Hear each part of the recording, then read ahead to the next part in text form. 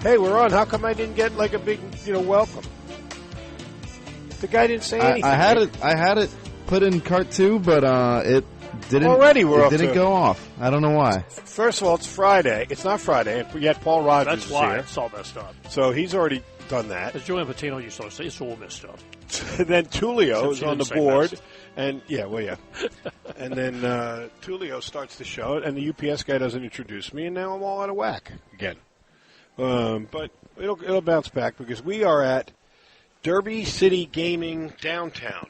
There's, as you know, the one has existed over there in Poplar for quite a while, but now we're downtown, and this is the place to check out all the games. We have a whole bunch of TVs. We're watching games. There's 1, 2, 3, 4, 5, 6, 7, 8 I can see right from here. Play hooky with ESPN Louisville at the brand new Derby City Gaming downtown. Watch the games with the ESPN Louisville team. Join us at 140 South 4th Street in the heart of downtown. In fairness, the entrance is not on South 4th Street. It's on Market Street. Right. I think we should point that out because if you go looking on South 4th Street like I did, I got my steps in, but there's no entrance. It's on Market Street. $3 draft beers, $1 wings, and other food and drink specials. Derby City Gaming players cards. Throughout the day, you can win those. And they range from $50 to $100 and enjoy the games with the ESPN Louisville crew. There's a whole, as far as the eye can see, there are slot machines that aren't slot machines. And then, of course, the sports book is here as well. So Paul's here. Now, Paul usually fills out a bracket like he's got a cab waiting. So did you do that this year? Where you go really fast? And the cab never came. Who won? UConn. I'm sorry. No, that's okay because I just genuinely think they're the best team in the country. Yep. Now, you can pick upsets along the way, and they might happen, but I just think UConn is the best team in the country, so I picked them to win the tournament. Yeah, well, it's we're going to do a bunch of things here, and on the radio you have to be careful. It's easier if you could see them. But, again, bringing Paul up to speed and the listeners up to speed, why are you leaving me? You have – oh, I'm kind of focal. We did, there's so much data out there. We said, listen, you can't, nobody can interpret all of it. So let's pick certain aspects of it, and we'll do a bracket based on just that part of it. And so what we did is we have a bracket that's done with just the Ken Pom adjusted offense. Whatever matchup it was, the team that ranked better offensively, we picked to win. Then we did another bracket where it was just the adjusted defense. And whoever wins that. And then Nick did one for the overall Ken Pom rankings, which I think is a waste of time because we kind of, you can just look that up and see very quickly and see who's ranked higher there. I didn't get much there. I did one on our net thing where I took the NCAA net and we gave points based on quad 1 wins and 2 and 3 and 4. And then I did a matchup with that. And I found that was really interesting to me. It's pretty chalky. Like Paul said, you get UConn probably wins most of these because their metrics are very good. But I give you an idea if you're looking for games that are going to be close, or you say I'm looking for an upset. I like this because it's just about the right amount of upsets. Paul, every year people think there's like 1 million upsets. There really isn't. There's in a round of 32 games, maybe you'll get 5, maybe. Yeah, I would say 3 or 4. Yeah, maybe 5. People act like, oh my God, it's crazy out there. And so often, as chaotic as the early rounds are, once you get to the Final Four, it's pretty chalky. Yeah, it's the main guys usually get through. Not always. Certainly, FAU was a party crasher last year, and there have been others. But it's usually pretty much your heavyweights that are the last ones standing. So I got the by the net rankings, teams that are by our point system. If they were within 5 points of each other, I circled that game because that should be a competitive game. And there's about 3. So I think that's why I think this may work out. But again, the NCAA used their own evaluation tool. So as you could guess, I'll work backwards for you here. The Final Four was UConn in the East, came out of the East. The one that's really close is the West. Carolina and Arizona are almost inseparable. So, in fact, we had to go to a tiebreak. So it's Carolina. In the South, it's Houston by a significant margin. And the Midwest, it's Purdue. So that's all the 1 seeds. But the best of them, it came down to UConn and Houston. And, again, we had to go to a tiebreaker. They both had 31 points. But I broke the tie by who had more quad 1 and quad 2 wins than UConn did. They had 21. Houston only had 19. So, like Paul Rogers' bracket. UConn wins that one. But we'll go through some of the other games and tell you where you might find an upset or two. I would be interested in the one you mentioned just before we went on the air when you sat down here, the one that just goes by the most talent. Yeah. I'd like to see how that one All right, well, out. I'll tell you what. We can do that real quick. I got one bracket done, and then the others we can do. It's Bart Torvik does this. And I always give it as a disclaimer. It's kind of like Ken Palm when we quote certain things. I don't really know what they mean. Like, he has a luck factor. I don't know how he determines that, but he does. Like, who are the luckiest teams in the country? And I'll tell you what. If you've been lucky, it's time for your luck to run out. Well, that's one way to look at it. But I do think he made a compelling case because Virginia, because I looked at that team and said, how in the world did they win 22 games? That is amazing to me. But they were one of the luckiest teams in the country. I think they were ninth luckiest team in America. So, all right. But here's the Bart Torvik thing. Let me pop this up real fast, and then I will tell you what he's got to say. It's very cool because I like the ones that let you play with them. Like, you can do average. He does average offense, average defense, all sorts of things. But he also does, like I said, he's got teams with talent, experience. I don't know what trans mean. I don't think it means trans players. I don't know what that means. Transfers? Something could about be. transfers? I don't know. But here's the talent one. So we'll do it by talent, okay? And if you're nice enough to you give a bracket in front of you? Uh-huh. All right, I'll play along with you here. Let's go by region. Where do you want to start? Start in the East? Yeah, let's just start in the East. All right, who you got? Who do I have? In the first matchup. First, I got Connecticut to beat Stetson, of course. All right, but Connecticut, talent-wise, is better than Stetson. Yeah, well, you know what? Let's do it this way. That's stupid. I'll do it this way. If I do it alphabetically, I'll find it a lot faster. Connecticut, talent-wise, comes up as a 62. Stetson comes up as a 12. So I think that Connecticut squeaks by. A decided favorite in that one. All right, the next game. Actually, this is the bracket I already did, so I can do this one all the way. Okay. The next one is one that'd be intriguing to me, Northwestern and FAU. Yeah, well, Northwestern interesting because in my point system, Florida Atlantic is the favorite. They get 6 points. Northwestern only got 1. But in talent, Florida Atlantic gets 19. Northwestern gets 37. Wow. I picked Northwestern. So Northwestern, you would like that in the talent pool. Mm-hmm. Next one is what? San Diego State and UAB? Right. San Diego State would get in my net thing 4 points, UAB -2, so San Diego State would win that. They also win in talent. They'd have 43. UAB has 20. So San Diego State would move through. I had that one as well. Auburn and Yale, and it's closer in the point thing, surprisingly. Auburn gets 9 points, Yale gets -5. So 14 points. That's what I look at as like a point spread. It seems to me the net thing works out as a pretty good handicapping tool. But in terms of talent, Auburn 39, Yale 6. Okay. BYU and Duquesne. BYU talent 25, Duquesne 0. 25-0.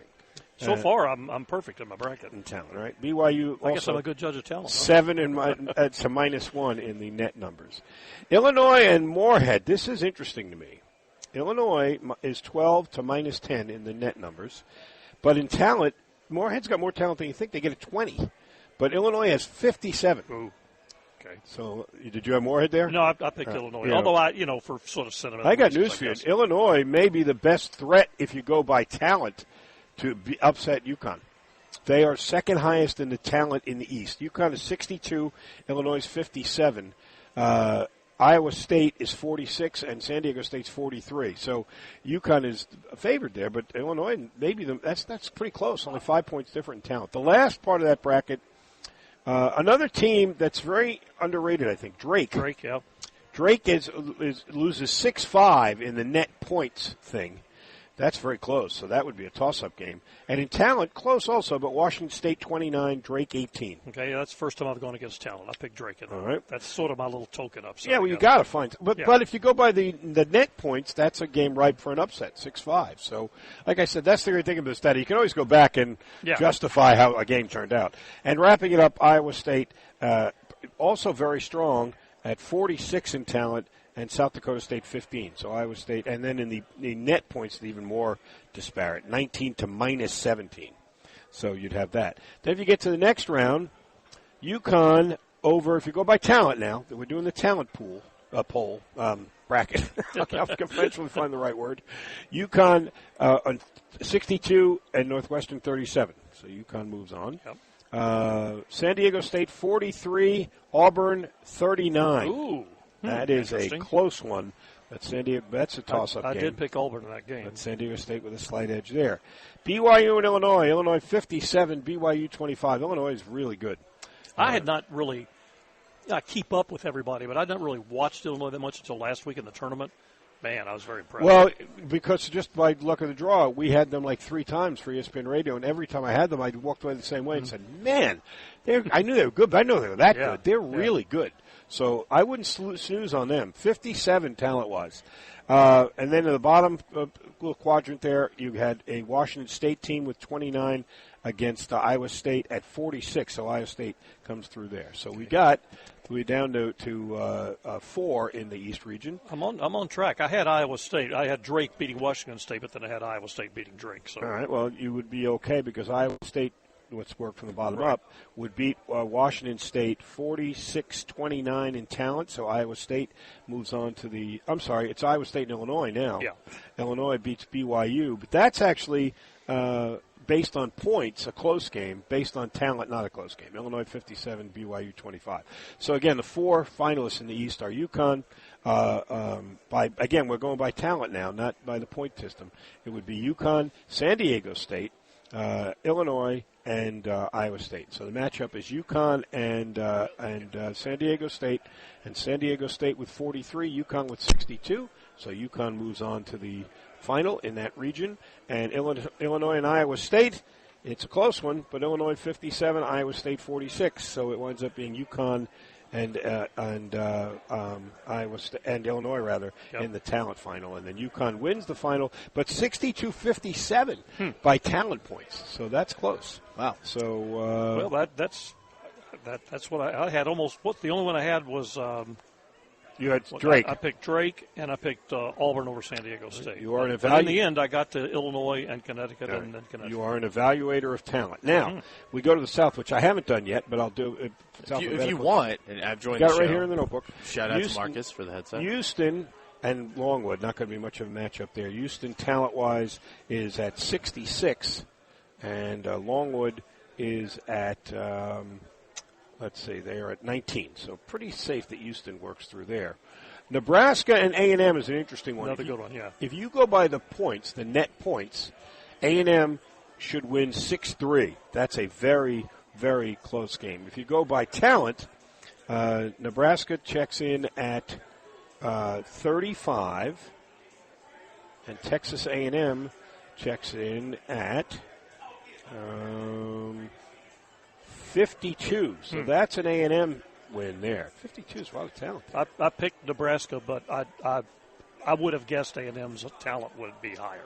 So Wisconsin and James Madison. JMU. I keep looking at it as SMU. James Madison weighs in at... Isn't James Madison one of 3 teams to win 30 or more? Yes. 31-3. Yeah. But their talent level's pretty low. Just 8. That's low. Wisconsin's going to dwarf that, I'm sure. Yeah. Wisconsin comes in at 52. Yes, so 52-8. That's a significant disparity there. And then Duke is first on the talent poll. Amazingly, they come in at number 1. They wind up at 89 points on talent. Wow. Good God. So they're going to be the national champion when it's all said and done. When push comes to shove. They're playing Vermont, who, needless to say, does not have 89. They have 5. 89-5. I hope it doesn't translate to a point per talent point. Unless Final score, 89-5. 89. I had Vermont 80, and they didn't cover. Not Tennessee Tech, excuse me, Texas Tech. Take a look and see what they've got. Texas Tech has 60 in talent. That's pretty high. Anything over 60 is pretty good. And who they playing? NC State, who's nowhere near that, unfortunately. So I got to ask you, though, you were there. Can NC State keep this going, or are they going to be They're out of dangerous. gas? I'll tell you why they're dangerous. 3 things. One, they are one of those, if you watch them in their eyes, they have that sense of destiny team. They really think they can beat anybody. I mean, they didn't even look tired. 5th game in 5 days, they didn't even look fatigued. That and your guy is the most fun player. I said unbelievable. Burns. I had no idea he was that good. Yeah. First of all, he's second on their team in assists. He is a fabulous passer. Kevin Keats told me before the game, he said when this is done, he'll probably be on Dancing with the Stars. He's that light on his feet. And he has no interest at all in drifting away from the basket. He is. I said to Kevin, you ever coached like a guy like him before? He said, not only have I never coached a guy like him before, I never will again, because every post player now wants to be a stretch four. Yeah. And he has no interest. He wants to play the game within 8 feet of the basket, and he's going to take as many dribbles as it takes to get there. He's fun. And then they've got the other DJ. Horn. DJ Horn. So they go inside, outside, because without guards you can't get it done. They're good. They're not great defensively, but they pick it up some. I just worry about them turning the ball over, because at the end of the Carolina game, Carolina started to press them, and they started throwing it all over. They've been a little bit backwards for most Keats teams. They don't press you as much and force turnovers, and they do turn it over some. But, yeah, they're dangerous. But having said that, if you go by the points, the net points, it's Texas Tech with 6, NC State -2. That's a competitive game, but Tech's the favorite. If you go by talent, Texas Tech gets a good, healthy 60. I don't think NC State's going to be anywhere near that. Let's see what they come up with here. We've got to get to the ends. That would help. NC State. Where'd they go? They disappeared. Nick, where'd NC State go? Maybe it's NO for North. Yeah. As opposed to NC. You're probably right. You know what? Yeah, Ken Palm lists them as NC State. Torvik writes it out, North Carolina State. NC State's they're 59. 62 for talent. Wow. They're 57 in the Ken Palm. Sorry. 62 and for what was talent. Texas Tech? 60. Wow, State beats Go talent. Pack! Huh. How about that? Oh, that'd be good. So they might move on. Oh, man. All right, and then UK, in terms of talent, they got to be, or they got to be. They're not over Duke apparently, but they got to be close in talent. 80. And Duke was what, 89? 80. And what's UConn? UConn is. Damn it, Paul! I know. I'm great at asking questions. I'd like to see other people do the research. I inquire, you find out. UConn is only 62 in terms of talent. Wow. Yeah. Really? Yep. All right, so UK is 80, which is certainly going to be better than Oakland, but let's play it out just for S&G. Oakland comes in at 26. All right, and then Florida and Colorado. That should be an interesting matchup, I would think. If you go by the points, that's one of the closest games. The net points, Florida gets 5, Colorado gets 4. So that is a close one there for sure. Okay, before you get to the talent here, yeah, do you think their talent includes is it their center who got hurt and won't play Florida's center? Again, I have no idea how he comes up with this to begin with. That's why I say I just give you the data and then you can yell at me. 36 for Florida. Colorado, yeah, that is a big issue, but I don't know how he factors that in. Yeah, I picked Colorado mainly I like them anyway, but especially with the Florida injury. Because Colorado's 47 and Florida's 36. Okay. Yeah, so he probably has taken him out of the line. So I'd actually pick Colorado in large part because of that injury. And we wrap up that region with Marquette, who actually does very well in the points. The net points, they have 15.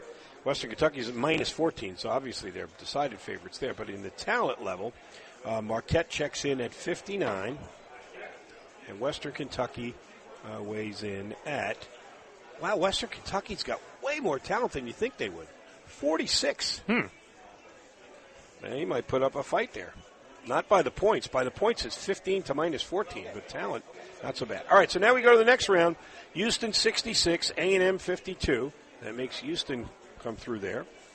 Duke 89, Wisconsin 52. That means Duke comes through there.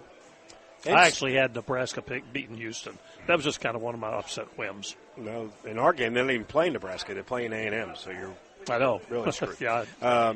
Duke at 89 would take on NC State. They would get matched up? No, I got the matchups wrong. Excuse me. Duke would take on Wisconsin. And Wisconsin's 52. Duke is 89, so Duke gets through there. So right now we're up to Duke and Houston. Other part of the bracket, NC State squeaks through with 62, and then UK beats them. And so UK would be there with 80. And then at the bottom, you'd have Colorado with 47, Marquette with 59. Marquette is through. So now the matchups are Houston versus Duke, and Duke wins that, 89-66. And then the other one is UK with 80, Marquette with 59. So it's UK and Duke again in the regional final, and Duke comes through 89 to 80. So Duke would be the talent final there. What do you think? Marcus is nice enough to let me borrow his headphones, and he is doing what everybody should do. You'll never see them again. Threatening to kill me if I break his expensive No, you'll never get it. Thanks, back. Marcus. Marcus, I hope you enjoyed them. Hope you enjoyed them while you had them, because you'll never see them again. So I've mostly been on the talent trail, but I've kind of liked Nebraska all year, and so I decided they're the team I'm going to run with. And so you know I got what? them Good for you. I got them going to the regional final where they lose to Kentucky. See, this is why my brackets are always bad, because I root for, and pick guys that I like, and he's the nicest. Fred Hoiberg, as you know, is known as the mayor, because everybody loves Fred Hoiberg. So, yeah, I could see you. I broadcast an NCAA tournament game when he played at Iowa State. Really? Down in Tallahassee, they won a game, and then they lost to North Carolina. I did both those games, and Hoiberg was just a delight. I mean, he was so he good. Great? He is. And He's really. I love Fred Hoiberg. Everybody is. All right. How are we doing for time? Can we get to another region here? Yeah, it's only 12:27. Okay. I don't see why not. All right. We'll go to. Well, you're always the guy harping at me about taking breaks. So let's go to the Midwest. No, that's all right. We do have to pay bills. All right, Paul, we're in the Midwest now. Purdue against Grambling. Purdue weighs in at a 61 talent. I don't mean to be disrespectful, but in the interest of time, I'm not going to get Grambling. Yeah. Utah State is actually, if you go by points, this is a close game. The net points, Utah State is a 6, TCU's a 1. That anything that's 5 or less is a close game by points. So if you're looking for a game that you want to spring an upset or something, that might be the one. Utah State talent-wise is 25. Excuse me. TCU talent-wise, the Fighting Jamie Dixon's comes in at a healthy 64. Wow. You know what? According to that, they're better than Purdue, right? They're going to beat Purdue. Huh. There's your upset. There's Purdue, again, faltering in March. TCU would be coming out of that. How about that? I got news for you. I don't like the guy at all, as most of you listen know, Will Wade, but his McNeese State team, if you go by points, is only the Zags get 3, McNeese gets 0. So that should be a very close game. So those two games should be very close, Utah State TCU and Zags McNeese. Now, I think that might be the most popular 12-5 upset pick. McNeese. Which one, McNeese? Yeah, I think you're right, too. But let's see what the talent thing says about that. McNeese weighs in with a very puny 14 talent-wise. There's no way Gonzaga's that low. So Gonzaga must stomp them talent-wise. He always has great talent. Gonzaga, comes in at 60. So if you go by the points, very close, 3-0. But if you go by talent, the Zags stomp them, 60-14.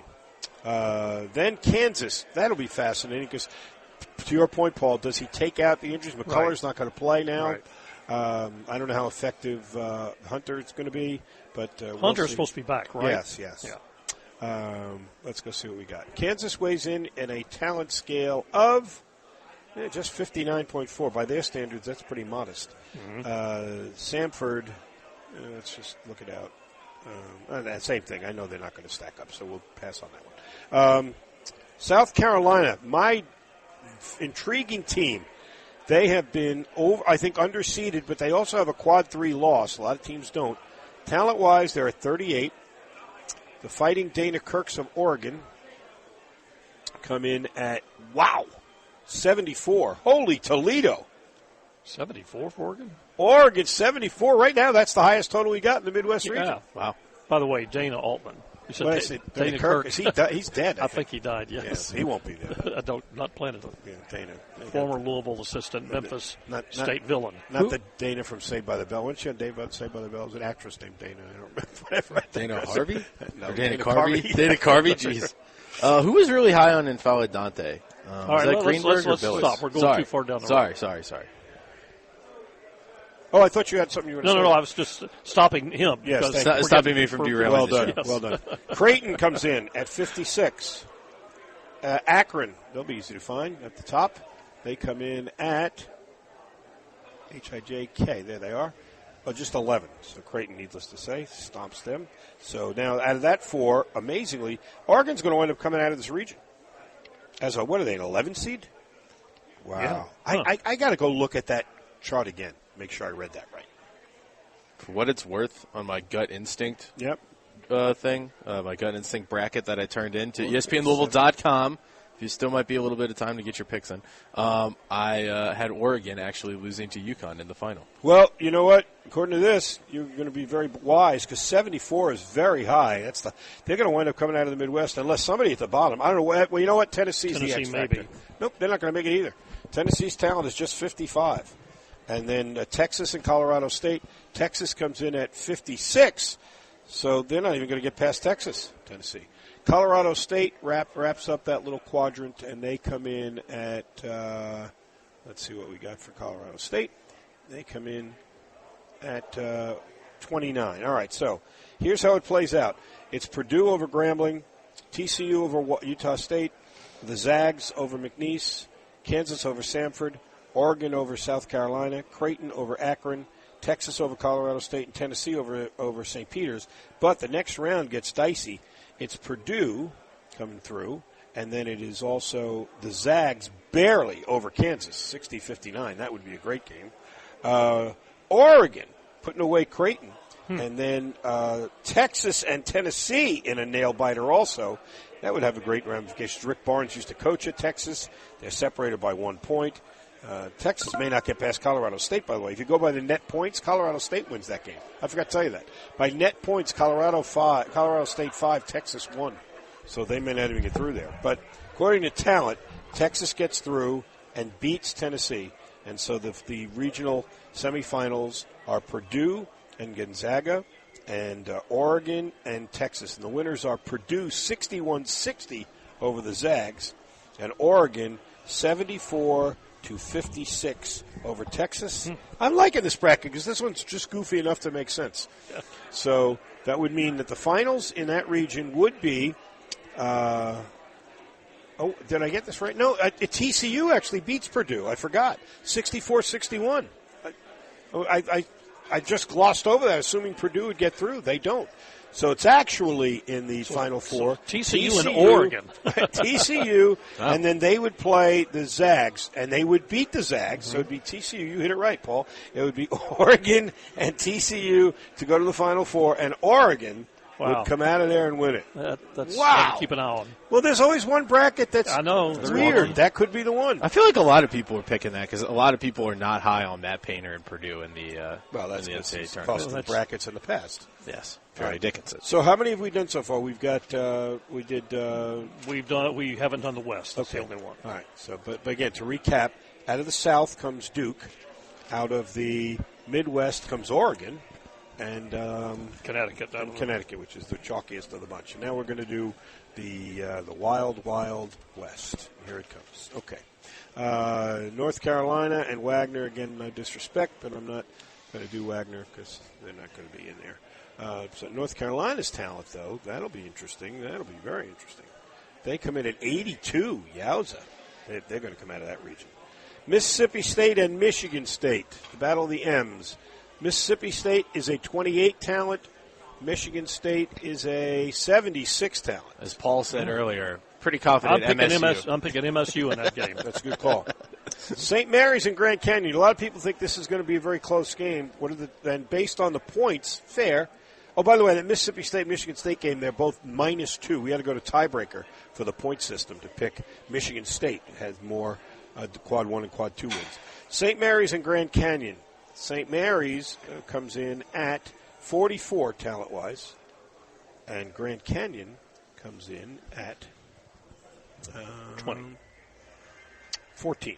Nice call. St. Mary's. That was a good guess. That was a real good guess. Alabama and College of Charleston. Alabama probably pretty high in talent, I would think. No? Oh, actually, they weren't that. They play great. They don't have great talent. No. They have a 30 talent. Huh. College of Charleston. More. College of Charleston comes in at 9. All right. Nice. So, and then let's do it this way. It's more manageable. Take bite size. So Carolina would now play Michigan State, and they're 82-76. That's closer than you'd think based on the points. They should dwarf them, but by talent, not so much. So 82-76, Carolina comes through, and then St. Mary's 44, Alabama 30.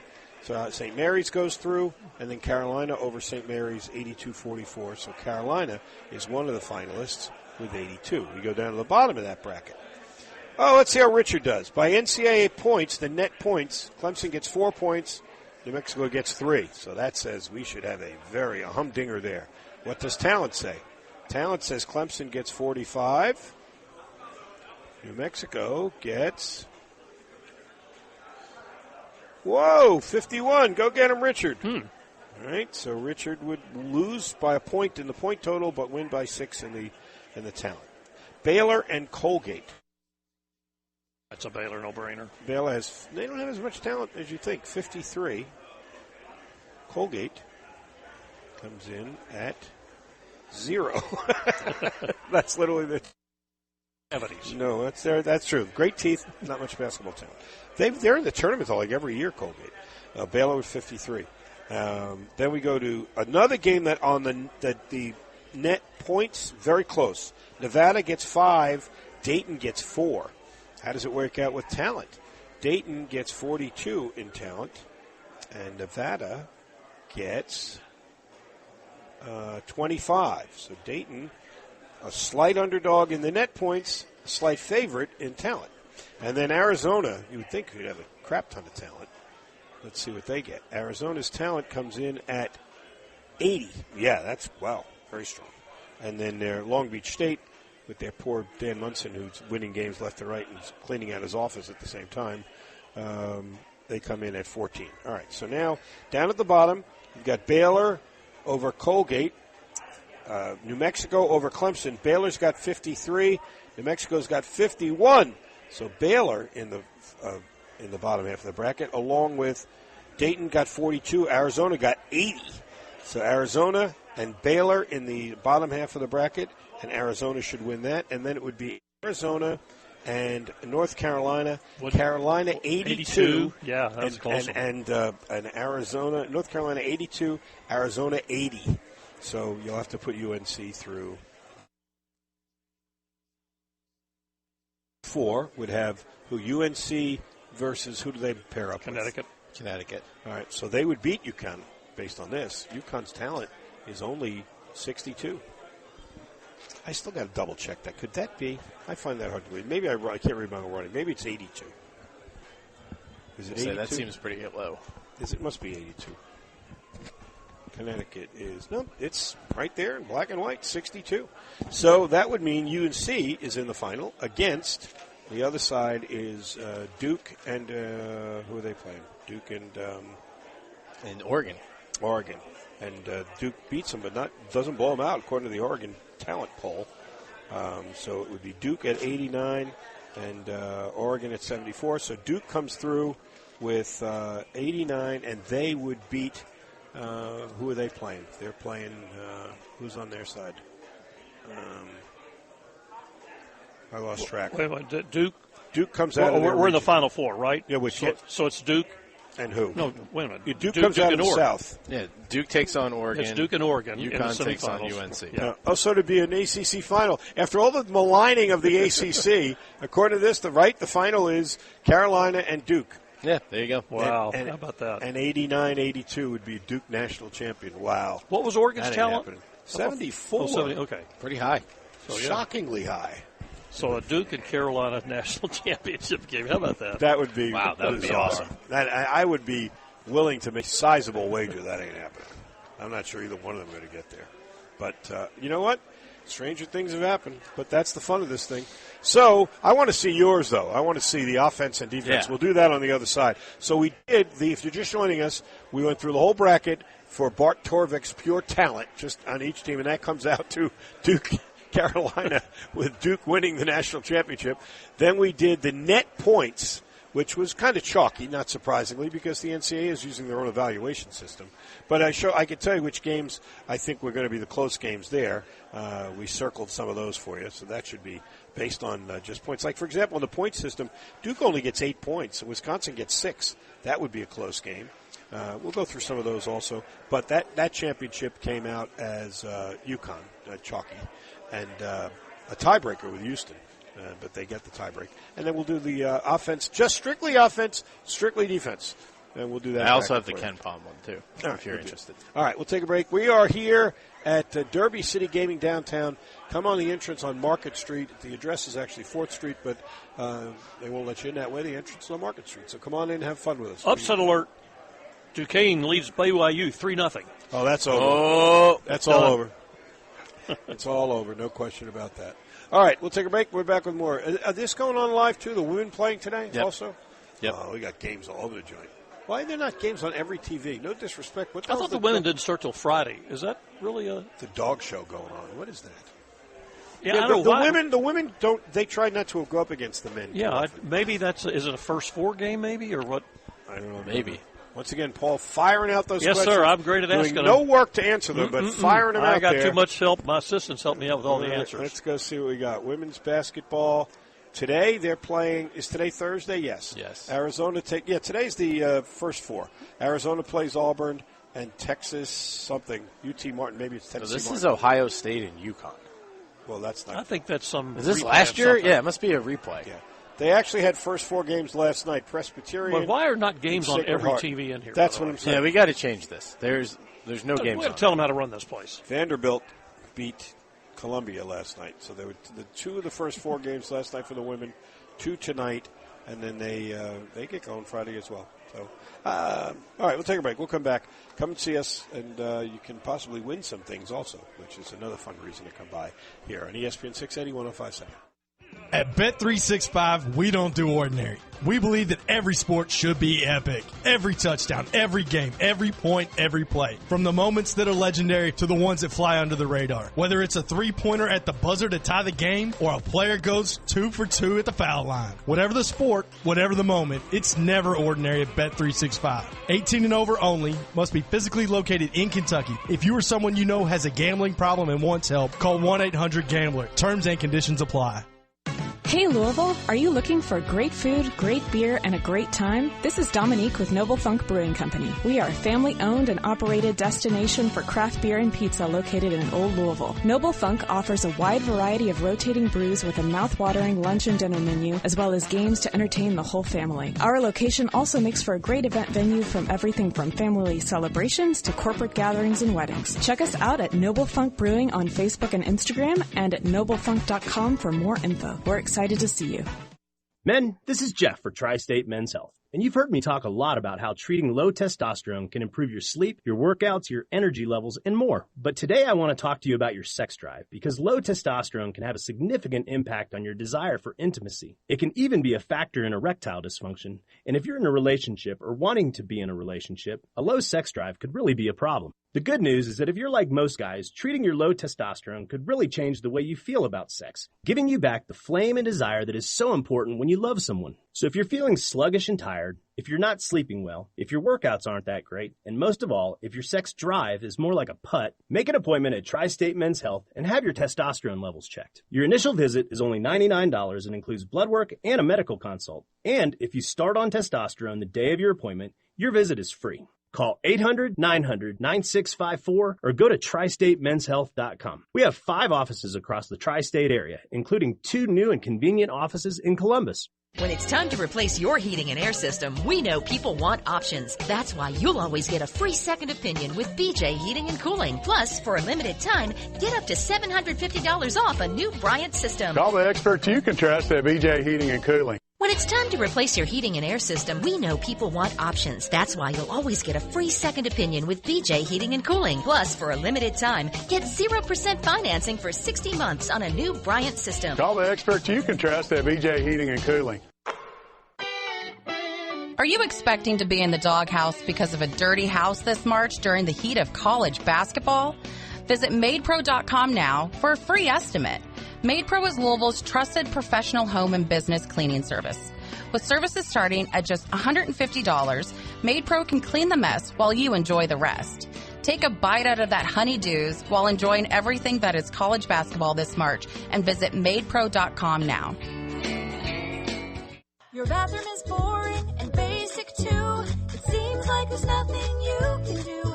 A better bath awaits. You'll feel brand new, relaxing in a world of peace at the Bath Authority. Hey, Get Smart Blanket Maker. Right now, schedule your free in-home estimate and get $1,000 off a new shower or bath, plus 36 months of interest-free financing. Restrictions apply. A better bath awaits. You're our priority at the Bath Authority.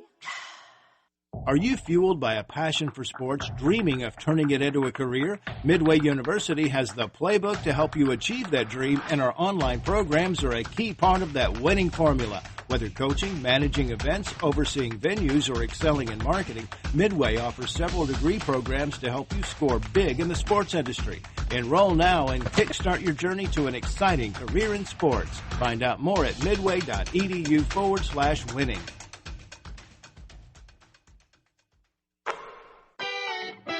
Are you expecting to be in the doghouse because of a dirty house this March during the heat of college basketball? Visit MadePro.com now for a free estimate. MadePro is Louisville's trusted professional home and business cleaning service. With services starting at just $150, MadePro can clean the mess while you enjoy the rest. Take a bite out of that honeydews while enjoying everything that is college basketball this March and visit MadePro.com now. Hey Louisville, are you looking for great food, great beer, and a great time? This is Dominique with Noble Funk Brewing Company. We are a family-owned and operated destination for craft beer and pizza located in Old Louisville. Noble Funk offers a wide variety of rotating brews with a mouth-watering lunch and dinner menu, as well as games to entertain the whole family. Our location also makes for a great event venue from everything from family celebrations to corporate gatherings and weddings. Check us out at Noble Funk Brewing on Facebook and Instagram and at noblefunk.com for more info. We're excited to see you. Just like your fingerprint, your heartbeat is unique to you.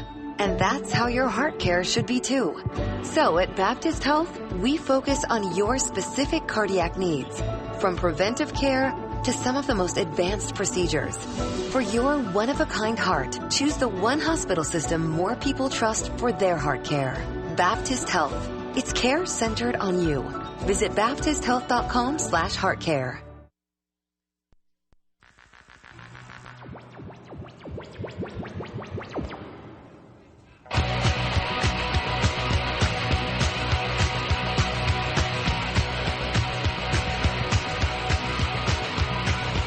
More V-Show with Bob Valvano is now, right here on ESPN 680 and 105.7. This is really, I think this is fun. I appreciate Nick doing this work. We talked about this on the show yesterday. Paul Rogers here with us. We're at the Derby City Gaming downtown location. Come and say hello. Having a lot of fun. Getting all the TVs straight so all the games are on here. But we did a bracket just on the Ken Palm adjusted offensive numbers and then a bracket just on their adjusted defensive numbers. And I'm not going to go through the whole field again. But so if it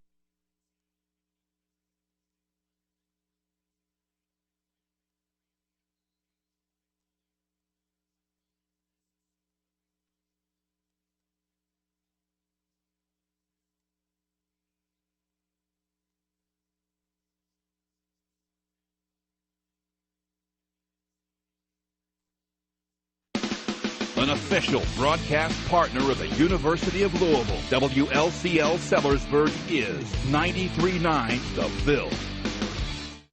At Preston Green, we want to help create your dream backyard. Preston Green wants to assist and help build your outdoor entertainment spaces for design-savvy homeowners. Enjoy lounging outdoors while watching the big game. Add a bar, pond, outdoor kitchen, grill, fireplace, and Preston Green can build net zero energy green homes and swimming pools. From design to completion, Preston Green's expert team can do it all. In business since 1978. Get your free quote today. Create your dreams with Preston Green. PrestonGreen.net. Lanning Paints is truly Louisville's hometown paint manufacturer. We create architectural coatings for homes and ship our industrial and commercial products across the United States and even across the world. I am Aaron Lanning, and I am lucky enough to work alongside my father, Nick, who is our chemist and brainchild for our local brand. He is working daily to formulate finishes and coatings that will beautify your interior walls, basement and garage floors, driveways, fences, siding, brick, and more. Visit LanningPaint.com to learn more about us or call us at 612-646-0630 to reach our Middletown location, or 612-2138 for Dixie Highway, where we proudly offer a full array of Benjamin Moore products. Lanning Paints, painting the USA from Louisville, Kentucky since 1983. Yeah, it's that good Fair Nose Pizza. Good taste, happy face, your place, my place. What's gonna make you happy? It's the sign I see on your face. It's that good, yes it is, and we deliver it. Oh, oh, oh, taste is fun, yes it is, we guarantee it. Yeah, it's that good Fair Nose Pizza. Yeah, it's that good. This is Keith Bosch with Rates Fence Company, a local family-owned and operated business for more than 50 years. Rates Fence is Louisville's premier fence installation and access control company, specializing in residential and commercial fencing solutions. If you are looking for a quality fence installation from a company you can trust, visit us online at ratesfence.com. That's RAATZ fence.com to schedule your free estimate today. Hey Louisville, are you looking for great food, great beer, and a great time? This is Dominique with Noble Funk Brewing Company. We are a family-owned and operated destination for craft beer and pizza located in Old Louisville. Noble Funk offers a wide variety of rotating brews with a mouth-watering lunch and dinner menu, as well as games to entertain the whole family. Our location also makes for a great event venue from everything from family celebrations to corporate gatherings and weddings. Check us out at Noble Funk Brewing on Facebook and Instagram, and at noblefunk.com for more info. We're excited to see you. That to-do list you have needs one more thing. Chill. It's an easy thing to do. Just crack open an ice-cold Coors Light and chill. Take the afternoon off and binge watch anything. Go to happy hour and stay for a couple hours. Who's counting anyways? Or hang out with just your dog because you've had enough human interaction this week. Whatever you do, do it with a Coors Light. Mountain cold refreshment made to chill. 2020 Coors Brewing Company, Golden, Colorado. Celebrate responsibly.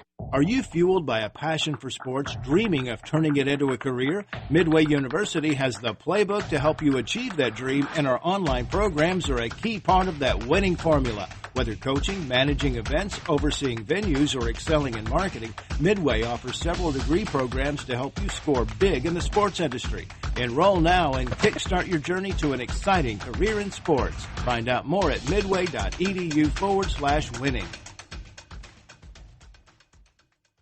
Twin Peaks is the best in the game. Here, you're in the red zone for every college rivalry and divisional matchup all season long. On game day, you never have to decide which teams to watch, only what combination of bites, burgers, wings, and more to order. Plus, where else are your favorite draft beers always poured at a frozen 29 degrees? Only at Twin Peaks, the #1 sports bar. Get wings the way you want them. Try Twin Peaks wings, bone-in breaded, naked, smoked and grilled, or boneless in your favorite sauce or rub. The U of L Health orthopedic experts get you back in the game of life faster. We lead the state in robotic surgical procedures that minimize pain and recovery time. Our high-level care and customized surgeries treat everything from shoulders to toes, including spines. And as the official health provider for U of L athletics, we give that same VIP care to every patient. That's the power of you. Visit uoflhealth.org.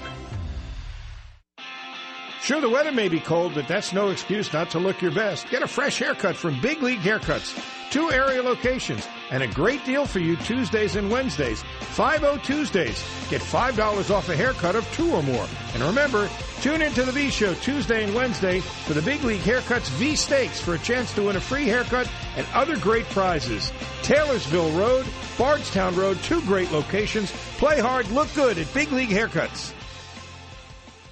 It's Bob Valvano. If you've been cold in your own home, call my friends at Universal Windows Direct. Super Spacer technology is the key. It helps keep the edge of the glass warmer, and your windows will perform better and last longer from Universal. Plus, it's backed with a true lifetime warranty for as long as you own your home.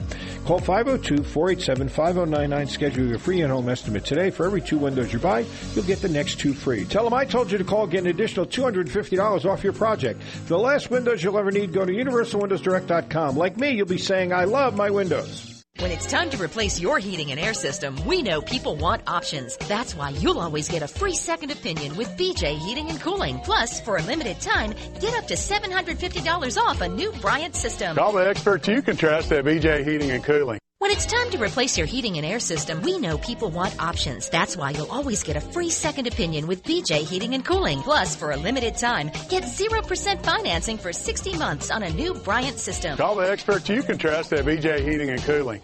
Did you know LMPD posts photos of thieves caught on camera? Problem is, half the time, you can't even make out the face. What about your cameras? If someone broke into your business? Here at Sonatrol, the #1 rated security company in Kentucky, we sell high-resolution cameras with great lenses. Even at night, our outdoor cameras record in color. If you have old, grainy analog cameras, or black and white footage, or don't have a camera system at all, give us a call, 502-966-8999. Make your New Year resolution new camera resolutions.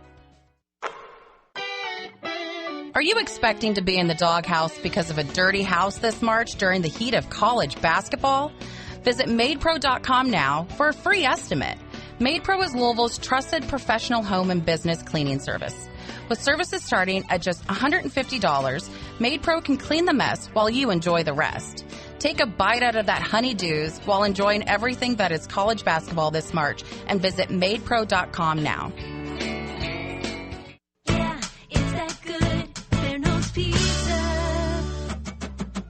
Good taste, happy face, your place, my place. What's gonna make you happy? It's the sign I see on your face. It's that good, yes it is, and we deliver it. Oh, oh, oh, taste is fun, yes it is, we guarantee it. Yeah, it's that good, Verno's Pizza. Yeah, it's that good.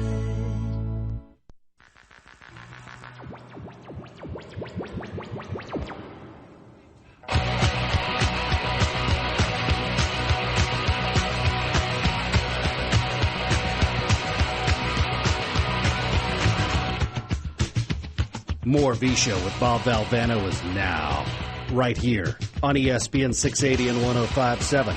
The Sweet 16. We did a hell of a segment, Paul Rogers, and it was so unbelievably good. It was Marconi worthy. Unfortunately, the only person that heard me was you, and the only person that heard you was me. We were entertaining the hell out of each other, but it didn't go on the air. But that's okay, because Nick did a lot of work on this, and I was using his – I told everybody it was your work, but I was reading I appreciate that. His work on it.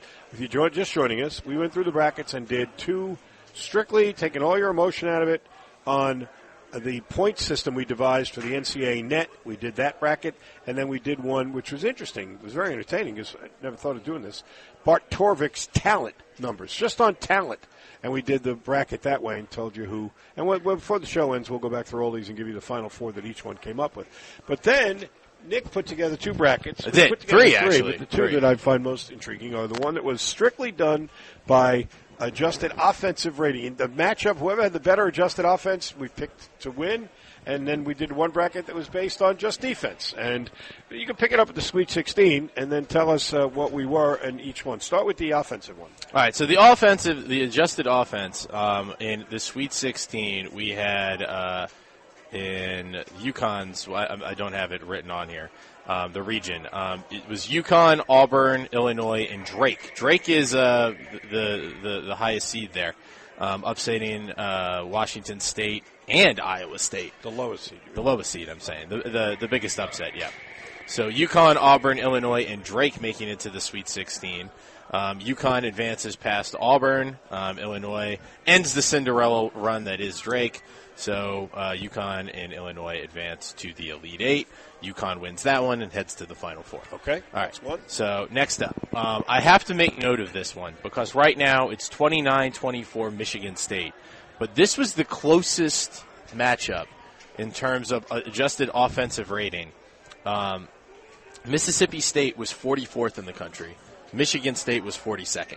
Wow. So those guys were basically neck and neck, and it's very similar in the adjusted defensive rating as well.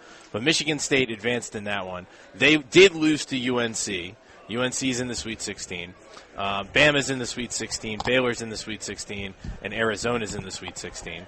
Bama will knock off UNC to advance to the Final Four. And then Baylor is going to knock off Arizona to advance to the Elite Eight. Bama wins that one. They go to the Final Four. So there you go. So far you got UConn and Bama in the Final Four. Over on the other side of the bracket, Houston and Duke make it to the Sweet 16. UK and Florida make it to the Sweet 16. UK knocks off Florida. Duke knocks off Houston, the top seed in that region. And of those two blue bloods, UK gets a little bit of revenge on Christian Laettner and company, and they make it to the Final Four. The final bracket, Purdue, Gonzaga, Creighton, and Texas are your Sweet 16 matchups. Purdue beats the Zags and then takes on Creighton, who knocks off Texas. So Purdue and Creighton face off in the Elite Eight. Purdue, not the popular pick by any stretch, but this is just based strictly on the adjusted offensive rankings. They make it to the Final Four. So your Final Four matchup. Okay, hold it. Before you do that, refresh my memory for a moment, because maybe some listeners are like me. Tell me again, which is the metric we're using on this one? This is adjusted offensive efficiency on KenPom. So we're judging. That was just offense. You're judging the best offense. Just the best offense. Now I want to make note of this before I go back to the Final Four and everything like that. The matchups to watch in the opening round: Mississippi State and Michigan State. Right now, Michigan State up 31-24 on Mississippi State. That is the 44th ranked adjusted offensive KenPom team in Mississippi State taking on the 42nd ranked Michigan State Spartans. That is basically, you don't get any closer than that. Other matchups to watch, I thought this was pretty impressive. The Kansas Jayhawks, they're 47th. Samford Bulldogs 48. How about that? That's a matchup to watch. So according to this, Kansas is just going to eke past the Samford Bulldogs there. Another matchup to watch, Oregon was the surprise in the talent bracket that we did. They're taking on South Carolina. South Carolina is the 34th ranked adjusted offensive team. Oregon 36th. So that's going to be a matchup to watch for sure. And one more that I thought was not as close, but still interesting. It's an 8-9, so of course it's going to be close. Nebraska taking on Texas A&M. Texas A&M 25th. Nebraska 28 in adjusted KenPom offensive rankings. Right. So there you go. Those are the matchups to watch in the opening round in adjusted offensive rankings. Yeah. Your Final Four, again, UConn, Alabama, UK, and Purdue. UK knocks off Purdue. Purdue knocks off UK. UConn knocks off Bama. Your championship matchup, UConn-Purdue. UConn wins. You know what's interesting about this to me, among the other, just for fun, is that bracket is much chalkier. Like the final, I was just about to say, UConn and Purdue, 2-1 seeds. So it makes me wonder, even though they're not supposed to be, are they overvaluing offense when the people are just doing the metrics? I think based on once I do the adjusted defense. Because when you see who comes through with the defense, we know it because we looked at it. But, it's not remotely that way on the defense. Different. Yeah. No, the adjusted offense is just slightly chalkier than just not quite. KenPom is the chalkiest. Just strictly going off the KenPom rankings is the chalkiest. Offense isn't much less chalky. The biggest surprise, though, is Drake. Drake makes it a little bit more. At least you have one team making it to the second weekend. But defense, this looks like this to me looks more like a bracket, like a real bracket, because it's not chalky. Okay. This one's not chalky at all, or at least not as much as the other two. All right, so we wanted to do what the Sweet 16. This is the one that you and I did when we didn't know we weren't on the air. Yes, but it was really good. It was damned entertaining. The biggest matchup again to watch. And I'm giving the score again. It's 31-24 Michigan State. But Mississippi State's the 12th ranked adjusted KenPom defense team. Michigan State is the 7th ranked. That's, again, one of the closest matchups. That's the other thing. There were a lot of really close matchups in the adjusted offensive rank. Defensively weren't close. It's all over the place. Yeah. There's really not that many close matchups. But here we go. So question, please? Yes. When you say ranked number 7, Is that in the nation or in the tournament? I'm field? glad. Thank you for asking that. Just based on the tournament field. Really? So the numbers are 1 through 64, not 1 through 320. Exactly. Yeah. So 1 through 64. For the most part. Well, that's a shame because then you don't get the true impact of Virginia's 190th ranked offense. Right. So I should have made a note of. Are you shocked of that that as well? Since they won, I didn't realize this until I watched the game Tuesday. Since they won the national championship, he's not won a tournament game. He hasn't won one game in the tournament. That's wild. It is. I mean, odd. That's very unusual. So, anyway. Well, they've continued their mastery over Louisville. That's the big thing. That's all that matters. That is true. All right, what do you got for us here? All right, so Sweet 16, just by defensive just adjusted efficiency. KenPom defensive efficiency. Here we go. Your Sweet 16. UConn and Auburn. Auburn knocks off UConn. Wow. There we go. This bracket has the most stuff. I can see Bruce doing that. Sweet 16. We had the upset alert earlier from Paul.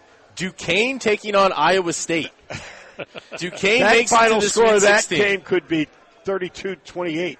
Iowa State wins that one. Iowa State takes on Auburn in the Elite Eight. Iowa State advances to the Final Four. Way to go, guys. And by the way, Duquesne still leads 19-15 with 8:37 to go in the first half. There you go. And Michigan State up on Mississippi State at halftime, 31-24. I don't know what to make of Michigan State. Oh, yeah, I do think Tom Izzo's a terrific coach. He's famous for getting his teams into and advancing in the tournament, but I really thought this is here. They're just not very They're good. not that good. And But here they you know are. what? Well, you know what the good analogy is? I saw them, and I saw Virginia, and I walked away and said neither one of them are very good. And Virginia wasn't very good. They're not. I'm amazed that guy won 22 games with that team. I'm stunned at that. But not only is Tom won in more games than that, or winning, and he's still winning. He's in the NCAA tournament, might very well make it to the round of 32. With a 19-14 How the hell is he doing that? I don't know. I truly don't know. Anyway. Well, according to this, in the adjusted KenPom defensive efficiency bracket, UNC does knock off Michigan State. Their defense is really good. And so UNC is in the Sweet 16. St. Mary's knocks off Bama to advance to the Sweet 16. Bama's got no defense. New Mexico beats Baylor. Got a boy, Richard. So Richard Pitino in the Sweet 16. And Arizona knocks off Nevada. Okay. So there you go. New Mexico falls to Arizona. UNC beats St. Mary's. Okay. In the Elite Eight. So UNC takes on Arizona. UNC makes it to the Final Four. All right, so now we got two in the Final Four, Iowa State and North Carolina. In the defensive bracket, people just tuning in. Defensive bracket, there you go. Houston knocks off Nebraska to make it to the Sweet 16. Duke knocks off Wisconsin to make it to the Sweet 16. Duke and Houston face off. Houston advances to the Elite Eight. Texas Tech and UK. Texas Tech beats UK. UK's defenses. No surprise there. I was actually kind of surprised that UK got past that stout zone defense against Oakland in the opening round. But UK is the 53rd ranked adjusted defense in KenPom. They make it past the first round. They fall to Texas Tech. Don't make the second weekend again. Marquette beats Colorado. Marquette takes on Texas Tech. In the Sweet 16, Marquette makes it to the Elite Eight. They fall to Houston. Houston goes to the Final Four. So now we got three in the Final Four: Iowa State, Houston, and North Carolina. There you go. Now this bracket has a couple of, or this region has a couple of matchups to watch out for. Purdue takes out TCU to make it to the Sweet 16. Kansas beats Gonzaga to make it to the Sweet 16. Purdue beats Kansas. They make it to the Elite Eight. South Carolina falls to Creighton, and Tennessee beats Colorado State. Creighton and Tennessee face off in the Sweet 16. Tennessee makes it to the Elite Eight. So you got Kansas and Tennessee. Wow. Tennessee knocks off Kansas and makes it to the Final Four. Your Final Four matchup: Iowa State, UNC. Iowa State beats UNC. Okay. Houston takes on Tennessee. Houston beats Tennessee. All right, so your championship matchup is Iowa State taking on Houston, and Iowa State wins. Well, Iowa State is your champion in the adjusted defensive KenPom rankings. See if you can pry So when TJ people talk Otzelberger out of there. When people talk about Houston, defense is the number one thing they talk about. Easily. Right. And where do they rank defensively? Are they number 2? They are 2 in this tournament and 2 in the behind nation. Oregon State. Iowa State. Iowa State's number 1 in the nation and 1 in this tournament. See, I don't. Houston's 2 in the and nation, this is 2 in this tournament. strictly just on a perception thing because I haven't watched them much.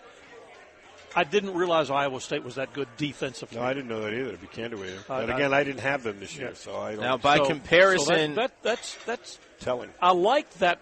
What you said, Dick. I like that bracket because it's just squirrely enough. Yeah, right. You think, you know what, that could happen. This one has it's way less chalky without than the being other outlandish. Right. It makes some sense. Not Duquesne and Samford in the final. You know, now, it's not for like what that. it's worth, the adjusted offensive rankings of Iowa State, they're 40th. And I believe that's 40th in the country too. I did the adjusted offensive rankings, not just on the tournament, but for the whole nation. I would think they're better than 40th out of 64. Yeah. It's more like 40th out of 350. Yeah. So 40th out of 360. I do. But the number 1 ranked adjusted defensive team in the country, according to KenPom, their KenPom overall ranking is 6th. So for Iowa State? For Iowa State. Don't sleep on them then. I can shoot through the KenPom bracket real fast. But I don't know if you just went through the KenPom and took the higher ranked team. There's no drama to that. There's really the only major upsets are. I'm trying to look here. I had a couple of them written. See, I wanted KenPom pretty closely aligned with the seeding of the tournament. They must use that as a evaluation tool. It's that close. I mean, you had number 9 Michigan State beating Mississippi State. The thing I was intrigued by, and again, and Paul and I were talking about this. I don't know. Oh, this one. I'm sorry. New Mexico State. New Mexico State was the biggest. In the field. New Mexico? New Mexico. I'm sorry. Yeah, New Mexico.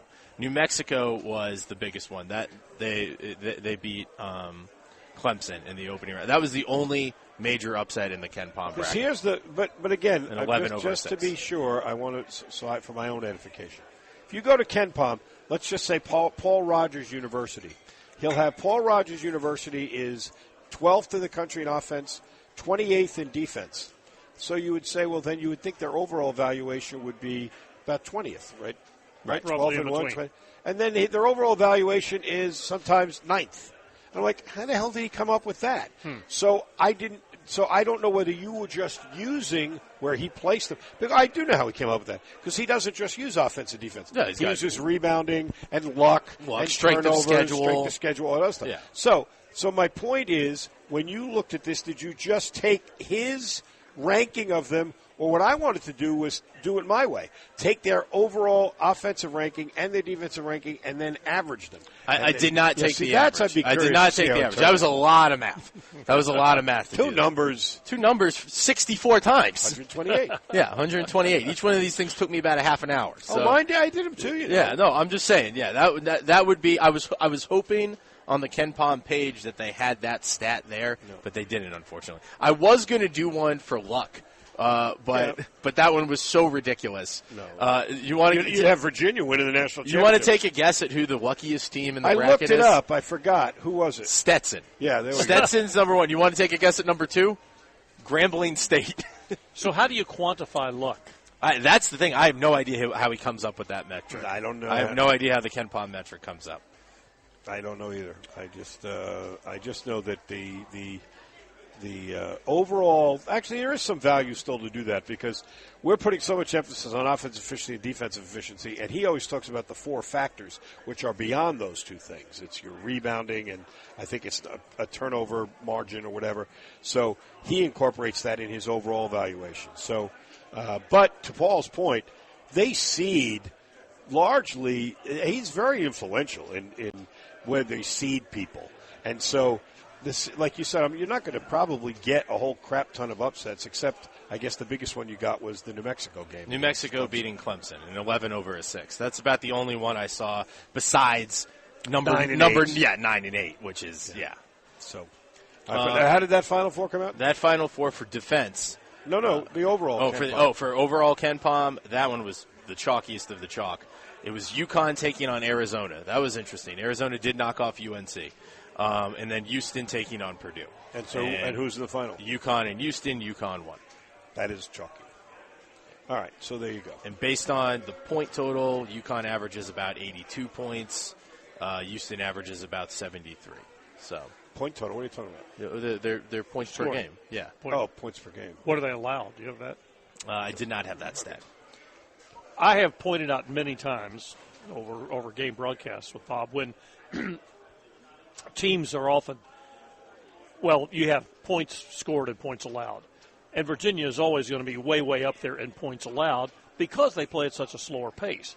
To me, a bigger indicator of how good you are defensively is margin. If you're winning, if you're giving up 80 points a game, but you're winning 90 to 80, that's pretty good as opposed to winning 70 to 60 and you're only giving up 60 points per game. But to me, it's shooting percentage. That's the bigger thing. I mean, if you play really, I had a team that was 9-18, and we were in the 6th in the country in defense because we never shot it because we didn't have much talent. Yeah. So that was before the shot clock. So to your point, tempo. But that's what all these numbers do. They've gotten a little. The part that bothers me is I admit I love numbers. Jim Larinaga said he can go spend. He's like a kid. He has to restrain himself, like from video games, because he'll go to Ken Palm's page. He said he'll be on it for like an hour and 10 minutes. He's like, I got to get off this thing, because he's just looking at all sorts of things. But most of them don't really completely understand them. I mean, they're not mathematicians. They don't like you said. I don't really understand how you factor in luck. Yeah. Like I mean, like what's his name? The guy. That does baseball, Bill James, came up with that Pythagorean theorem, which at first I said he's got to be making this crap up. But supposedly, if you do runs scored and runs allowed over the course of a Major League Baseball season, with uncanny accuracy, you can project how many wins the team should have. I guess it's the thing about baseball. They got 150 years of data. I was going to say, you've got a lot of data You there. put it in, and so that I understand. But some of these other things, like you said, I don't know what does luck mean. They had a chance to score, and they missed a shot at the buzzer, or I don't know what that means. It's come down to possession games. I don't know. I don't know. Because you said the stat, when it comes down to a one-possession game. Oh, that's luck. Yeah. So I don't know if it's hate to hear that. I don't know if it's how they fare in one-possession games. games. I'll tell you what would be interesting, and I don't know I'm sure somewhere in this miasma of numbers somebody does this. Was it Patino talking about it? It might have been. But, baseball has that statistic they use called quality starts, which is, it's supposed to be a better barometer for how well you've done than the old metrics they use, win-loss for pitchers, baseball pitchers, quality starts. And so what he was suggesting is you should have, like, if I play, let's make a team up. I play Connecticut and play a really good game and lose by 5, shouldn't I get more credit for that than you if you beat, I don't know, somebody else by 2, even though they're still in quad 1? His point was you should be evaluated by how well you played, or maybe you won that game and they played terribly. You played a team and they had the worst night they've had all year, and you're getting maybe almost undeserved credit for that when you're being punished for having played a great game against a good team who played well. I mean, like I don't know, what was it Rocco Mediate who lost to Tiger? Remember in the final? Yeah. He had a pretty damn good tournament. He didn't win, but he had a great tournament. Right. I mean, played against the best player in the world. Took him to overtime, whatever it was, playoff holes. I don't know how you would do that, but I'll bet you somebody in all these numbers has a way to do that. But I just think I'm convinced, Paul. I said this earlier. You need to know when that last game ends Sunday who's in the tournament. You can still have your selection show because they should still get in and tell you who's seeded, who got the number 1 seed, Find who out you're where playing. you're going. But there's got to be a way. There's no other sport that does that. The NBA season ends, if you're in the playoffs. The NFL season, if you're in the playoffs. Oh, wow, look at that. Is that a BLT? That would be me. Thank you. Oh, you got something too? Oh, club, yes, please. Thank you. Oh. Shout out Derby City game. I didn't even get it. All right. Yeah, what food did you I don't want food. I had breakfast before I came in. I'm good. I do want a Diet Damn Coke, though. Yeah, I know. I left it at the bar. That's all right. I'll grab it during commercial. Don't they have, like, the free, all the places where there's gambling have free soda machines? Don't they have a free soda? I don't know if they have a free soda machine They in do. here. They do. Surely they must. They do, because the Derby City Gaming at Popular Level does. It does? Yeah. So I'll go there and get one. I'll be back. Trying to handicap is a good term with us because I correlate a lot of this to horse racing when you're trying to handicap a field, where maybe a horse hasn't won a lot, but you evaluate, was he a claimer, was he an allowance, was he a stakes? Maybe a horse has been in a stakes race and contests the early speed and then fades. drop him down in a lower class, and that speed tends to carry on further. And it's this constant trying to juggle quality of competition versus style, front runner, come from behind, etc.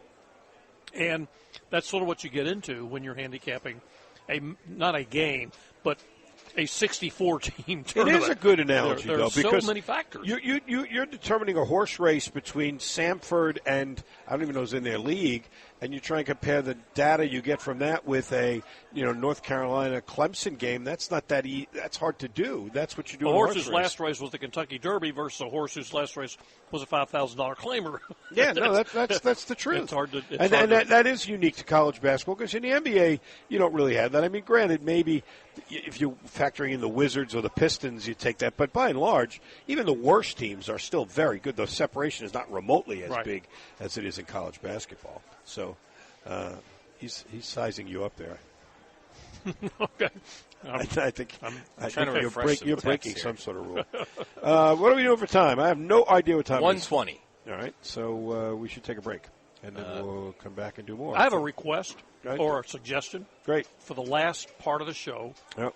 let's handicap the U of L coaching field. Oh, what do you boy. say? Okay. Before we do that, can I just say a couple matchups to watch out? Which opening matchups? But which bracket are you using? According to KenPom, the closest. This matchups, is the overall KenPom. Overall KenPom, the closest matchups to look for in the opening round. This one's really close. Dayton is the 33rd ranked team. That came up close. Nevada is 34. So Okay. Dayton in Nevada is going to be a good one to watch in the opening round.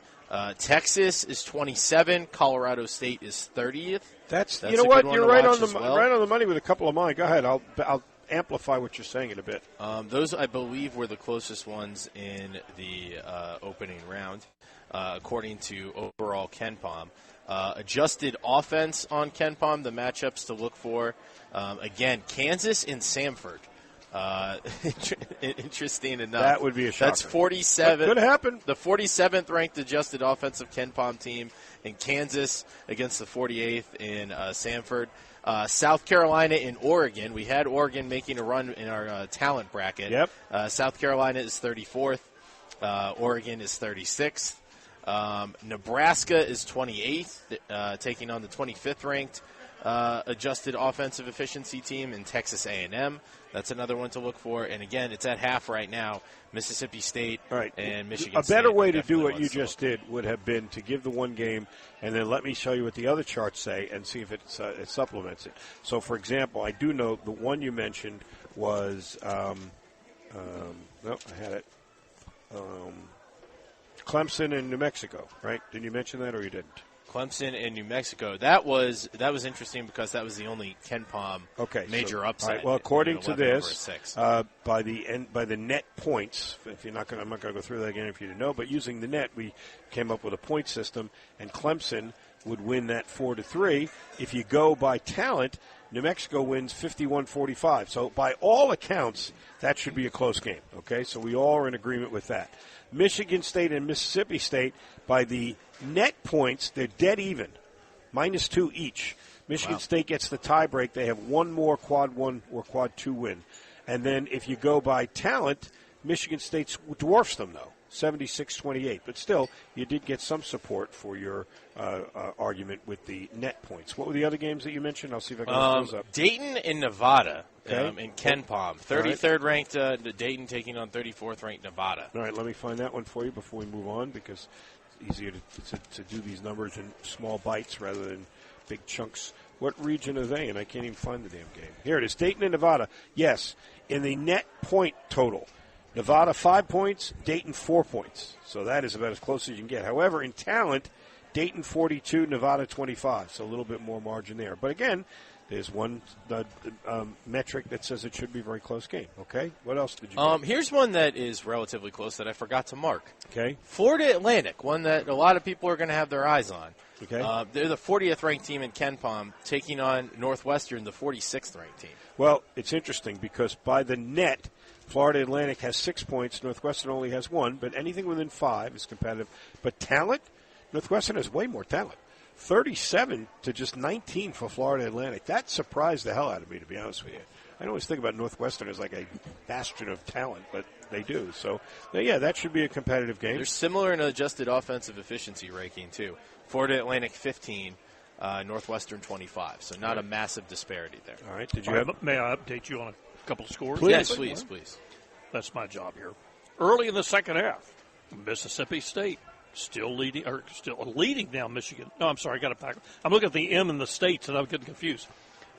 Michigan State leads 35-29 early in the second half, and Duquesne up by 10 on BYU late in the first half. 31-21. They were our adjusted defensive darling, making it to the Sweet 16. That was one 25-0 in talent. BYU with a lot more talent, but point-wise was only 8 separation. That's still more than my 5 yardstick that I give. But they got 7 points. Duquesne -1. That guy's a good coach, Keith Dambrot at Duquesne. So. I should. If you were looking for an upset, that would have fit my bill. Whenever you have a team that has what I call an issue, it's not bad to look at them to be upset. For example, I don't know if you remember a long time ago, Jim Harrick was still at UCLA. They had won the championship the year before, and they got the tournament the next year. They got a 4 seed, and they had to play Princeton. And all he did was piss and moan about that we shouldn't be playing as a 4 seed. We're underseeded. But I said, they're going to lose. They're going to lose. I mean, Princeton's the kind of team you better be locked in right from the jump. And sure enough, they got beat 59-55 or something. BYU, I don't know if you remember, there's a lot of discussion about how they're not going to play Sunday. We can't play Sunday. You got to send us to a region. We don't play Sunday. I got news for you. You're not going to have to worry about playing Sunday because you're not going to make it out of Thursday. So, and that might be holding up here. I don't know. We'll see. Long way to go yet, but they're down, double digits already? Down by 10. Wow. It's actually 9. 33-24. Still 2.5 minutes left in the first half. All right. So there's plenty of time for the Fighting Mormons to come back out there in that matchup. All right. Was there any? Did you? I could swear you had another game that I didn't look up something. Texas and Colorado State in Ken Palm. 27 ranked Texas taking on 30th ranked Colorado State. Yeah, I had that one too because that I do remember on one of our metrics was either an upset or very, very close. Let me dig that one out of our 4 pages here. Texas and Colorado State is. Must be, of course, the 4th sheet. There it is. Yes. Whenever the 2 metrics don't jibe, then I say, well, might have an upset here. In the NCAA net points, Colorado State 5-1 advantage over Texas. But talent, Texas 56-29 over Colorado State. So, but I like the net points thing. I would look at that. I would say that might be a game where what'd you get from the Zags and McNeese? Anything? Because that's a game by the net points. Zags have 3. McNeese has 0. That's close. Very close. Gonzaga was 15th in the Ken Palm, 61 for McNeese. But offensively, it was a lot closer, I believe. McNeese was 37th. Gonzaga was 9th. There was one metric that they were pretty close in. No, the only one is the net. That looks like it's going to be close here. So maybe Mark Fuel march through the. I will say this: if Gonzaga and TCU make it to the Sweet 16, that's going to be a matchup to watch. Right now, I got Utah State has 6 net points. TCU's only got 1. The Fighting Jamie Dixons may have some trouble there. I don't know. We'll see. But they have 64 talent. It is fascinating. I've never done the talent bracket before, and I am going to be curious to see how it plays out going forward from here because that's all everybody talks about. Cal used to say for years, give me talent over experience, give me talent over experience. And I'll tell you what, the talent bracket is way different than almost any of the others. So, what was our final? That's the one Oregon made the Final Four, right? And Duke wins the national championship. It was Oregon, Duke, North Carolina. Wasn't that the Duke Carolina final? It was the in talent that I think had the or was which? It was Duke Carolina in the final. And the other 2 were Oregon and UConn. I think it's Duke. No, I don't think it was UConn. Oregon, Carolina, and no, it wasn't UConn. Oh, nice. Good yeah, no, it was. UConn came in. But UConn only had 62 talent. It's a very low talent pool, frankly, in the East. So that, from that standpoint, that tells you that UConn got a pretty easy draw. They do. If they rank that low in talent, and yet we're still the highest talent in that region. They are 62 talent points. Carolina, by contrast, 82. Duke is 87. And then the other bracket was Oregon 79. I think. 79. Yeah. So you Kentucky actually, if the Kentucky fans want to get mad, they have a right to, because Kentucky comes in at 80 talent points and they won't even get out of their region according to this. Duke does. If they were in the East, for example, they'd be a decided favorite. Right. So very weird how that works out. Anyway, all right. Now we'll get our break, and we try not to drop this time. Yeah. And I'm going to go. Hopefully, we were on all this time. Yeah, we were. This time, yeah. We had a hell of a rehearsal. All right. Good work, Nick. I know it was a lot of work because I did my No, that was fun. Yeah, that was a lot of fun. But I had fun doing it, too. It was fun. I entered all three of those into our you did? ESPN Louisville bracket challenge, so we'll see how Which ones? Offense, defense, and the... and Ken Pong. Oh, cool. I wish I'd done the so we'll talent see. one. We'll see how those... yeah, I wish you put the talent one in. I'd like to see how that one does. Yeah, well, I just did it today. I didn't get a chance to finish this week until we got here. So, but can you still get them in? Can you put one in? You might be able to enter. I don't know. We'll see. It takes too long. Screw it. Oh, my. All right. We're going to take a break. You guys can have You're a little at Derby bite City lunch. Gaming, baby. Yeah, why wouldn't we be here? You can tell people that. I'm going to get my Coke. Pops is going to go get a little DC. It's going to be good. A little Diet Coke action. Derby City Gaming downtown. Play hooky with ESPN Louisville at the brand new Derby City Gaming downtown. Watch the games with the ESPN Louisville team. It is a fact. Everybody is down here. Paul Rogers, Pops, Steve Rummage, Chase the intern, the fabulous Phil Baker. There's even a Cooper Hassan sighting. Marcus Maben was here earlier. Marcus Maben, Drew Diener were here. Biggest Biscuits here. Coach Liebs is here. We got our interns. We got Blankenbaker's here. We got the whole family. You can come watch games with us. We'd love to see you. Join us at 140 South 4th Street in the heart of downtown. They got $3 draft beers and dollar wings along with other food and drink specials. Win Derby City Gaming player cards throughout the day ranging from $50 to $100 and enjoy the games with the ESPN Louisville crew. We would love to see you. This place is immaculate. It smells new. It smells good. The food's terrific. I'm about to dig into a nice club sandwich. Paul's enjoying a BLT. We're enjoying a couple of beers as well. It's a great day to come watch the games, play a little hooky, and come see us down here at Derby City Gaming downtown. With that, we'll take a bottom of the hour break. It's a Fast Break Friday, Thursday edition coming to you on 93.9 The Ville, courtesy of our friends at Ale 81, Kentucky's original ginger soft drink since 1926. Your bathroom is boring and basic too. It seems like there's nothing you can do. A better bath awaits. You'll feel brand new, relaxing in a world of peace at the Bath Authority. Hey, it's Mark Blankenbaker. Right now, schedule your free in-home estimate and get $1,000 off a new shower or bath, plus 36 months of interest-free financing. Restrictions apply. A better bath awaits. You're our priority at the Bath Authority. It takes a little time, a little encouragement, and a laugh or two so that every young person has what and who they need to achieve a big and brighter future. From now until April 28th, Big Brothers Big Sisters of Kentuckiana is looking for 222 adults to sign up and take the next step to becoming mentors. In little time, you can make a big impact in the life of a young person. All it takes is 2 hours, 2 times a month to change 2 lives. Sign up at www.bbbsky.org/it takes 2. Lanning Paints is truly Louisville's hometown paint manufacturer. We create architectural coatings for homes and ship our industrial and commercial products across the United States and even across the world. I am Aaron Lanning, and I am lucky enough to work alongside my father, Nick, who is our chemist and brainchild for our local brand. He is working daily to formulate finishes and coatings that will beautify your interior walls, basement and garage floors, driveways, fences, siding, brick, and more. Visit LanningPaint.com to learn more about us or call us at 245-0630 to reach our Middletown location or 612-2138 for Dixie Highway, where we proudly offer a full array of Benjamin Moore products. Lanning Paints, painting the USA from Louisville, Kentucky since 1983.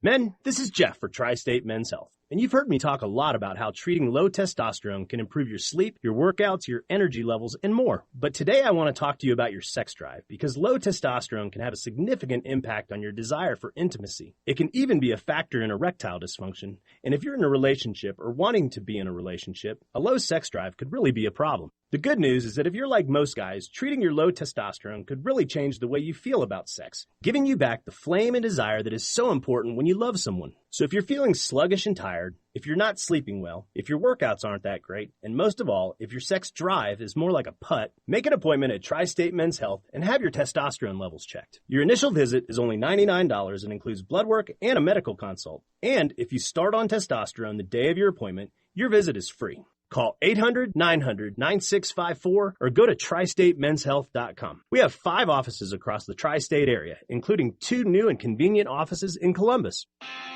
Sure, the weather may be cold, but that's no excuse not to look your best. Get a fresh haircut from Big League Haircuts. 2 area locations and a great deal for you Tuesdays and Wednesdays. 50 Tuesdays. Get $5 off a haircut of 2 or more. And remember, tune into the V Show Tuesday and Wednesday for the Big League Haircuts V Stakes for a chance to win a free haircut and other great prizes. Taylorsville Road, Bardstown Road, 2 great locations. Play hard, look good at Big League Haircuts. Spring Street Bar and Grill, open daily 11 a.m. to 4 a.m. with food served until 2 a.m. Join them for Monday Night Trivia at 7 p.m. with cash prizes for the top 3 teams. Daily lunch special, 5 and fry. 5 chicken wings and a side of fries for just $10. Monday through Friday, 11 to 4. Also, $10 wing specials for football Mondays and all day Thursdays. 10 of Spring Street's famous wings for only $10. Spring Street Bar and Grill. Come early, stay late. Are you fueled by a passion for sports, dreaming of turning it into a career? Midway University has the playbook to help you achieve that dream, and our online programs are a key part of that winning formula. Whether coaching, managing events, overseeing venues, or excelling in marketing, Midway offers several degree programs to help you score big in the sports industry. Enroll now and kickstart your journey to an exciting career in sports. Find out more at midway.edu/winning.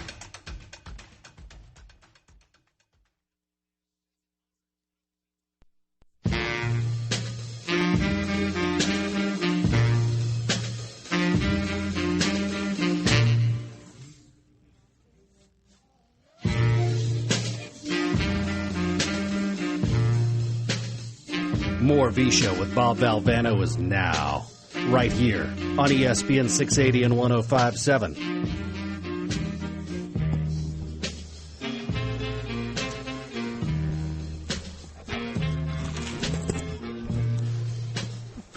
We're back. So, Paul, tell me the most traumatic thing you ever went through in your life, right? Oh, I got it. I once tried to talk with my mouth full. That's like what your dentist does to you when you they hook up all that stuff in your mouth. And thank you so much, dear. Much appreciated. You know, I have a question for you, because you made your way around a gambling hall or two. I like to invest a shekel or two on things. I enjoy the sports betting very much. But I also I like playing craps, although you can go broke playing craps in a heartbeat. All the blackjack, and other games. This place is filled with slot machines. They're not called slot machines, but they're slot machines, and people love them. I mean, the casinos will tell you I think they make more on slot machines than they do anything else.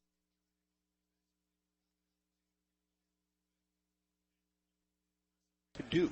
Every other game we have a strategy. You don't split ace. You split aces. You don't hit 17. You in craps, the best bet is the odds bet.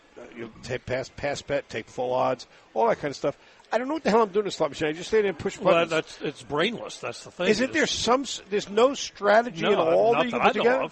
I think that's just a pure game of chance. Well, that's nutty. But that's why people keep feeding the money. And just put it in and push the button? At least the old ways you could pull the crank. I still like pulling the crank. Me too. They don't even have that anymore. Push button slots just aren't the real. Not the real thing. The one-armed bandit was exactly. I don't know if you can do the you might be able to pick which line. You can. I know, but and that's the other thing. Have you ever seen the one where you could pick like 40 different lines, and then the slots stop, and then and there's all these different lines that I don't know. Yay! I feel like Bluey. Yay! Hooray! I don't know what I'm happy for. The old ones you never won, but at least it made sense. It was 3 things. They went chink, chink. Drink, and if you got the 3 across, you won. If you didn't, you didn't win, and that was simple. So that's not the way it is anymore. It tells you how often I play slots. Take a look behind you. You see all those? You can win. I wish I could bring the microphone so I could point what I'm talking about. Like, it's 3 rows of 5, okay? Yeah. So it doesn't even go straight across. Like, if it was 3 rows of 3, like tic-tac-toe, you could go on a straight diagonal. But there's no really straight diagonal there. So you could win, for example, like if you get the top left in row 1, and then the middle in row 2, and then the middle in row 3, and then the bottom in row. I mean, so they make all these jagged. I should put money in and push it once just so you could see it, and it's just crazy. And the idea is you have more of a chance to win, but I mean, it's nutty. It's just I like. So do they have the historical racing machines here? Because I've never even seen those. Well, that's what ostensibly these are supposed to be predicated on that, but these aren't even those anymore. These are full-fledged slot machines. Yeah, there used to be ones that would actually show like a tiny It would literally was the last. You never saw Yeah. them before. Mm-mm. It was like the last, without exaggeration, second of a horse race.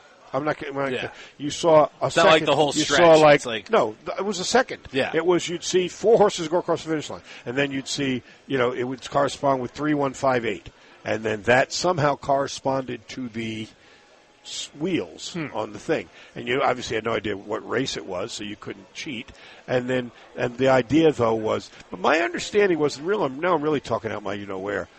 It wasn't so much that they were based on horse racing; it was how the money was managed. In other words, it was more like horse racing than true casino money, because horse racing is pari-mutuel. Right. All the money goes in a pool. The track takes out their share, and they divide the rest among the winners. Right. Ostensibly, that's what this was supposed to be. So every time you pushed it, that historical race instantly created a pool, but I don't think that's true anymore. I think these are just flat out slot machines. I mean, I don't, and it's Which ridiculous. good for them. Like Yeah, I mean, stop the the hypocrisy. pretense. Yeah, of, it's like the college sports where you make more problems than you solve with this cockamamie NIL stuff, which is ridiculous. There's something to be said for the historical gaming slot machines.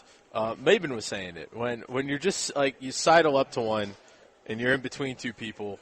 And there's a social aspect of it where you can just kind of sit there and be like, "Is your machine hitting?" We're all I in this have together. never found Like slot that. machines social. The people are See, dialed. Maben They are so dialed in. Maben They almost loves resent that you're there. Like, just give me my space. No, you got to find the right. Because I'm with Maben. If you find the right people, like it's The just social- like anything. To me, socially, craps is the ultimate I was just going to say, Yeah. craps is the ultimate party game because Yeah. everybody's betting on the shooter. When he wins, everybody's winning. You're high-fiving Yeah. strangers. That's That's my a fair favorite point. part of craps. That's why I Social hate aspect. playing a table where the guy's betting don't pass. Well, as they call them, wrong way betters. I hate that guy. I like to tell that guy. Well, off. and I've told you this often before. What are you giving us? What is that? It's a big plate of fries. Oh, that's It's a burger. I think it might be Leaves. Is Oh, that, well, is that we'll eat it. Cooper's? Leave it here. We'll eat it. If it's just fries, we'll eat it. Does there's Cooper a need burger one? there. I don't want. I just want. Fries. So anyway, it's not like craps, Just but gonna there eat all is Cooper's fries? a little bit of social interplay at a blackjack table. Yeah. And that's what keeps Little me bit. away because Oh, yeah, if I'm you not a screw up, knowledgeable yeah. player. I just playing for fun, and I don't want Tell to him I put took 3 fries. I don't want to put a card down and hear everybody at the table go, "Oh, Oh, you yeah. idiot!" So yeah, you hit wrong, and then So- that would have made the dealer bust. So Everyone hates you. the last time I was in Las Vegas, which was probably on a U of L trip a number of years ago, I think I ended up playing at the video blackjack table because That's it was good. just me. Yes, And exactly. I couldn't piss anybody else off. Exactly. I like that myself. All right. Speaking of betting, you brought this up. Let's take our odds on who's going to be the next coach. You wanted to volunteer that as a topic du jour, so you can start the discussion. Where you weigh in on it? I still think Bryce Drew was Scott Drew. Scott Drew, excuse me. But Bryce is at Grand Canyon, right? Yeah, he's done a good job Yes. too, by the way. Scott Drew is the number one candidate. Apparently, he is not going to take the job, and I've never seen an official announcement about that. But it kind of looks like it, and I think you and I both thought it was a long shot to start with. So just throwing names out, and again, I don't have any inside knowledge. I don't know specifically what the buyouts are. I don't know all the particulars. But I've been telling you for some time, I think it's very important to bring in a coach here who not only understands the passion of Louisville basketball in this town, but embraces that. I think Kenny Payne understood it. I'm not sure he embraced it, at least not in the right way. You need a big personality who can really get people excited and jazzed up. And I'm the guy that just jumps in my brain first in that category is Bruce Pearl. Oh, yeah. I can't imagine how much fun a guy like him would be. Maybe has no interest. Maybe it's not economically feasible. I don't know. I'm just talking about names that appeal to me, and he would be one. Beyond that, I mean, Dusty May is a hot topic right now. I certainly admire and appreciate what he's done, but I don't know if that necessarily translates. And do you have to have somebody who's been a proven winner, someone who's a proven builder? And in those two categories, that's why Drew, I think, ranks so high. Yes. Or you go for an up-and-comer, a guy like the Indiana State coach, I'm sorry. Josh Schertz. Schertz. I'll see him Sunday. I have their game. Any number of others who have had great success, but maybe not quite at the Power 5 level. I think most people think the Louisville job requires you to have major big-time head coaching experience, and it probably does. That's not to say that somebody couldn't come in here with a fiery personality and a great coaching ability and a keen eye for scouting, dealing with NIL in the portal. All that is huge into it. That's why Will Wade's name, I think, has continued to come up because he knows how to navigate the portal. There's clearly some baggage there with Wade, but again, you kind of put it in perspective. Was the stuff he did that seemed so awful at the time in today's climate, that's sort of the way you do it now. So I'm kind of spitballing, throwing out all these different possibilities that are out there. And I can't tell you which one's the best one or the right one, the most affordable one, but those are names that interest me. To your point, I don't think, as bizarre as it sounds, I don't think the basketball coaching part is as important as the other parts. And before anybody loses their mind, here's what I mean. You need a guy who's been a head coach. Unfortunately, Kenny not having head coaching experience glaringly showed and was a problem. But if a guy understands the game and works hard and knows how to break down film and can teach and everything, yeah, you could, if you've done it at Indiana State, if you've done it at a smaller place, you can do that here. The problem, as I see it, is you're following a guy who inadvertently or by design or whatever, for lack of a better word, burned a number of community bridges. There were people that they wanted to embrace him, and he, for whatever reason, he didn't seem interested. He wouldn't. He pissed them off. Things he'd say in press conferences, alienated people. He was remote. He didn't make himself available. That guy has got to have that part of his personality, to your point. That is as important as the basketball part. So it doesn't faze me if a guy hasn't coached. Well, he's coached it. He won at the mid-major. Who cares? It's basketball. He knows how to coach the game. Go watch tape. Does the team know how to play? Do they have good principles?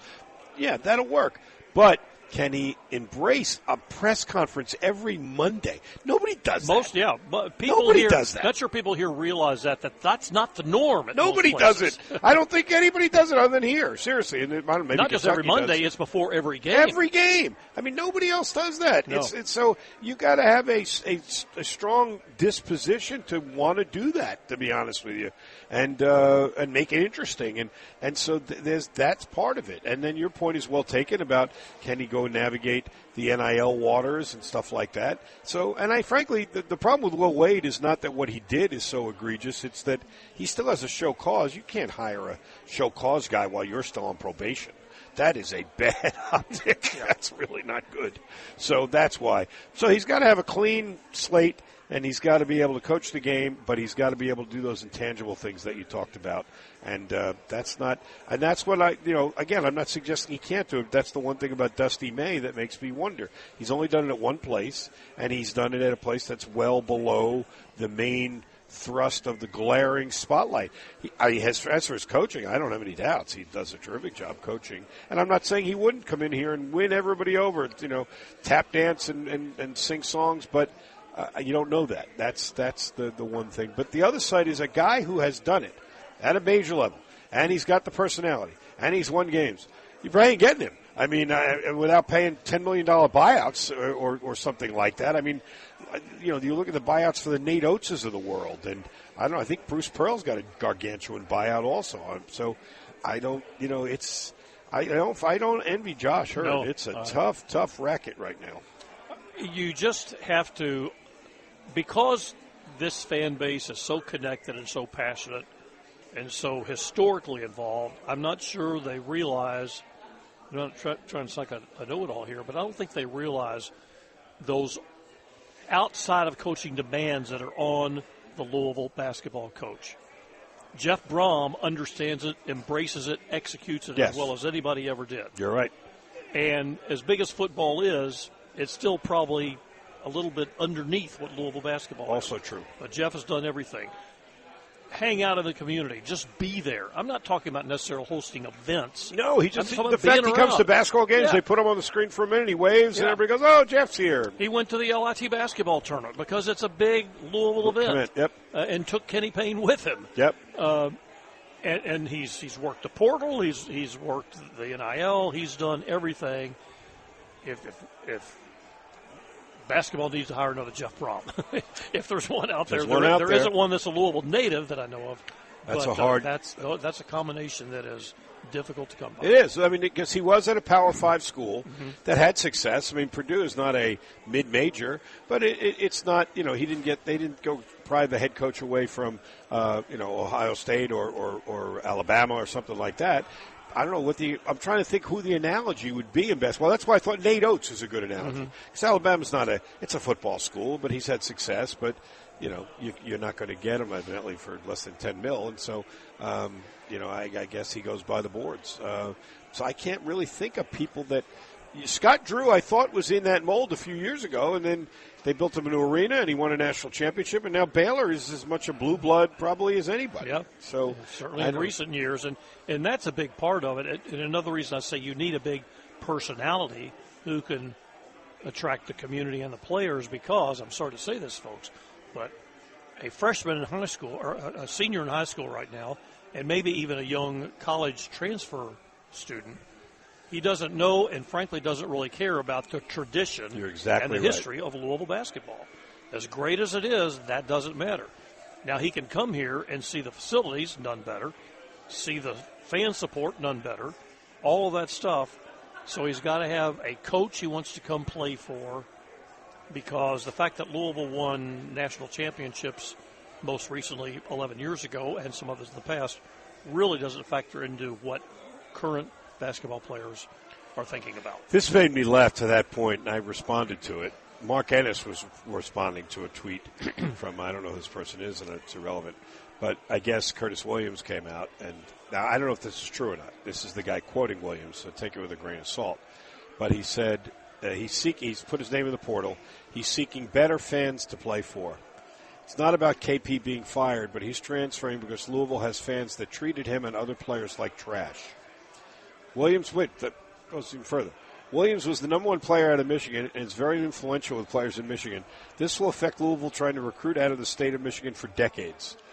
That's why I don't think there's any credibility to this, because there's nothing that you could do that will affect recruiting for decades. No. You have a hard time finding anything that will affect recruiting for months, let alone decades. The kids don't know. Like you said, they don't know. They don't care. They don't want to know anything other than, what's my NAL deal? Well, am I going to be on TV? Can I get to the league? That's all. That's what I want to know. And the other stuff, I don't care. Who played it? Purvis who? Purvis Willison? Purvis Ellison. Who's that? I don't know who that is. I mean, that's just how it is. So that made me crack up. It was hilarious. So I don't know if there's any merit to this, because it's not him directly quoted. I don't know who this guy is. He might just be trying to spin a tale about how crappy Louisville's program has gotten. But, Ennis, of course, responded because that's his nature. Mark wrote back, well, he's welcome to find a place where fans love an 8-win team and never make them feel badly about it. I do think social media was nasty this year. And they were. As you know, and my age, I'm not a big social media person. But, again, if players are going to react to what they see on social media, they need to find something better to do. As you and I pointed out, Bob, many, many times during the season, as for a playing environment, considering this was a team that won 12 games in 2 years, the crowds were amazingly supportive. You pointed that out, and I couldn't agree with you more. There was not even an element of, Again, head coach Kenny Payne, boo. He got the loudest cheer of anybody. And when the game got remotely competitive, they quickly jumped up and supported them. The people who came out there they don't have to apologize to anything for how supportive they were. They were really impressive. Think about it. In terms of number of people in the seats, let's just say it was 5,000. And I think there's times it was close to 10. There were, but 5, 6, 7,000. Baylor's new arena seats 7,500, I believe. So 5,000 people in that building would be mostly full. Anyway, it's a different standard at Louisville. You aren't happy. Well, it's a different standard for business. That's the thing that's when people are asking, do they have to make a coaching change? I said, listen, put all your eye test and optics aside. They can't afford to keep going like they're going. It's they got to be hemorrhaging money. So, indeed, and while it's not Louisville's responsibility necessarily to vitalize the downtown community, it is a part of what this university means to this city. Yep. So that's part of the deal. And again, back to what I was saying about being treated, however, by the fans, I would have to say for most players, the personal interaction fan experience, nothing to complain about. Now, if you want to complain about what you read on social media, then get your butt off social media. Exactly. Nobody's forcing you to look at it. Yeah. Speaking of social media, I go to social media to give you an update. Michigan State having their way with Mississippi State, 60-45. Now with under 7.5 minutes to go. Well, how's my Duquesne-BYU game going? Duquesne has an 8-point lead on BYU at the start of the second half, 38-30 at halftime. Duquesne, number 11, leading BYU. And the other game, number 3, Creighton, has apparently their hands full with Akron. 27-25, 8.5 minutes to go in that one. So right now, the 9 is leading the 8, the 11 is leading the 6, and the 14 is within 2 points of the 3. So if that sets the tone, we could be in for some histrionics today. Some fun days going on. And you want to have fun, come and be part of it down here. This is a great place to. It's a great space. And I'm sorry if you smoke cigarettes. I'm sorry if this will alienate you, but one of the best things about going into casinos now is that they don't let you smoke. I used to hate going in there. You get lung cancer by the time you left. There is a smoking area downstairs and in the back, but all these slot machines you can play for hours and not have to worry about that. The bar over here is not smoky, and there's TV screens all over the place. Leaves looks like he's coaching. Look at him looking at the TV set. He looks like he's going to make a substitution. He's dialed in. The Derby City Gaming Downtown. Come and see us. Come play hooky with us today at the brand new Derby City Gaming Downtown. Watch the games with the ESPN Louisville team. Join us at 140 South 4th Street, although, again, in fairness, the entrance is on Market Street. $3 draft beers, $1 wings, other food and drink specials, and you can win Derby City Derby City Derbing. How about let's try that again? Derby City Gaming players. You can win Derby City Gaming players cards throughout the day, ranging from $50 to $100, and enjoy the games with the ESPN Louisville crew. And last I can check, there are a whole bunch of us out here. Marcus was here, and Leeds is here, and Phil, and Leeds, and Biscuit, and Cooper. You and I are here today. You and I are damn well because here. It's not Fast Break Friday, but we have Louisville women's basketball. Yeah, tomorrow. Other things on tomorrow. So go back to that. When you were doing the games for the NCAA, you were doing Westwood. Who had the rights? It was CBS back then. It was CBS Radio. And you had and I did NCAA tournament games for 4 years. Wow. Nice. Who'd you work with? Who's your analyst? Worked with Charlie McAlexander. Remember him? He'd done play-by-play at a number of places, including University of Kentucky for a few years. Oh, really? He and I worked together 1 year, and then there were others where I was by myself, just kind of as an on-site reporter. They might come to me for a brief cut-in on a game update kind of thing. That's cool. Nice. That is very cool. What's also really cool is the NC State play-by-play guy's career has been extended now. At mid-season, Gary Hahn couldn't wait for the year to be over, and now they won't lose. Because I had the ACC every night. He'd come in the arena, and I'd say, 1-1-8, Gary. He'd say, they won't let me quit. And they just kept winning. So he's got at least one more game today. Yeah. But that was a nice send-off for him. He was... You know what? He was very appreciative, though. He was. We get emotion. People like you guys don't care if they win. I was like, you can't.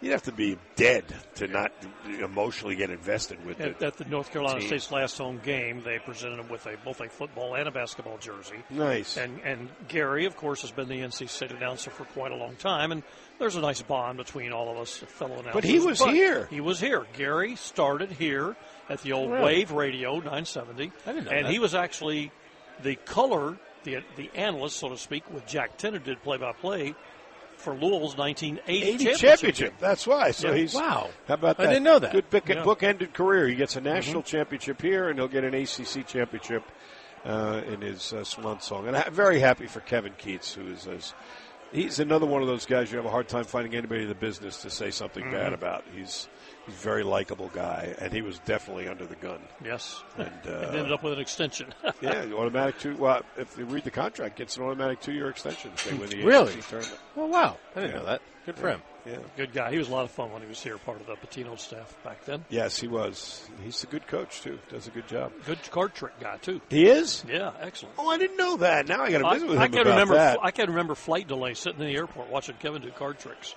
That's pretty cool. Now I want to go compare notes. Yeah. Oh, yeah. Rick Barnes is a magician because of me. Did you know that? No, I did not know. I was the assistant at Hofstra. Me and the head coach didn't get along great. It was my first year. I didn't know anything about anything, and he was frustrated with my lack of knowing nothing about nothing.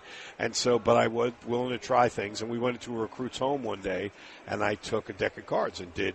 Because when I was in college, I'd learned a whole bunch of magic. It was just a fun thing to do. There was a magic shop near our campus where I would scrape a few dollars together and buy tricks. So anyway, I did a whole bunch of stuff. And this is one of the reasons I didn't get along great with the head coach at the time. He was always bringing up other people. So, like, for me, he'd bring up, who used to do this? Why don't you do that? Well, he did that with Rick Barnes. He was like, my old assistant used to do magic tricks. And if you know Rick Barnes' personality, so Rick all summer learned he's like a whole magic act. He became he did magic. So watch this. He was sawing women in half. I mean, he was, So that's Rick Barnes. He's a good guy, too. Yeah. All right, we'll take a break. I think we're at the top of the hour. You going to leave? You're done, aren't you? I got to go. Yep, about 2 hours are up. Beautiful. Very nice. Well, I'm glad we got to this. Tomorrow, it's we're not in for Fast Break Friday because the women's tournament will be on. No. So we are We're going to be airing a best of from the week for an hour. 12 to 1 on 93.9 The Ville. It'll be a best of the V show this week. It's hard to find that. Yeah, it's good. It's definitely combing the bottom of the barrel. But maybe we could scrape together 60 minutes. All right, I hope so. All right, we'll be back from Derby City Gaming downtown. Thanks to Paul Rogers for stopping in, and you guys stick around. More to come here on ESPN Radio. Hey, Cards fans, get your L's up. Liquor Barn has everything you need for this week's Louisville Cardinal action. Liquor Barn makes it so easy to stock up for tailgating and game watch parties. Head to your nearest Liquor Barn store or go to liquorbarn.com to download the Liquor Barn app and place an order for pickup or delivery. Shop Kentucky's favorite spirits, wine, and beer store online, and you'll have more time for the Cards. Liquor Barn, where Kentuckians go to celebrate life. Go Cards!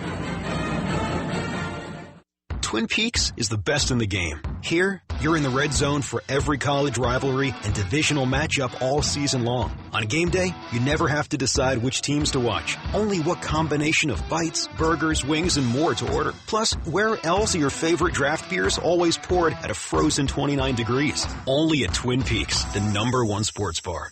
Get wings the way you want them. Try Twin Peaks wings bone-in breaded, naked, smoked and grilled, or boneless in your favorite sauce or rub. Are you expecting to be in the doghouse because of a dirty house this March during the heat of college basketball? Visit MadePro.com now for a free estimate. MadePro is Louisville's trusted professional home and business cleaning service. With services starting at just $150, MadePro can clean the mess while you enjoy the rest. Take a bite out of that honeydews while enjoying everything that is college basketball this March and visit MadePro.com now.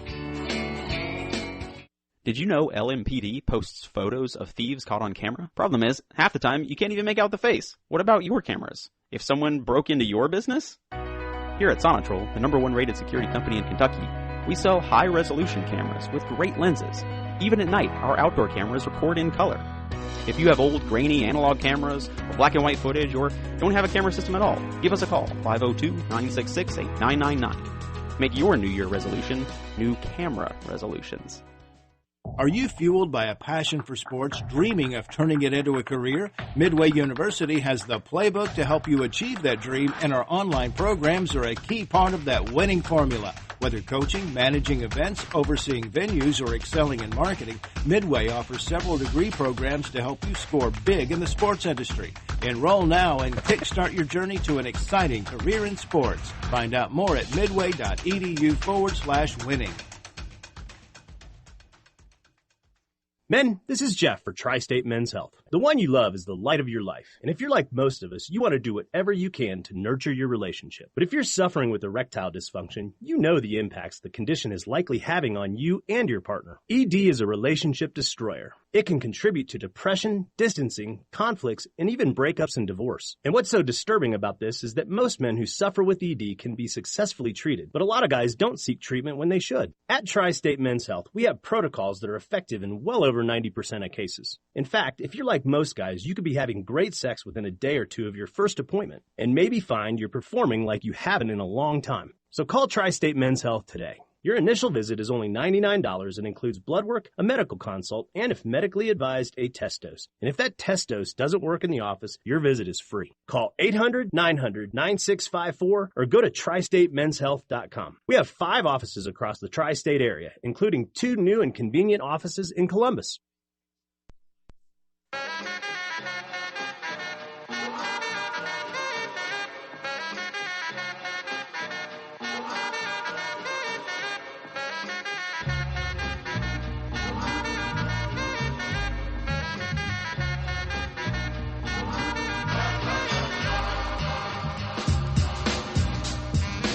More V-Show with Bob Valvano is now, right here on ESPN 680 and 105.7. What'd you play there? What'd you play? Ask him. Julio's music choices are a bit exotic. I like that. What is that? That's a good vibe. They Reminisce Over You by Pete Rock. By who? By Pete Rock. It's a 90s rapper. Pete Rock. See, that's interesting because I don't listen to rap, and yet that's about the 5th rejoin with a music part at the beginning before the guy starts doing his real rap. I find interesting. What, the instrumentals? Yeah. Yeah. No, well, there's a great website. It's called Who Sampled Who. And you go. It's one of my favorite researching spots. Yeah, and you go, and just that. You'll be like, that's a really good beat. What is that from? And you say, Who Sampled Who? You type in the song, and it'll be like, that's actually a sample from the 1967 Leopards band. So what was that a sample of? I don't know. We'd have to go look it up. But you could do that on. I'm checking that. Right oddly, that's interesting. So that's actually a sample from the guy who stands at Costco on Sunday with the little table. It samples. That's the sample. He gives you the little sample in the little cup. Oh, the little weenie on a stick. Yeah. You go, oh, that's delicious. When you can buy it, it's right here in the freezer. I'm eating into the microphone for that texter that said, please don't do that. It's sampled by Tom Scott and the California Dreamers song Today. Today? Yeah. So. See, now to that end, I'd be well served to then go find that song. And then I could have that song, no disrespect, because I know I'm in the minority, because everybody loves the rap thing right now, and it's just not my thing. But then I could hear the song, and I wouldn't have to deal with the rap part. Right, exactly. Oh, that'd be fun. Now, granted, that's just a sample from the song that they looped. I know, but because the whole song isn't going to be done. I know, but you would think if that part's good, unless it was a very strange composition, we go, well, that's really good. Oh, my God, now it sucks. You would Tanner, say can you play it? Good. Can you find that song and play the whole song? That'd be fun. Yeah, give me 2 seconds. Yeah, it's like now we're turning it into my generation. American Bandstand, we're going to give it an evaluation. That had a good beat. It was easy to dance to. I give it an 82. Oh, wow. Now you're not only eating on the air, you're eating the microphone itself. Where do you rank a club sandwich? It's good. It's good. I like club sandwiches. That's the thing. Like, you can't mess it up. Oh, yes, you can. I'm sure you can. Like, and I mean, don't get me wrong, this is great. Part of the strength of a club biscuit. All right, enough with the talking with your mouth jammed like a turkey at Thanksgiving. Hey, how are you there, Mr. Biscotti? No, the key. Lovely. We're talking about club sandwich. We're evaluating a club sandwich. It has to be. Well, because here's my theory on it. Because he said you can't really scrub a club sandwich, and I disagree. It's got to be a club sandwich. Has got to be so when you pick it up, you go, wow, this thing is really packed, because the club sandwich is multi-tiered. Yeah. But if it's so unbelievably packed, you can't bite it. You take a bite, and the turkey falls out, and the tomato falls out, and you wind up, you're just holding the bread, and it's a mess. It's a pain in the ass. And now you're mad at the sandwich. You're angry at the sandwich, and it ruins your day. It's a fine line to be very, very filled, but still be able to manage. That's an art. Bob, what are your thoughts on the role of the frilly toothpick in this equation?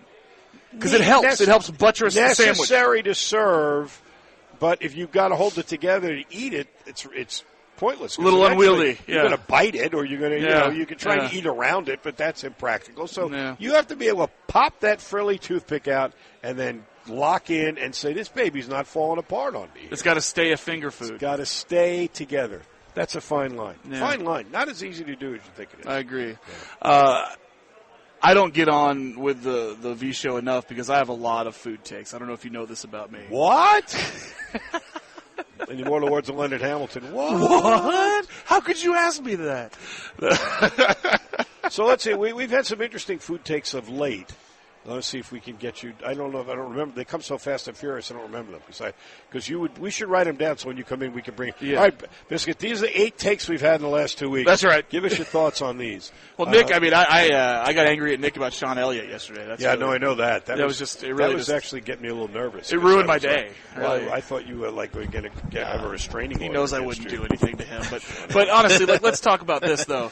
Having Sean Bradley and Sean May in a Sean basketball discussion over Sean Elliott is wild. No, I mean, that's fair. Wow. But, like, Sean May, we should not have put him in there. But with the whole college basketball thing, I thought he fit. Sean Bradley, 7'6". I mean, I'm not saying he was better, but I'm just saying he's very name recognition. You know. Whatever. He was in Space Jam. That's right. So, I was going for that. Just, more. By the way, the GM in Space Jam, I don't want to hijack your show, but the GM in Space Jam takes Patrick Ewing, right, Sean Bradley, Charles Barkley, Larry Johnson, and Muggsy Bogues. Well, what else was available? I don't know. Who else? That's 2 centers, 2 power forwards, and the shortest man in the NBA. Oh, yeah, no, it doesn't. What are we doing here? The team made no sense. Well, it must have been Isaiah Thomas. No shooters. Was it Isaiah Thomas? That's how he built his teams with the Knicks. It's the opposite of Eric Musselman. He was the Isaiah Thomas. Should have taken a Reggie Miller. Like, he obviously didn't know ball. Come on. Didn't know ball. Come on. Danny DeVito had no idea. Clyde Drexler was right there. I don't, but I mean, they had other players in the movie he could have taken? No, it's just the story is these aliens come in. I know, but and they so suck all the talent, and so they went to those 5 players. I'm saying, so why? But they could have taken anybody. Oh, they could have taken anybody, but he just went with those guys because they were big and scary. And they had the same agent. And Muggsy Bogues. When they put and Muggsy Bogues, yeah, he randomly was like, well, I need one small guy, and this guy's fun, so. Fun size. Yeah. These are the things I think about. I don't know about you. We need a food take before we let him go. By the way, that sandwich, by the way, consider that line straddled. They did a good job. Yeah, it didn't fall apart. Hey, it's Zachy C, ladies and gentlemen. Hey, how you doing? Always good to see Zachy C. That was a very good sandwich. Before I go, I mean, Bob, what do you have a food take? Do you have something? Let's see. What's a good food take? Okay, what's more versatile, eggs or potatoes? Ooh. Yeah. Ooh. So eggs are a protein, right? Yeah, so they lend themselves more to be like the main character of a dish. Right. But I do love potatoes with all of my being. But is there any better co-star? Is there any better co-pilot or side than a potato? No, that's French fries, scalloped, mashed. He's the gratin. Potatoes are the Christoph Waltz of Plus the food world. They kept an entire race of people alive in Europe. And then tried to kill my them. people. Also tried to kill them, and they went away. Yes. So, yes. Why did everybody just scream? It's a march, Yeah, something happened. The wings arrived at the table, Bob. That's what happened. I don't mean to, because Derby City Gaming is fantastic. It's a wonderful place. But I'm pissed off because the 3 TVs I'm looking at are horse racing, some Euro League, softball, and a replay of last year's Women's Sweet 16. Yeah, I don't understand that either, to be honest. All the other screens have the TV, or have the tournament, but the ones I'm looking at, One only game ones is I'm looking about to go in the books, and it wasn't close. Michigan State all over Mississippi State, 69-51. There's 30 seconds to go there. They just won. Yeah. Duquesne trying to spring the upset over BYU, 46-36 with 14.5 to go. They have a 10-point lead. They made it to the Sweet 16 in our adjusted Ken Palm defensive efficiency. They made it in my personal Sweet 16 as well. Hey, there you go. Creighton is having their hands full with the Akron Tigers. They lead it now 39-34 with just under a minute to go in the first half. Arizona is off to a flying start against the Flying Dan Munsons, 17-9. early in the first half there. So there you go. So we are underway with March Madness, and as soon as this BYU game goes in the books, then you will have to endure all the whack-a-moles. Oh, my brackets! Right. No matter what happens, as soon as the first games are in the books, everybody's bracket is shot to hell. And I was like, every year. Do you think how far into the tournament do we go with there being a perfect bracket? It's done already. Nobody has one.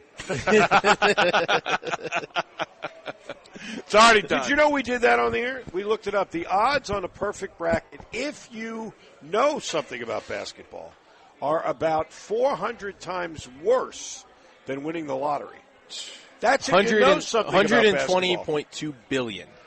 1 in 120. And if you just do it, blindly, like some people do, it's in the quintillions. It's quintillions. I was about to say the kicker is if you don't know anything about basketball, it's better odds. Yeah, true. Yeah. I have a funny story about that though. It was like 2017, 2018. Me and my buddy were just on the couch and we were like, "What do you think happens first? A perfect bracket or a 16 seed beating a number 1 seed?"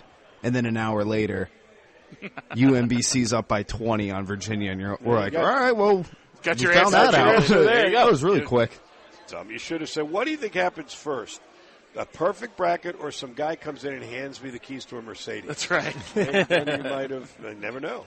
Sometimes you can force the action that way. I'm trusting the Mercedes. Are you going on the air today, Bisky, or are you just having fun? I'm not. I'm just here to have fun. I got a breakfast sandwich and some hash browns, which are delicious, and some wings, which were good. Yeah, a little hash brown potato, hash brown cake, and just hanging out with some of the boys from the station. I thought I'd come over and say hi and bother you all during your show. Very nice. I know how much you all love that. Yes, no, we do. I don't get to see you enough. I know. It makes me sad. You bowling tonight, by the way? I'm not. Oh, we are. I'm not. Because our junior league is over. You know, ours saw last week. Yeah. Women's basketball. My coverage of women's basketball made it so I could only bowl 3 times out of the 8 weeks we had the league. So I ended on like a 220 or something. Hey, not bad. Yeah, not bad. Yeah, it was pretty good. Nice. It was good. Nice. What? While we have you, any thoughts on the women's tournament? Any thoughts on U of L women? Yeah, Tennessee. I mean, I think it's are they going to get their ass beat like Haley Van Lith said? Or look, Middle Tennessee's no joke. They're no joke. Savannah Wheeler, Louisville fans should be very familiar with her. We went down to Middle Tennessee, Murfreesboro last year, and got the brakes beat off us. Right. Where Haley had 5 turnovers. She had a terrible game. She was like 3 for 14 that game. Had 5 turnovers. She was not good. She had games like that during the regular season. The problem with Haley is that she's your best in March. Yeah. And we're not. So we don't benefit from that this year. But Savannah Wheeler killed us last season. They have a couple of bigs. They play really good defense. They can shoot the 3. Like they're a problem. But we have to limit our turnovers and hopefully overwhelm them with athleticism they haven't been seeing all year in their conference slate. So I'm hoping we get through that game on Friday, but it's a real possibility we could lose it. Our best bet against LSU is that they are an emotional squad. Yeah. And Haley's an emotional person.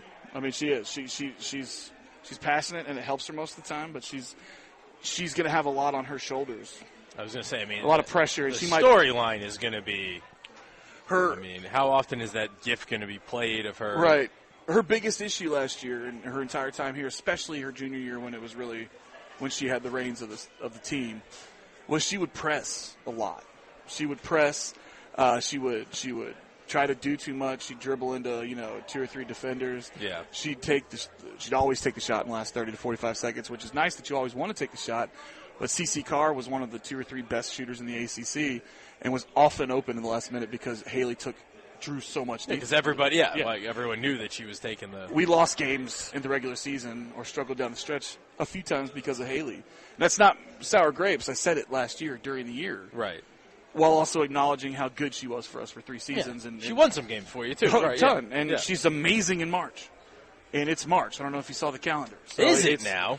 Like it's LSU's one of the 2 or 3 most talented starting 5s in the country. It's not Haley's the 4th or 5th best player on that team. Angel Reese, Nisa Morrow, Flage, like they're all really, really good.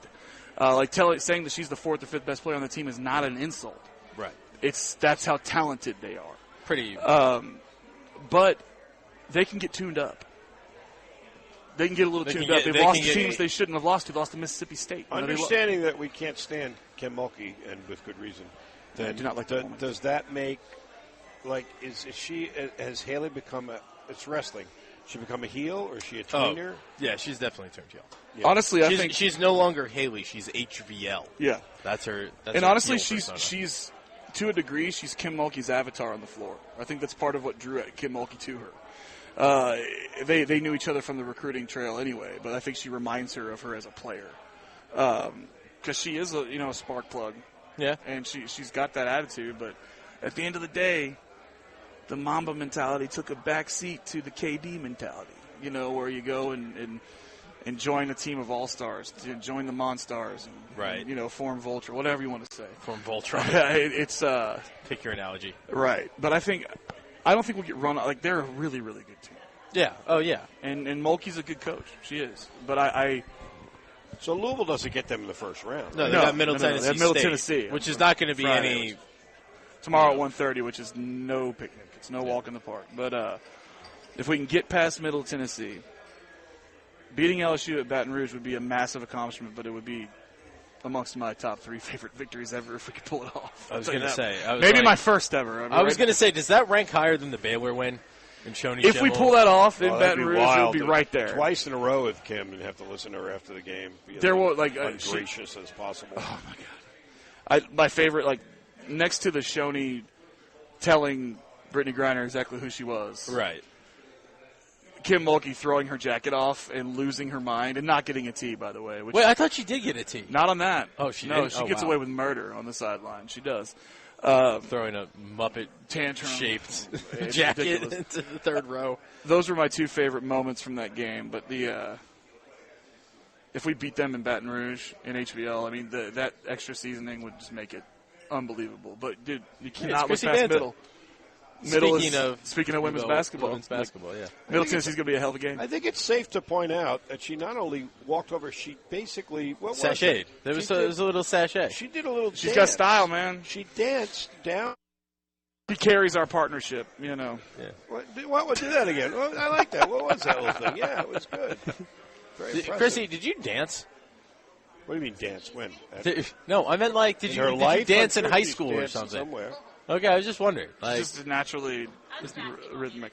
She's just basketball manager. Naturally rhythmic. Naturally rhythmic. That's rhythmic. Right. There you go. But anyway, look, it would be a hell of a game.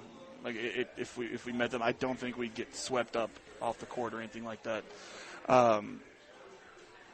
LSU's not unbeatable, and they've shown that this year. Well, like you said, they could kind of get in their own head. They get tuned up. Bit. They can. And as far as the bracket as a whole, South Carolina, I think, is like the hot take incoming. South Carolina's the team to beat. Oh, word? From day one. But the worst part about that is that this was the quote-unquote rebuild year preseason for South Carolina. Yeah. They were only number 6 preseason. Only. God. They were only number 6. It took weeks for them to become number 1 and never relent. So Cardoso's the real deal. Pau, they just have a really good team. And I think they're not unbeatable, but pretty close to it. But you never know. This is Caitlin Clark's last show. We'll see. It would be fun to see her. See. But that's I tell you, the storylines in women's basketball are incredible. The coaching personalities are amazing. They have a bona fide villain in Kim Mulkey. Yeah. I can't stand her, but she's good for the game. Yeah, I mean, she's good for the game. It's great to have somebody that everybody hates. And she is a good coach. I mean, she's a I get has a good team. Yeah, I mean, no, but she's definitely a villain. That whole squad, I feel like, could be. And I don't know. I don't know. I mean, I just know Angel Reese and Haley Van Lith, but I told you the other ones. No, I know, but I don't know enough about them. No, I got you. I would be fake taking if I said anything about them. But the other. They definitely. Thank you. Just joking. I'm here to help. Come on and say Nick is sexy. What did he say? He did. He said that. Sexist. Nick is sexist. No, we're here to look.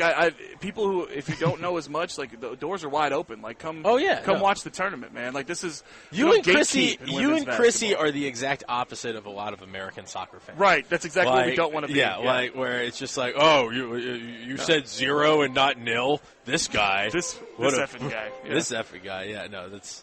The exact opposite. What was no, that it's just a matter of look, the door's open for new fans. It's been a renaissance in women's basketball the last several years. The star power has been incredible. It's not slowing down either. I mean, if you've watched it all this year, Hannah Hidalgo at Notre Dame. Oh God, yeah, she was is incredible. I mean, Bob, she was She's incredible. 27 or 26 points a game, 5 assists a game, 6 rebounds a game, and over 5 steals a game for a 5'5" freshman. Wow, Yeah. nice. She was Notre what, Dame. ACC freshman of the year? Was she national She's freshman of the year? Juju Watkins was. Oh, really? That's to tell you something. Wow. That Hannah Hidalgo averaged over 25 points a game, and everything else I just said. And Juju Watkins at USC was arguably better. She averaged 27.5 points a game as a freshman. Wow. 2 of the top 3 scorers in the country are freshmen and first-team All-Americans. Well, I mean, I watched the U of Wow. L Notre Dame games this year, and Hidalgo was definitely a thorn in their side. I was at the watch party. Mm-hmm. For you were. Noble Funk. Yeah, it and was awesome. It was awesome And to have you. I turned to you, and I was like, who is that? Like She's good at basketball. She's unbelievable. And if Olivia Miles sticks around next year, they're going to have the best backcourt in the country. Well, there you go. A little bit of You women's are. basketball. Why are you not monetizing your women's basketball knowledge?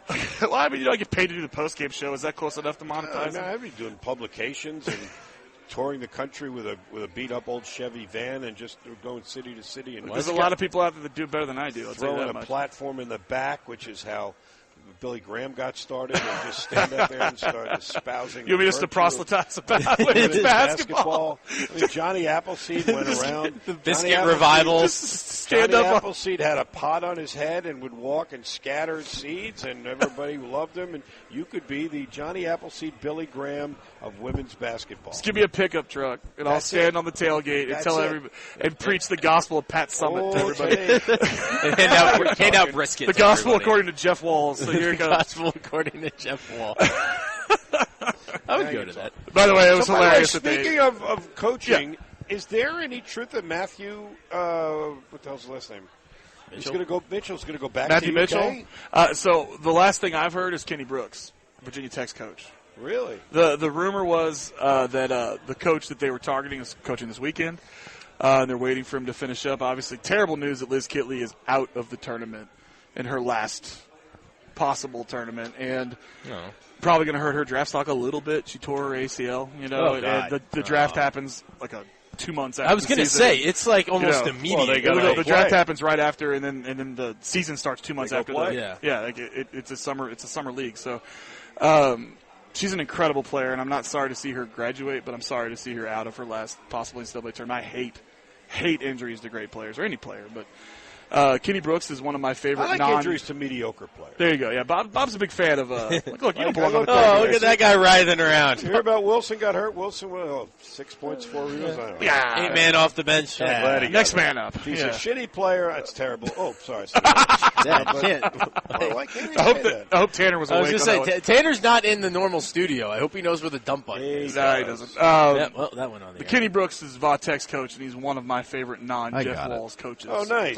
Out there, but he's probably going to be in Lexington next year. That's the rumor, and I'm not happy Where about the that. hell did this Walls to Lexington crap happen? People that you should not be listening to. I was The gonna say, 94 Feet podcast that I'd never heard of before the other day, and KSR.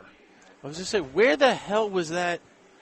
I was never worried. I know, nor was I. When I saw that come up, I was like, that had to have been an Onion article or something Dude, like that. like that's I had the gif out there, like we are laughing, from Anchorman when they brought it up. It's like, dude, it's not happening. Well, what was his response? He was like, I will either retire here or get fired. Or get fired. Yeah.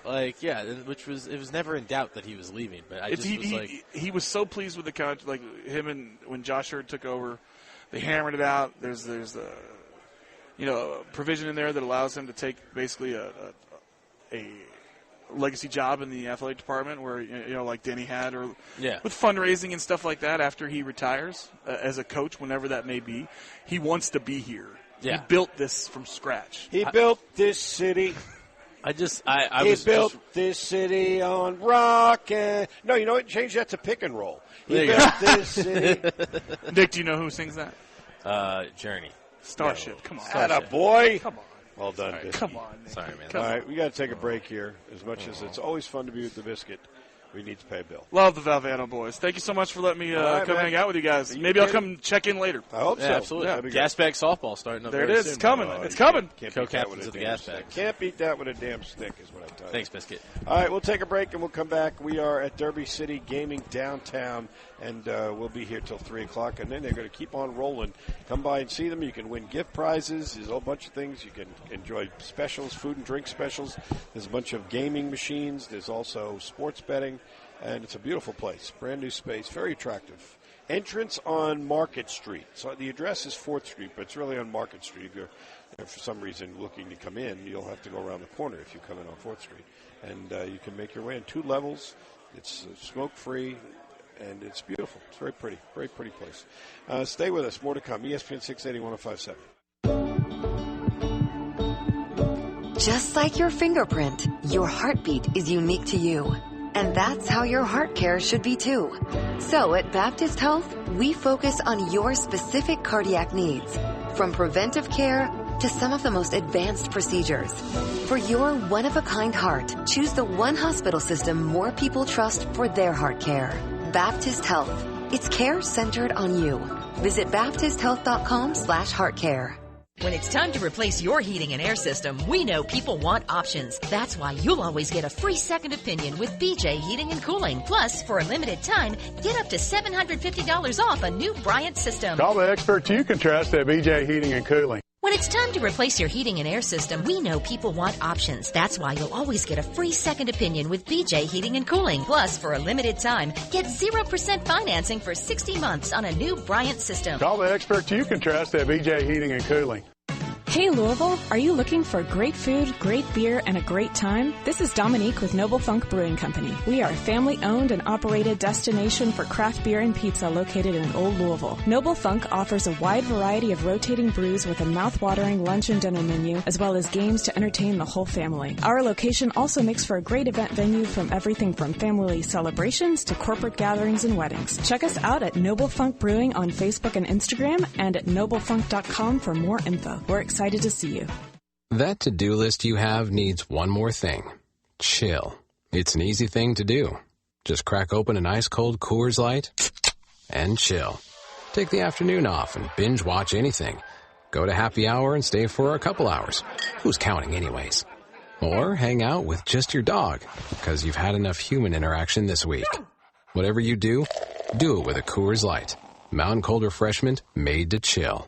2020 Coors Brewing Company, Golden, Colorado. Celebrate responsibly. Men, this is Jeff for Tri-State Men's Health. And you've heard me talk a lot about how treating low testosterone can improve your sleep, your workouts, your energy levels, and more. But today I want to talk to you about your sex drive, because low testosterone can have a significant impact on your desire for intimacy. It can even be a factor in erectile dysfunction. And if you're in a relationship or wanting to be in a relationship, a low sex drive could really be a problem. The good news is that if you're like most guys, treating your low testosterone could really change the way you feel about sex, giving you back the flame and desire that is so important when you love someone. So if you're feeling sluggish and tired, if you're not sleeping well, if your workouts aren't that great, and most of all, if your sex drive is more like a putt, make an appointment at Tri-State Men's Health and have your testosterone levels checked. Your initial visit is only $99 and includes blood work and a medical consult. And if you start on testosterone the day of your appointment, your visit is free. Call 800-900-9654 or go to tristatemenshealth.com. We have 5 offices across the tri-state area, including 2 new and convenient offices in Columbus.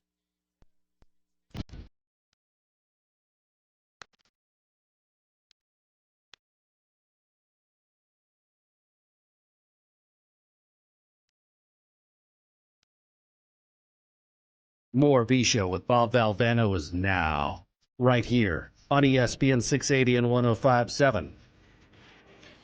All right, in our time left today, here's what we're going to do. We're going to tell you how we decided how the Final Fours or Elite Eights were put together. And we did it a bunch of different ways. Take the information for what it's worth and have fun with it. And then we are going to tell you about our friends at ESPN Bet, because they're the best. And then we're leaving. We're going to go enjoy the games. Yeah.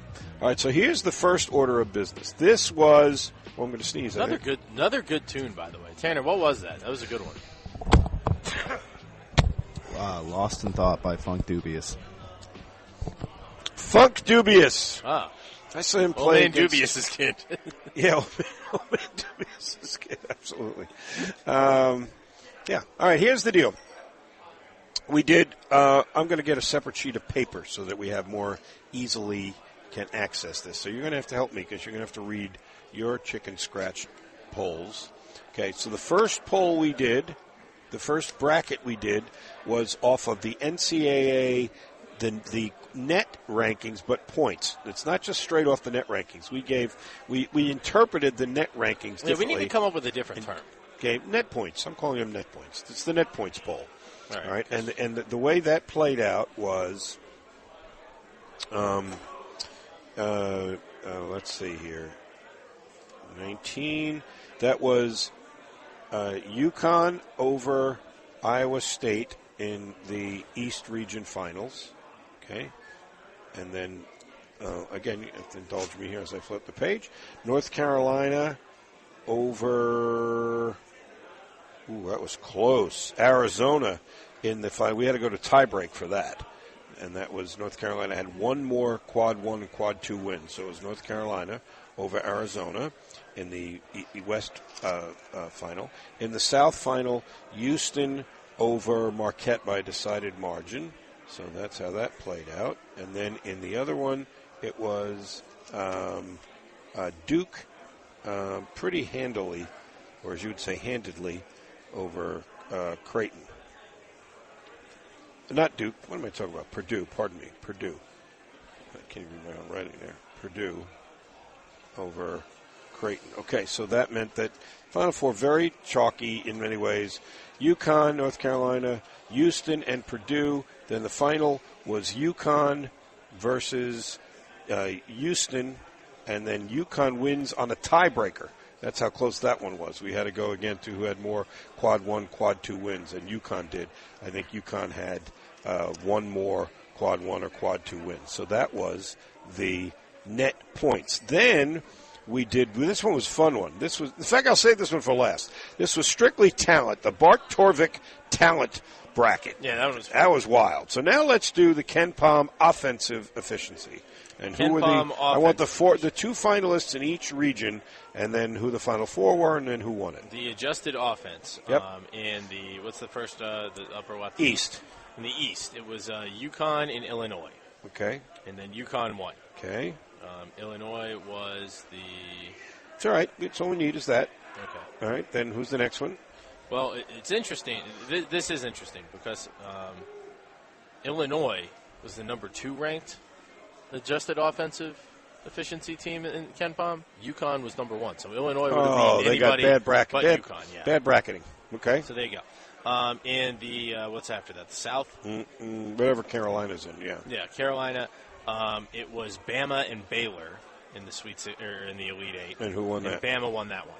So they go to the Final Four. So it's UConn and Bama. All right. Who's the other one? All right. In the South, it was Duke and UK. Okay. And UK won that one. All right. And then the last one? The last one was Purdue and Creighton. Okay. And Purdue won that one. Okay. So now you got UK and Purdue and UConn and Bama. Who wins that one? UConn beat Bama. Okay. Purdue beat UK. Okay. And UConn won the overall. So that's 2 now they've won. UConn has won 2 championships. Now the 2 ones that are funnest in my way of thinking, the adjusted defense. UConn won the Ken Pom. And then the talent. All right. UConn won the overall Ken Pom as well. Good. Cool. All right. So adjusted defense. Yep. In the East. Okay. We had Auburn and Iowa State. All right. Iowa State won that one. Iowa State because of the Final Four. Okay. Cyclones, the Fighting Cyclones. Then in the UNC, it was UNC in Arizona. Okay. UNC won that one. Okay. That was the South, and I think we were in the, I don't know what's next. Houston and Marquette. Okay. Houston won that one. Houston, Marquette. Houston wins that. All right. And then it was Tennessee and Kansas. Okay. In the last region, Tennessee won that one. All right. So now you got Houston versus Tennessee, and who wins that one? Houston. Okay. And then Iowa State and Carolina. Iowa State. Wow. So the championship game is Iowa State and Houston, and who wins that? Iowa State. How about that? Iowa State. How about that? Very impressive in our adjusted defensive matchup. Now we go to the Torvik talent. I have no idea how he comes up with these numbers, but it's strictly based on how he evaluates the talent for each team. And so this is how it played out, and it took me a while to get this one straight. UConn had to play in the final of their bracket, and the final So get this. Let's use the words that are designed to articulate what you're trying to say. UConn in the final of their region. There we go. They had to beat Illinois 62-57 in the talent poll. So UConn comes out of there. So UConn and Illinois, and UConn goes to the Final Four. In the other brackets, it gets a little funky here. We had Arizona had 80 points in talent. And North Carolina had 82. So North Carolina emerges out of that one. I think, yep, that's right. Okay, so now we've got, who did they play in the finals? Arizona, right? All right, so that's 2. Then we had, I don't know what this other number is I'm looking at here. San Diego State, Illinois, Iowa State. I'm not sure what numbers those were. Anyway, I digress. Here we go. Oh, I know what it was. I knew because I said there's one shocker, remember? Yeah. And it was let's do that one next. In the Midwest region, it was Oregon with 74. That's right. That's right. Out of the Midwest. Oregon makes the Final Four. They beat TCU in the finals. I think that's right. TCU had 64 talent points. Purdue had 61. Oregon had 74. That is the one that had people going, huh? Yeah, it sounded like a college football playoff. That was unbelievable. So we got it. So that makes Oregon is going to go to the Final Four over TCU. I'll believe that when I see it. So now Oregon's in the Final Four. UConn, UNC, and Arizona. And that was a close one. That one, UNC just nosed them out in a 82-80 talent poll thing. And then the other region turned out to be Houston had, no, that wasn't it. It was Duke. Duke had 89 points, and UK had 80. So Duke goes to the final. I don't think they would have played in the regional final. I don't have the bracket in front of me. Who would it have been? I don't know. Who? Duke in Duke's region. Duke in Kentucky's region. Who? Because because they were the 2 highest, that's not how it played out. Yeah, no, it would have been the 2 of them. All right, so Duke, UK. That's right, it was, and it's Duke. So now you got Duke and Oregon on one semifinal, and the winner there are the Dukies, UConn and UNC, and the winner on that side is UNC. So the national championship matchup is Duke and Carolina, and Duke wins it. So there you go. Wow. And in the overall Ken Pom. What did you say that one came out as? The overall Ken Pom. Just do the Final Four. Final Four was UConn and Arizona. UConn wins that. Okay. And then Houston and Purdue. Houston wins that. Yeah, that is so chalky. Yeah, and then UConn beats Houston. All right, so there we go. So UConn wins 3 of our 4 setups. Iowa State wins the adjusted defense. Duke wins the talent. This is like a beauty pageant, and Miss Congeniality. Yeah, right. So there you go. But UConn, except the thing that was alarming to me is in the talent number, they're not even close. Who? UConn. Oh, UConn. Yeah, they only had 62? 62. Yeah. All of the following, it's just lucky for them. Nobody else in the East had more than 57. But in terms of the overall talent evaluation, Carolina had more at 82. Michigan State had more at 76. Didn't UK have more? Arizona had more at 80. Houston had more at 66. Kentucky had more at 80. What would they have, 62? I mean, even teams like NC State had as many. NC State had 62. NC State has as much, quote, talent as Connecticut. I wonder how the hell he came out with that. Yeah. TCU, 64. Oregon, 74. So, I don't know, take that for what it's worth, but that talent number is either the great, we've never discovered the secret of evaluating this, or it is absolutely worthless. I don't know. We'll find out. Because by the other 3 criteria, we wound up doing 2, 3, 4, 5 different criteria. UConn wins 3 of them, and in one, they're not even among the top 15 teams probably in the country. So there you go. Interesting. Yeah. We'll see how it all plays out. Very, very fun to do, and I hope it's fun for you, although we're off to a wild, rousing start here. Not a big upset. 9 versus 8 is not even an upset. But really, it's not. But Michigan State took care of business in a big way in their first round matchup, as they made short work of Mississippi State, 69-51. Duquesne hanging on for dear life. Number 11 Duquesne has a 60-58 lead with 2 minutes to play in the game against BYU. Creighton nursing a 7-point lead over Akron with 17-18 to play in the game, 47-40. Arizona has just a 4-point lead on Long Beach State with a minute to go in the first half in that one. So close games there. The NIT has had really close games early, for what that's worth, and that was so great to see for all these people. The kids don't even want to play, though. You know what? The coach don't want to go, then the coach would have to go. And you don't want to watch it, don't watch it. But the kids that were playing their hearts out, and I was very, very impressed. Seton Hall beat St. Joe's in overtime, 75-72. Indiana State scored 101 points, beat SMU 101-92. Cincinnati beat San Francisco by a point, 73-72 in overtime. VCU beat Villanova by 9, 70-61. Close games, all very entertaining. Tuesday had close games as well. So very interesting stuff going on there. I'm going to take a sip because I'm about to start coughing like a maniac. I want to remind everybody, thank you for participating in our ESPN Louisville Bracket Challenge on ESPNLouisville.com.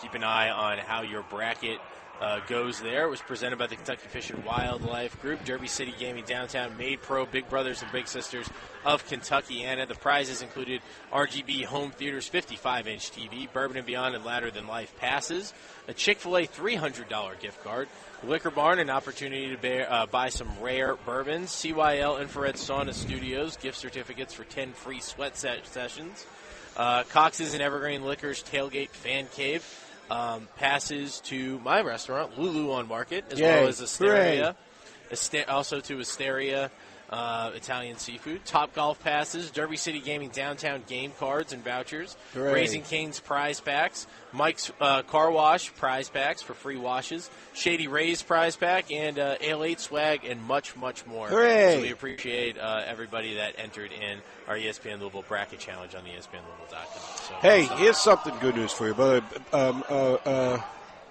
Everyone's upset. Everyone got upset. I don't know what happened. No. People were upset. And I don't think they're mad at Ali LaForce, who's recording right now on one of the TVs. Tulio, see if you can tape this, please, because Chad Boger, our boss, says we could tape it and then air it as a spot. Did you know that? Oh, how about that? Yeah. You can tape these and then add to the break, too. How about that? And what I'm here to tell you about, ESPN Bet. Now live in Kentucky. It's the official sports book of ESPN. ESPN Bet, the only place to find daily exclusives and offers with your favorite ESPN personalities and shows. Sign up today. New users get $100 in bonus bets for making any sportsbook bet. You can find all your favorite markets and bets like in-game wagering, cross-sport parlays, teasers, and all the props you can handle. I love the cross-sport parlays. I'll make a parlay bet. It's got a hockey game in it, a college basketball game, an NFL, an NBA game. I love that. And so easy to navigate through the ESPN Bet app. All the props you can handle, ESPN Bet. Download it today. What a play. Must be 21 or older. Gambling problem, call 1-800-GAMBLER. Terms and conditions apply. See app for details. Are we on one more break, or we're going right to the finish line here, Tulio? What do you got? What do you got? We got to the finish line, so you're good. You got beautiful. 8 more minutes. Oh, fantastic. I got nothing. I mean, I'm kind of, I got nothing. Tapped out too. Trying to think of some stuff to talk about. Oh, my God. How did we forget this? What did we forget? Caleb Williams worked out yesterday. Oh, my God. Yes, he did. He was throwing and running, perspiring. Oh, my goodness. Are we allowed to take the last part of the game? We should go to this damn thing. Duquesne and BYU. We might have our first noteworthy upset here. According to the defensive overall Ken Palm rankings for adjusted defensive efficiency, see that? Duquesne made it to the second weekend. They made it to the Sweet 16. They're 63-60 up on the BYU Cougars right now. Biscuit had them, too, for what it's worth. BYU is in a timeout. I just found out the Duquesne coach is LeBron's high school coach. And Keith Dambrot. Oh, yeah. And then the associate head coach is Drew Joyce or Drew Smith III, who's the point guard for LeBron during high school. So fun fact. I didn't know that, but I knew Dambrot's a really good coach. He had some really good teams at, I want to say Akron. I think he was at Akron. Yeah, you're right. It was Akron. And he's He's very well regarded, extremely well. Nobody wins at Duquesne. He's the only guy who's won at Duquesne in like the last 20 years. Yeah, no, I think I just saw it's their first tournament appearance since like 77 or like 74. Yeah. 1877. No, I made that up. But that's where we are right now. Let's see. BYU has the ball, 44 seconds. We're starting to play that timeout game. BYU took timeout with 44 seconds. And now Duquesne just took a timeout. I don't know if they took it because they couldn't get the ball in or they just, were taking a timeout because they saw how the other team lined up and they wanted to address it. But we'll keep you posted there. 44 seconds to go, 63-60. Duquesne leads BYU, the 11 seed over the 6. Number 3, Creighton, has an 8-point lead over Akron with just under the 16-minute timeout in the second half. Arizona, we're closing in on halftime. Long Beach State giving them all they want. Arizona leads at 41-35. They have 13 seconds to play in the first half. Carolina and Wagner are just underway, and Carolina has scored the first 6 points of the game. They lead at 6-0. If you're just joining us, or even if you're not just joining us, it's not an if-then statement. Mississippi State went down to Michigan State earlier, 69-51 in the first game that was in the books in the tournament. So there you go. Oh, my God. This jackass is going to try and take credit for it. Who? The Long Beach State athletic director. What an absolute jackass. Oh, wow. This is a good way to end the show. What do we got? Oh, my God. I got to do a tweet and just absolutely jack this guy up. Long Beach State's athletic director said the timing of his decision to fire Coach Dan Munson was done with the hope it might trigger the exact run that led the team on its unexpected trip to the NCAA tournament. My belief and hope is that by doing what I did and the timing of it, they would play inspired. And that's what they did, Bobby Smitherin told the Associated Press. I'm not trying to pat myself on the back. Yes, you are. You didn't fire him for any reason other than you were pissed off. You haven't been in a tournament in 10 years, and you fired him. Oh, my God. Smitherin said too much has been made of the notion that Munson was fired. I don't buy into that narrative. This guy's a complete – these are the people running our college programs. He's a complete lunatic. I mean, he's bona fide lunatic. Okay, so let's take a step back. I don't buy into that narrative. I think this is really getting lost on people. We agreed that a change in leadership was necessary. You know why you agreed on that? Because you notified him if he showed up for work the next day, there was going to be another guy in his chair. That's why. So then he said, well, geez, if I come in, it's going to get awful crowded in there, so I agree with you. I probably should stay home that day. This was something Coach Munson brought to me. Oh, yeah. Hey, Bleeps, have you seen this story? This is the jackassiest story of the day. The athletic director at Long Beach State is taking credit for. Yeah, no, it was great. It was calculated. What did he say? Oh, it was like George Costanza when he went into he wasn't fired. That's the greatest thing. Munson was hilarious. Well, Munson's a good guy. I'm not surprised. I feel like George Costanza answered. I was fired. I just keep showing up. Here it is. Here it is. Here's that sound. We can play it for you. It's right here. We're going to have to sit through a commercial first, but we'll find it 15 seconds, and then I'll have it. And what a dimwad. What an absolute dimwad. Coach Munson brought it to me. Yeah, no question. The guy said, could you fire me? I don't really want to, but... You know what? I'm just tired of being gainfully employed. I don't have to answer anything I don't want to. I'm working free today. So, it's like you guys see the Seinfeld when George Costanza was trying to get fired and couldn't lose his job and still going to work every day, and that's me. I'm a Seinfeld episode going on right now in real life. Been kind of Twilight Zone-y for you, or are you know? Absolutely, it's been I keep saying it's worth every job I've ever had to have the experiences I've had this week with my players, with my family, with my spiritually everything. It's just been I keep using the word surreal. Twilight Zone might be part true. It's been awesome. I mean, the Monday of the decision, was the hardest thing professionally. You go through. I guess, top two because I went through it in Minnesota also, but professionally is different than your your rest of your life. And I think separating them is hard sometimes. But then to go to the locker room and tell the players, it was super, super hard, obviously. But to see their reactions, as a parent or as a coach, you're always disciplining your kids. You're always holding them accountable. You're pushing them. And you don't really know, how they're taking it until they tell you they love you or they show you. And those guys showed me they loved me that day. And I'll never forget it. I mean, that was just all you need. And, I've reflected this week that I don't have a job, but I don't need one. I've got everything I got with my family, with my players, with my friends. It's been a life-changing week, and in a good way. And next week I got a car payment, house payment, and I don't know how it's going to do it, but don't really care. That's great perspective. What a dimwad, the athletic director is taking credit. Yeah, I hope it was going to inspire. This is how college administrators are. They talk down to everybody. They really do. They think the whole viewing public are brainless idiots, and they can say anything. They especially the football mindset for years, telling you ridiculous crap that made no sense to anybody and expecting you to nod your head and just say, oh, yeah, in perfect sense.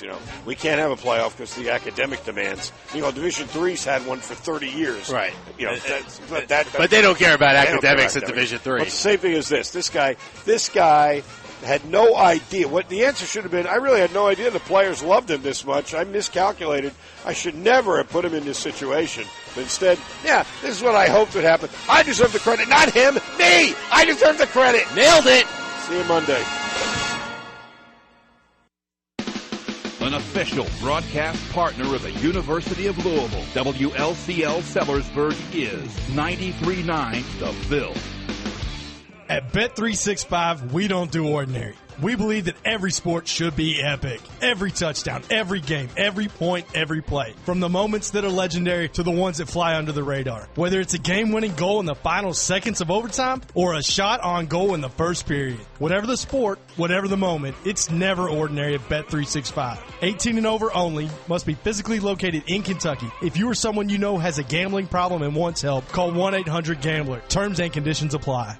What's wrong? I caught my wife in a lie. That's bad. We're fishing, right? Yeah. She catches a catfish, 4-pounder, claims it was a 7, snaps a picture, sends it to all her friends. And they bought it? Yeah, people believe her. You taught her well. Indeed I did. Your Kentucky Department of Fish and Wildlife reminds you, fishing's not about math, it's about fun. And fudging a little if you need to. Kentucky Fishing. Be honest. It'll make a liar out of you. Men, this is Jeff for Tri-State Men's Health. And though I generally talk about medicine and effective treatments for erectile dysfunction and other men's sexual health issues, today I want to talk about love. Because love is the best reason to get treated for your ED. You see, ED can cause major relationship issues. In fact, men often push their partners away when ED becomes a problem. The condition can cause depression, arguments, breakups, and even contribute to divorce. But the good news is that if you're like most men suffering with ED, you can be successfully treated at Tri-State Men's Health and put a stop to the relationship stresses that ED can cause. I say this with all confidence because we have treatments that are effective in well over 90% of cases. Truly, it's likely you'll find you're performing like you haven't in years. So make an appointment and get the love back in your life. Your initial visit is just $99 and includes blood work, a medical consult, and if medically advised, a test dose. And if that test dose doesn't work in the office, your visit is free. Call 800-900-9654 or go to tristatemenshealth.com. We have 5 offices across the tri-state area, including 2 new and convenient offices in Columbus.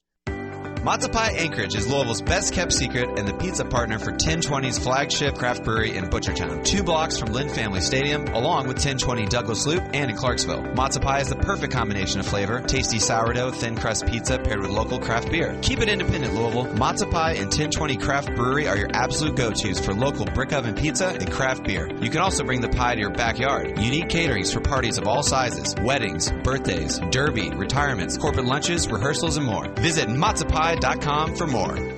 People who come to Cricket stay with Cricket, just like our customer Jaron. I'm the singer and guitarist in a band, and I use my Cricket phone for everything. It's basically like another band member. Don't miss a single beat. Switch today and get a free Samsung Galaxy A14 5G. Smile, you're on Cricket. Real customer paid for testimonial. Must bring your number to Cricket on up to a $60 a month voice plan depending on device. Select models only while supplies last. First month service charge and tax due at sale. Cricket 5G requires a compatible device and is not available everywhere. Fees, terms, and restrictions apply. See store for details. I'm on to him, Kate. If he says 10, he's lying. You poor thing. It's mostly about fishing. He caught 10 fish in 10 minutes, or it weighed 10 pounds, like right. Well, what about when he says you're a perfect 10?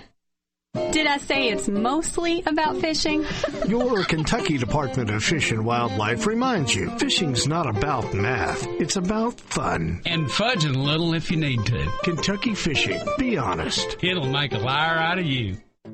Spring Street Bar and Grill, open daily 11 a.m. to 4 a.m. with food served until 2 a.m. Join them for Monday Night Trivia at 7 p.m. with cash prizes for the top 3 teams. Daily lunch special, 5 and fry. 5 chicken wings and a side of fries for just $10. Monday through Friday, 11 to 4. Also, $10 wing specials for football Mondays and all-day Thursdays. 10 of Spring Street's famous wings for only $10. Spring Street Bar and Grill. Come early, stay late. Hey, it's Mark Blankenbaker for the Bath Authority. If your bath or shower is old, outdated, has mold and mildew, or broken tiles, you gotta call my friends over at the Bath Authority. Their modern, durable tubs and showers are designed with an exclusive high-tech polymer liner. What that means to you is it'll be low maintenance, resistant to mold and mildew, easy to clean, and will last for decades. Call today, 502-822-5764, and get $1,000 off a new shower or bath, plus 36 months of interest-free financing. Elevate your bathroom to a new level of luxury, style, and safety. TheBathAuthority.com. A better bath awaits. Men, this is Jeff for Tri-State Men's Health. And you've heard me talk a lot about how treating low testosterone can improve your sleep, your workouts, your energy levels, and more. But today I want to talk to you about your sex drive, because low testosterone can have a significant impact on your desire for intimacy. It can even be a factor in erectile dysfunction. And if you're in a relationship or wanting to be in a relationship, a low sex drive could really be a problem. The good news is that if you're like most guys, treating your low testosterone could really change the way you feel about sex, giving you back the flame and desire that is so important when you love someone. So if you're feeling sluggish and tired, if you're not sleeping well, if your workouts aren't that great, and most of all, if your sex drive is more like a putt, make an appointment at Tri-State Men's Health and have your testosterone levels checked. Your initial visit is only $99 and includes blood work and a medical consult. And if you start on testosterone the day of your appointment, your visit is free. Call 800-900-9654 or go to tristatemenshealth.com. We have 5 offices across the tri-state area, including 2 new and convenient offices in Columbus. Yeah, it's that good. Fairnose Pizza. Good taste, happy face, your place, my place. What's gonna make you happy? It's the sign I see on your face. It's that good. Yes, it is, and we deliver it. Oh, oh, oh. Taste is fun. Yes, it is. We guarantee it. Yeah, it's that good. Fairnose Pizza. Yeah, it's that good. Twin Peaks is the best in the game. Here, you're in the red zone for every college rivalry and divisional matchup all season long. On game day, you never have to decide which teams to watch. Only what combination of bites, burgers, wings, and more to order. Plus, where else are your favorite draft beers always poured at a frozen 29 degrees? Only at Twin Peaks, the #1 sports bar. Stick around after the sun sets. Twin Peaks is open really late. Wind down with bourbon and late night bites. Only at Twin Peaks. This is Jessica Hart. And Rick Hart with MaidPro. MaidPro is Louisville's premier professional cleaning service, servicing homes and businesses for more than 21 years. Our trained and trusted professionals are here to service your home with knowledge and care. With our 49-point checklist, MaidPro cleans deeper and takes the worry and stress out of maintaining the cleanliness of your home. We know you will be happier with the results when you hire MaidPro. Visit maidpro.com now and schedule your free estimate today. The U of L Health orthopedic experts get you back in the game of life faster. We lead the state in robotic surgical procedures that minimize pain and recovery time. Our high-level care and customized surgeries treat everything from shoulders to toes, including spines. And as the official health provider for U of L athletics, we give that same VIP care to every patient. That's the power of you. Visit uoflhealth.org. At Preston Green, we want to help create your dream backyard. Preston Green wants to assist and help build your outdoor entertainment spaces for design-savvy homeowners. Enjoy lounging outdoors while watching the big game. Add a bar, pond, outdoor kitchen, grill, fireplace, and Preston Green can build net zero energy green homes and swimming pools. From design to completion, Preston Green's expert team can do it all. In business since 1978. Get your free quote today. Create your dreams with Preston Green. PrestonGreen.net. Did you know LMPD posts photos of thieves caught on camera? Problem is, half the time, you can't even make out the face. What about your cameras? If someone broke into your business? Here at Sonatrol, the #1 rated security company in Kentucky, we sell high-resolution cameras with great lenses. Even at night, our outdoor cameras record in color. If you have old, grainy analog cameras, or black and white footage, or don't have a camera system at all, give us a call, 502-966-8999. Make your New Year resolution new camera resolutions.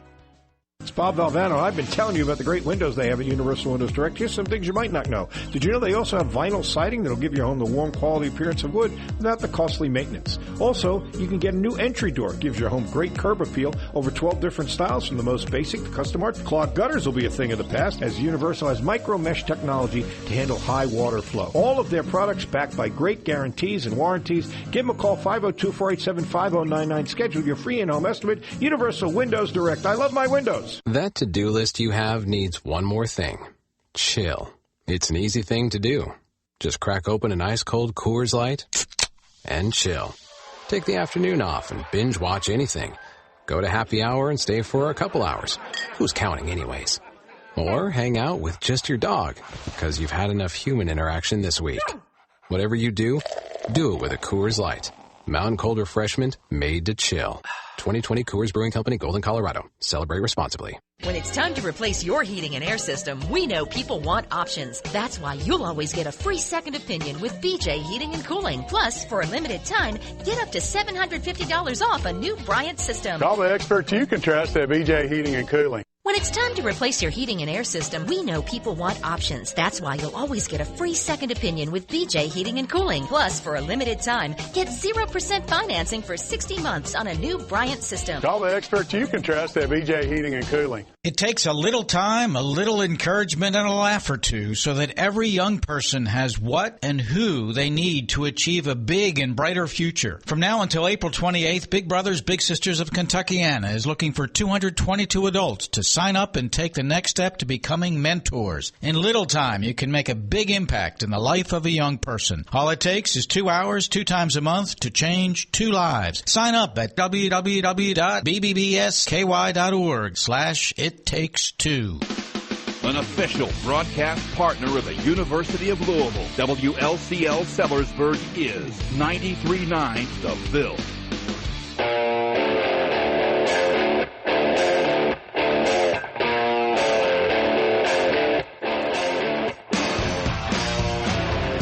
Time now for The Drive with Mark Ennis, presented by Fitness Market on 93.9 The Ville. Fitness Market is Louisville's premier location for home and commercial fitness equipment and electric bikes. Find them online at thefitnessmarket.com. Now here's Mark Ennis and Mark Lieberman.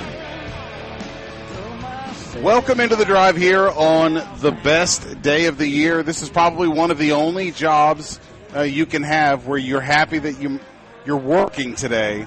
And even us, it's only moderately happy to be working today. But you are working today on the best 2 days of the sports calendar.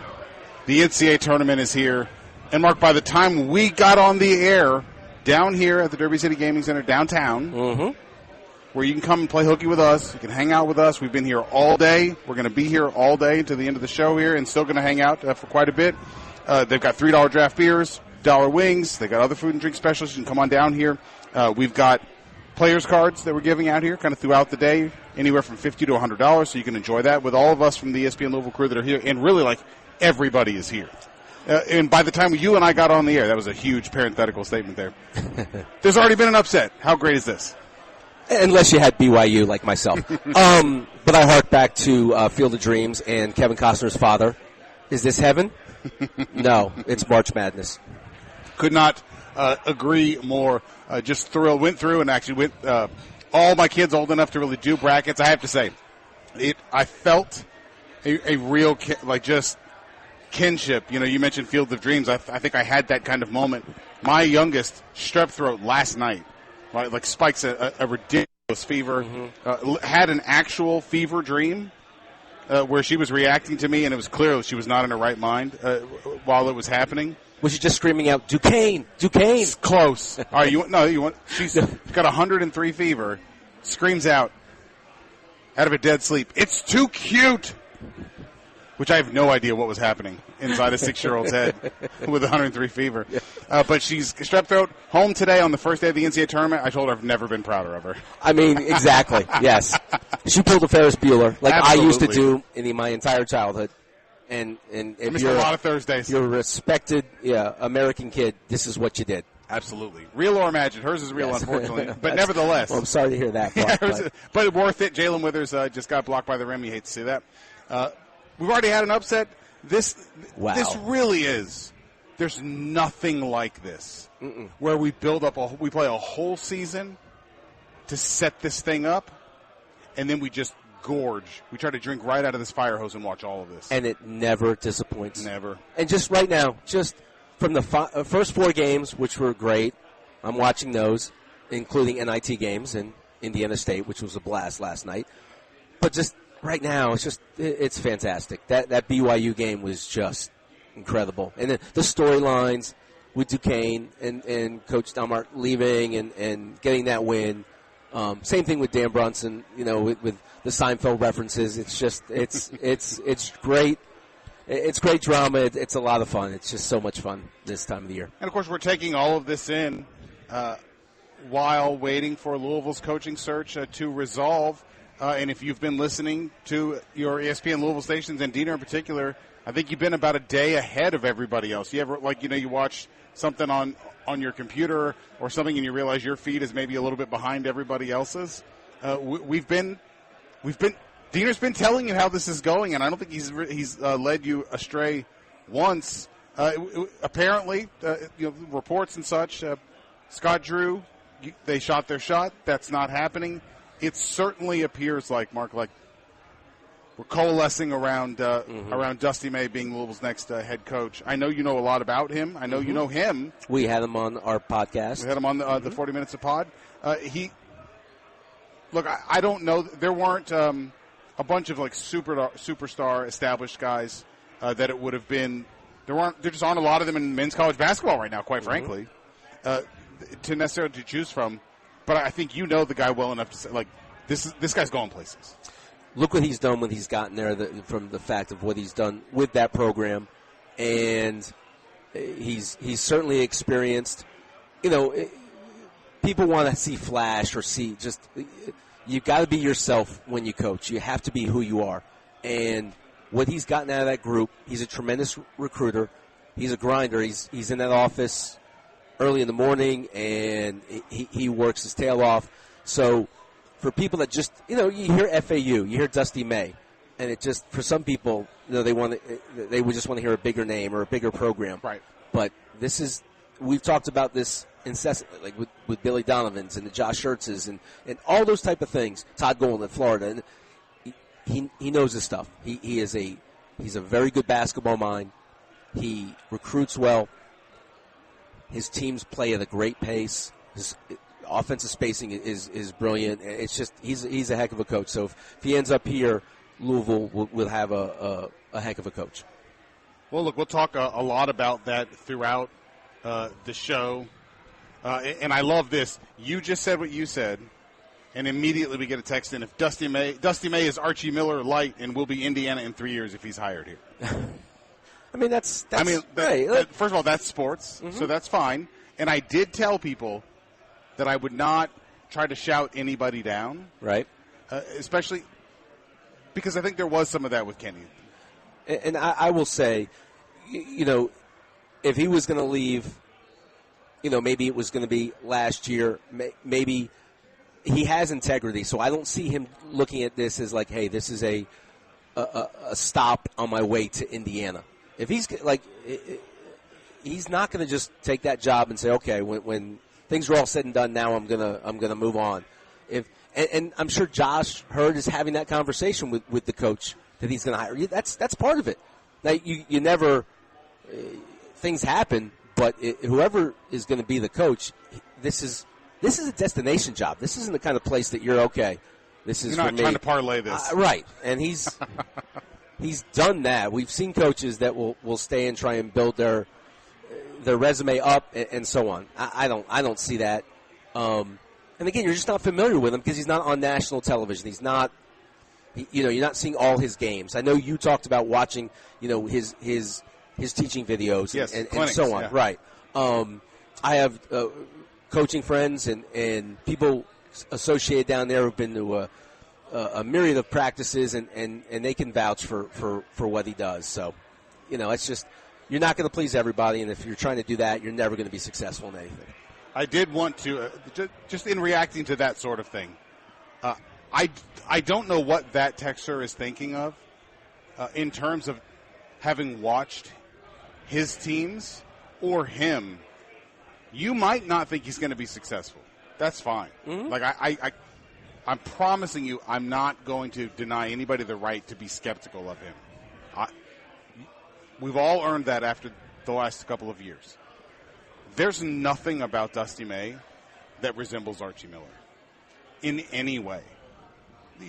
Team style of play, personal demeanor, personal appearance. Like there's nothing about you might just at least if you're going to make that bold kind of prediction, pick somebody else that you're saying that's who he's going to be, because there's nothing about him that resembles Archie Miller at all. Right. How are you going to – it's maybe the first name that's coming up for somebody because of what happened in Indiana and so on. If you don't know his career and you don't look at what he's done, there's not a lot of comparisons. And you're right, even just from a demeanor standpoint. He's not a screamer and a yeller. He's a guy, and if you want to even just say Mark Few-esque, and I'm not I'm not comparing him, but my point is that the way he handles himself is a lot different. And what he's done, I live down there, Mark. I know what FAU. I coached at FIU when we were in the same league. I know how hard it is to sustain something there. And he didn't have all the NIL, and they've now put that in, salary, all that kind of stuff after last year. But incrementally, his team was getting better and better and better. So for people to understand how hard it is to build a program at FAU, I mean, people understand Boca and so on, but it's so hard to do that. So for me, it's apples and oranges.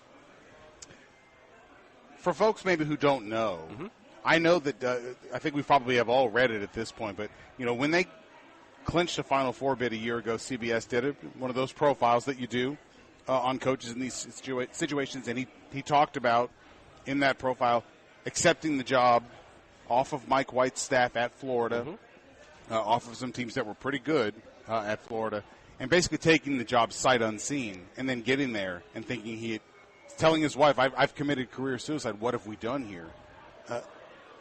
Because of what he was working with in terms of like the mechanics, like the facilities and that sort of thing at FAU. What are we talking about here? Like, how bad is it? How bad was it? It was similar to what we did when we got to FIU. A week into when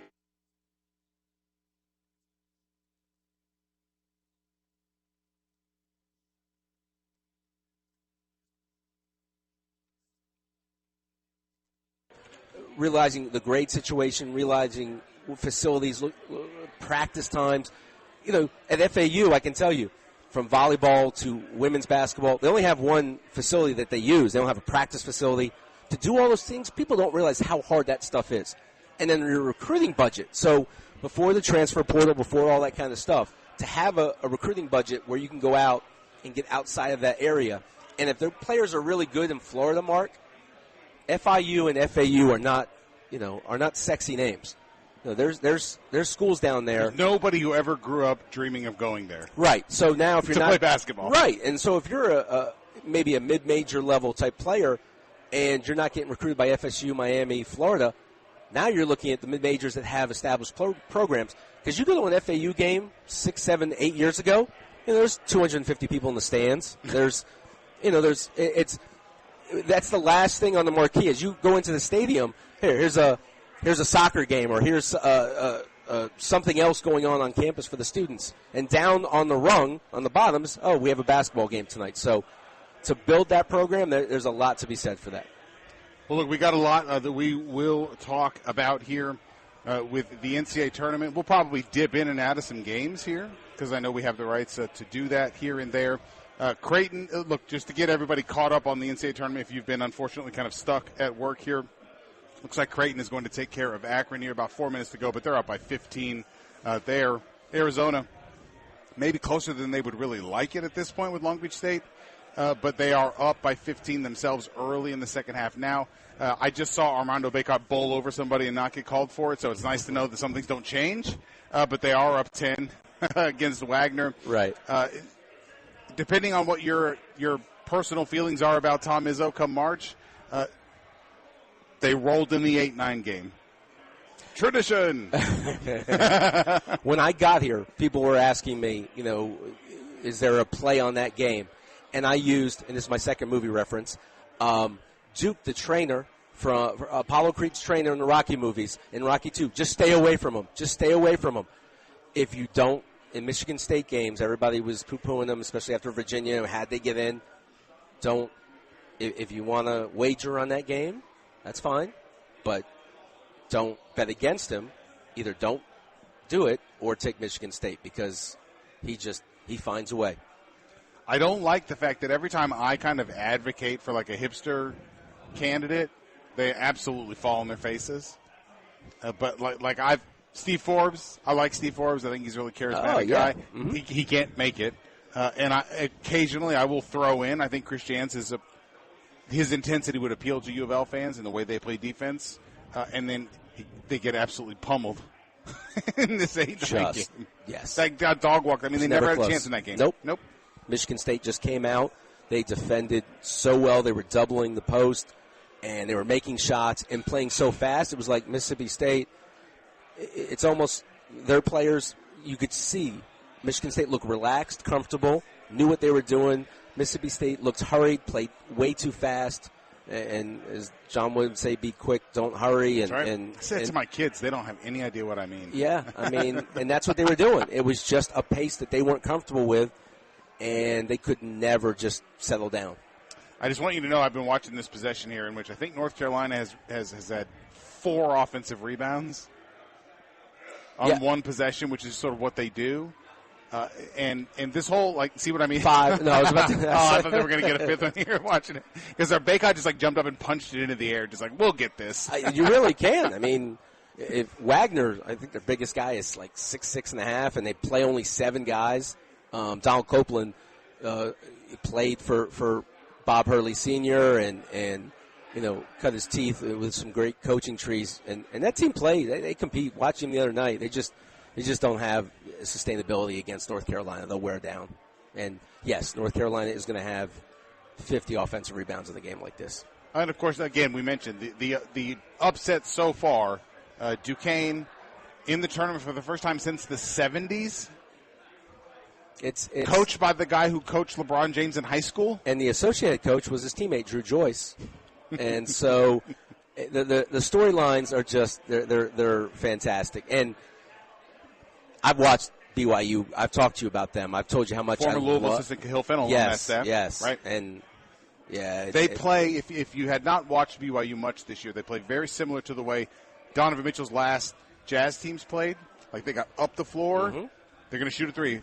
Transition threes, super comfortable with it. Some 5-out sets, a lot. And Duquesne just tore them up. Yeah. Shoot them up inside. Duquesne was guarding, man. It's just – and BYU was really, really, really good at home. And you just come out, and sometimes in those venues, and you play an early start too. People don't understand that as well. You're playing an early game. You've played maybe 4 or 5 Saturday games, and for the most part, your whole schedule is out of whack, and for a jump shooting team, it changes things because you're not used to just shooting those game-like shots in that time frame, and it really does affect you. And so some teams, I know we did it. If depending on what time you play, you're going to have that week. You're going to practice early, but You're going to practice when you go. Exactly. You're going to try and simulate everything you can, but they had so many opportunities. They just did not. I mean, down late, easy jump shot, missed it, and Duquesne just made the plays. But Armando Bacot already has a double-double. Does he really? In this game. Just leave already, please. Look, there's so many things about the NCAA tournament that are unique to it among all sporting events that we love as fans, and that I'm praying. I don't honestly. Blakey Baker and Diener this morning were kind of having some fun at my expense talking about various the political leanings of various coaching candidates and such. Mm-hmm. I've said this, and I'm going to say it again. If Bruce Pearl wants to retweet Alex Jones at 2 o'clock in the morning, I don't care. If he's going to bring winning basketball here, we all are aching, Mark, around here. And this is what I hope Dusty or whoever else it is that is going to end up being the head coach here understands. Like, we want the experience of the arena rooting against us, which is one of those unique things that happens, in these pods where everyone roots against the highest rated team, the highest seeded team. Yes. There. As soon as you get that feel, like all of a sudden Duquesne's in that game, and what happens in that arena? Every other fan base. Yes, that's exactly right. It's amazing. And Louisville was all, one sliver of it, but more times than not, Louisville was the team rooted against. Yes, good. I think people miss that. The experience of here's a team. These guys think they're good. Would you like to experience good basketball now? Yeah, that's that was. I have to say of the Rick Pitino time here. One of the things I enjoyed the most was the experience of watching a team like, oh God, we thought we were good. Yeah, the players, they embrace that, and I can just tell you they love that part of it. They love walking in as the villain and on the road, and that was a mantra for all those teams and every team that I've been associated with, and winning on the road or winning in that environment, and then winning the crowd over, Mark, that's a huge part of it too, by how well you're playing. Like Rocky. That's it. Yeah. Great. Okay. You've one up me now on the references. Yeah. So that's a part of it, and then you can almost, man. We got to step your game up. Yeah, you win fans over because the style of play, and they see you playing fast and getting down the floor and defending.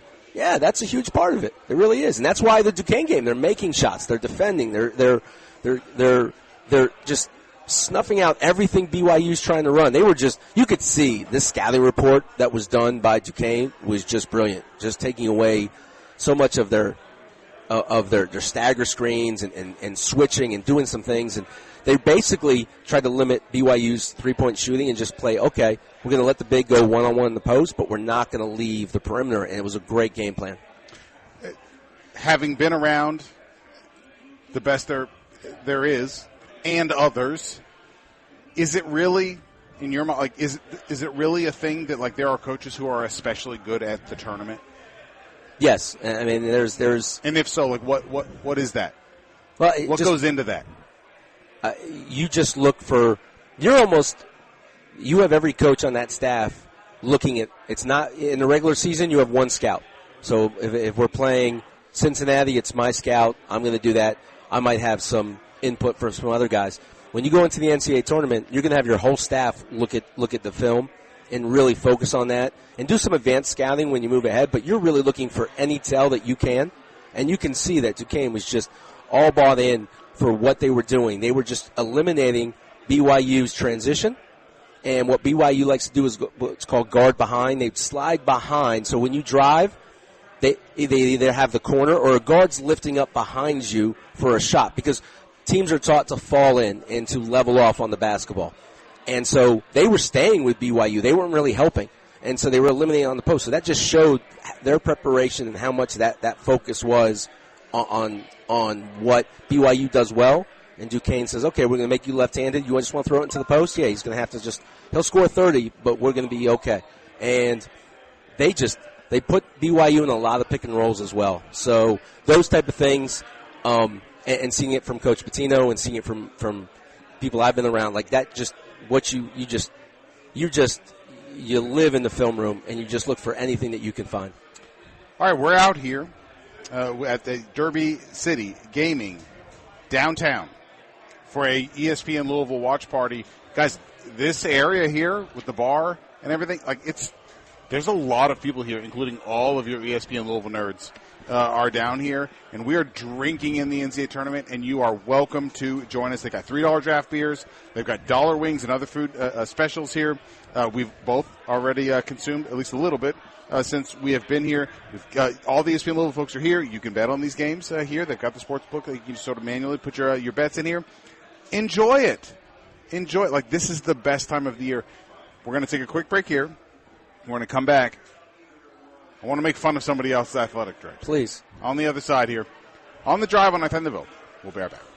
No one does happy hour like Twin Peaks. Whatever your preference, we have everything from tequila cocktails in an extensive bourbon category to top shelf spirits and cocktails served over ice balls. And don't forget about our 29-degree drafts. Twin Peaks. Eats. Drink. Scenic views. Men, this is Jeff for Tri-State Men's Health. And you've heard me talk a lot about how treating low testosterone can improve your sleep, your workouts, your energy levels, and more. But today I want to talk to you about your sex drive, because low testosterone can have a significant impact on your desire for intimacy. It can even be a factor in erectile dysfunction. And if you're in a relationship or wanting to be in a relationship, a low sex drive could really be a problem. The good news is that if you're like most guys, treating your low testosterone could really change the way you feel about sex, giving you back the flame and desire that is so important when you love someone. So if you're feeling sluggish and tired, if you're not sleeping well, if your workouts aren't that great, and most of all, if your sex drive is more like a putt, make an appointment at Tri-State Men's Health and have your testosterone levels checked. Your initial visit is only $99 and includes blood work and a medical consult. And if you start on testosterone the day of your appointment,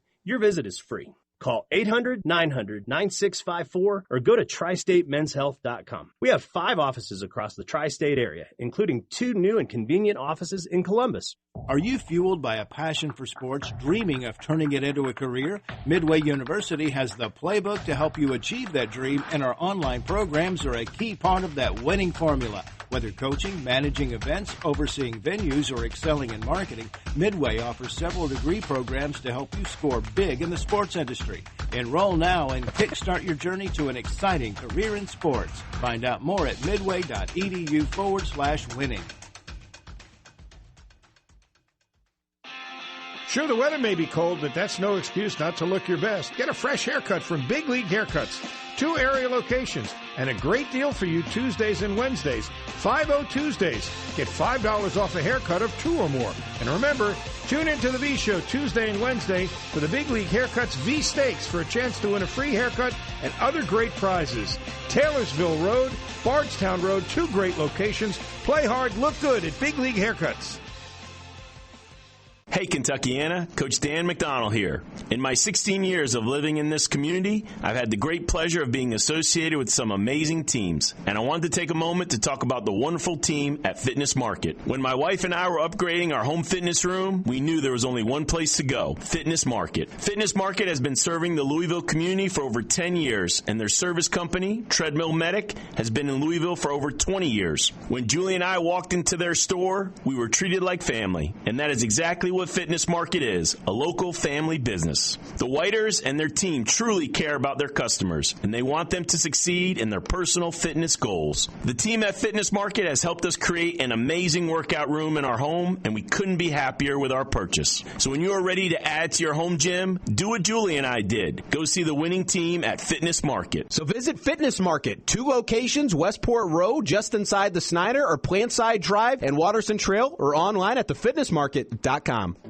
Spring Street Bar and Grill, open daily 11 a.m. to 4 a.m. with food served until 2 a.m. Join them for Monday Night Trivia at 7 p.m. with cash prizes for the top 3 teams. Daily lunch special, 5 and fry. 5 chicken wings and a side of fries for just $10. Monday through Friday, 11 to 4. Also, $10 wing specials for football Mondays and all-day Thursdays. 10 of Spring Street's famous wings for only $10. Spring Street Bar and Grill. Come early, stay late. Did you know LMPD posts photos of thieves caught on camera? Problem is, half the time, you can't even make out the face. What about your cameras? If someone broke into your business?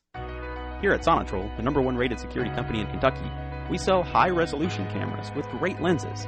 Even at night, our outdoor cameras record in color. If you have old, grainy analog cameras, or black and white footage, or don't have a camera system at all, give us a call, 502-966-8999. Make your New Year resolution new camera resolutions. Yeah, it's that good. Fair Nose Pizza.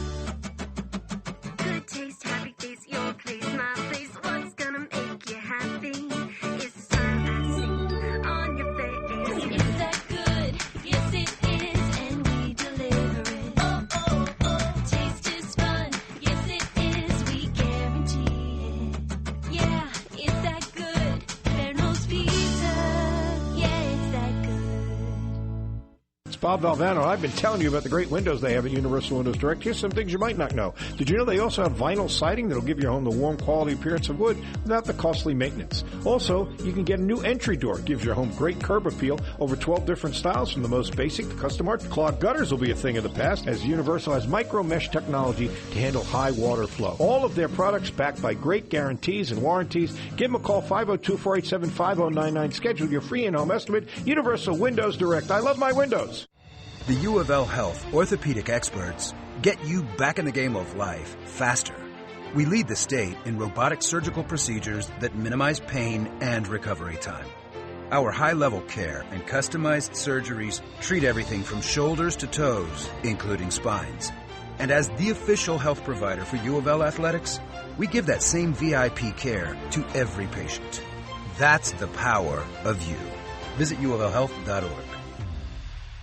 When it's time to replace your heating and air system, we know people want options. That's why you'll always get a free second opinion with BJ Heating and Cooling. Plus, for a limited time, get up to $750 off a new Bryant system. Call the experts you can trust at BJ Heating and Cooling. When it's time to replace your heating and air system, we know people want options. That's why you'll always get a free second opinion with BJ Heating and Cooling. Plus, for a limited time, get 0% financing for 60 months on a new Bryant system. Call the experts you can trust at BJ Heating and Cooling. Twin Peaks is the best in the game. Here, you're in the red zone for every college rivalry and divisional matchup all season long. On game day, you never have to decide which teams to watch, only what combination of bites, burgers, wings, and more to order. Plus, where else are your favorite draft beers always poured at a frozen 29 degrees? Only at Twin Peaks, the #1 sports bar. Stick around after the sun sets. Twin Peaks is open really late. Wind down with bourbon and late night bites. Only at Twin Peaks.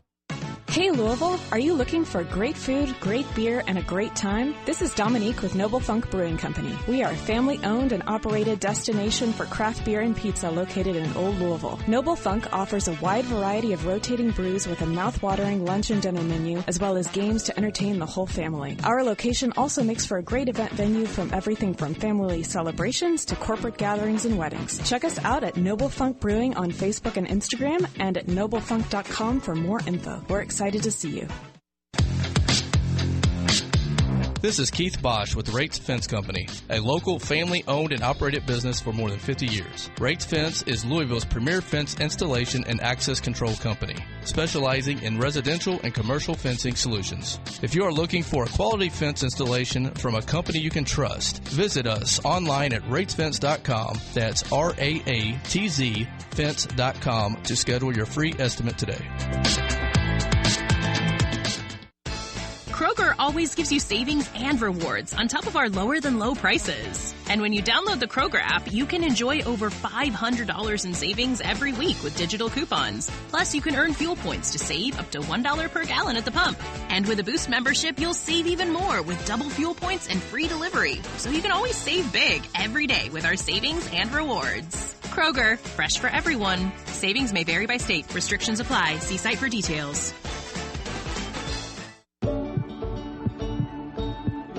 Just like your fingerprint, your heartbeat is unique to you. And that's how your heart care should be too. So at Baptist Health, we focus on your specific cardiac needs, from preventive care to some of the most advanced procedures.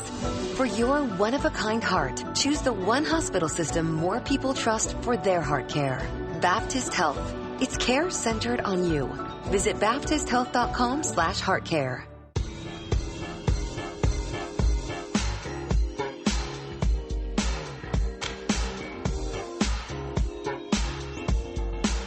You're listening to The Drive, presented by Fitness Market, right here on 93.9 The Ville. Now, here's Mark Ennis and Mark Lieberman. Welcome back into The Drive here on 93.9 The Ville. Mark Ennis, Mark Lieberman out here at Derby City Gaming, downtown 140 South 4th Street, 140 South 4th Street, just a little bit south of, what am I? I'm losing my mind. The hotel, the hotel, Galt House? The Galt. Golly, what? I'm so distracted by basketball. Listen, I lost Galt House. Yeah, we have Moorhead stayed up 4. It's early, but they defend very well, and they're just pace of play is huge in these games, and those mixing styles and no matter what, you just don't have a feel for these games. And when you go into them until that game starts. That's why you see a lot of these teams sticking around early on in the first half, even though they're overmatched physically and player-wise, because it's an adjustment, understanding what they do. All right, back to you. We got a ton that we're going to get into here, but we'll go ahead and open up the phones. 8150, 93.9, keeping everybody kind of up to date here. Arizona finally, I think they played around with Long Beach State for a while, but now pulling away. Now they are up 20 about midway through the second half in that one. North Carolina up at the half as well. I wanted to, since we mentioned Long Beach State, and Arizona, I think, finally kind of pulling away from them. It was funny this week, the degree to which their head coach, Dan Monson, was a good sport about the fact that he got fired before the conference tournament. Yes. Culminating yesterday in him doing the press conference saying, I'm not going to answer anything I don't want to because I'm working for free today. Basically, I've already been paid. I'm done. And the Seinfeld reference. Go ahead. Tell people. I mean, he referenced George Costanza, the episode where George got fired, but just said, you know what, I'm going to show up the next day and just pretend like... Penske file. The Penske. I'm not sure it was the Penske file. It was a different... That might have been different. Yes, because that's when he got let go originally by his boss. When you might be right. Yeah, and just showed up and was sitting down in the meeting, and eventually was addressed by the boss. And I guess that was a true story that Larry David talked about that happened to him. And he referenced anyway the fact that he's just showing up every day, and he's like, that was one of my favorite shows, and basically I'm George Costanza. So great stuff. Great stuff. So look, it was obviously it was a unforeseen run by Long Beach State to win their conference tournament. They end up making the NCAA tournament. Their athletic director was asked about, his name is Bobby Smitherin, which sounds a lot like Slytherin, not going to lie to you. It's But they asked him about that, and here's, according to an AP article, he says, my belief and hope is that by doing what I did, firing the coach before the conference tournament, and the timing of it, they would play inspired. And that's what they did. I'm not trying to pat myself on the back, but it worked. Hindsight, unreal. Are you kidding me? That... If I was the university president there, I'd be like, you're fine. I'm making Dan Munson the AD and relieving you of your duties. Can you believe you would say something along those lines? I mean, honestly, like that, come on, man. What's the worst about that? If he actually believes that, or that he thinks we'll believe that. Yeah, like, we're not believing it. I don't know if he was appeasing his ego, or he was under some pressure from people around there, and he needed. But that's almost, the tone deafness on that comment is unreal. And that's just, and Dan Munson in the business, he's been there, 17, 18 years, former Minnesota coach, former Gonzaga coach. He's, look, if you want to let him go. On the West Coast. Yeah. If you that level of basketball. Yeah, and their teams have always been competitive, the style of play, what have you. But just come on, man. How do you say something along those lines? That's disrespectful to the team as well. And, I wish they had pulled a major league and just kept winning. And they had a picture of him in the locker room and were just throwing, darts at him after every game. But unfortunately, the clock is going to run out as they're down 17 with 8.5 to go. And I just wanted to mention, like, in just Google image searching him, he looks like a guy who would say these things. He unequivocally looks like a guy that would say those things. As you show me the pictures of it, yes. He just looks like a full of crap tryhard. I mean, like that? When I saw that, I mean, come on, man. Well, I think the doubly annoying part about expecting anyone to believe that is that we all are not stupid. We know how this business works. If anything, Mark, we know you fire the coach before the conference tournament for just the opposite reason. Mm-hmm. Everyone fires their coach before the conference tournament so that they don't save themselves. Patrick Ewing ruined it for everybody. Josh Pastner ruined it for everybody. If you're a coach that's on the margins, the ADs are going to can you before you can save yourself. For this guy to stand up with a straight face and to be like, it was motivational, and it worked. Get the hell out of here.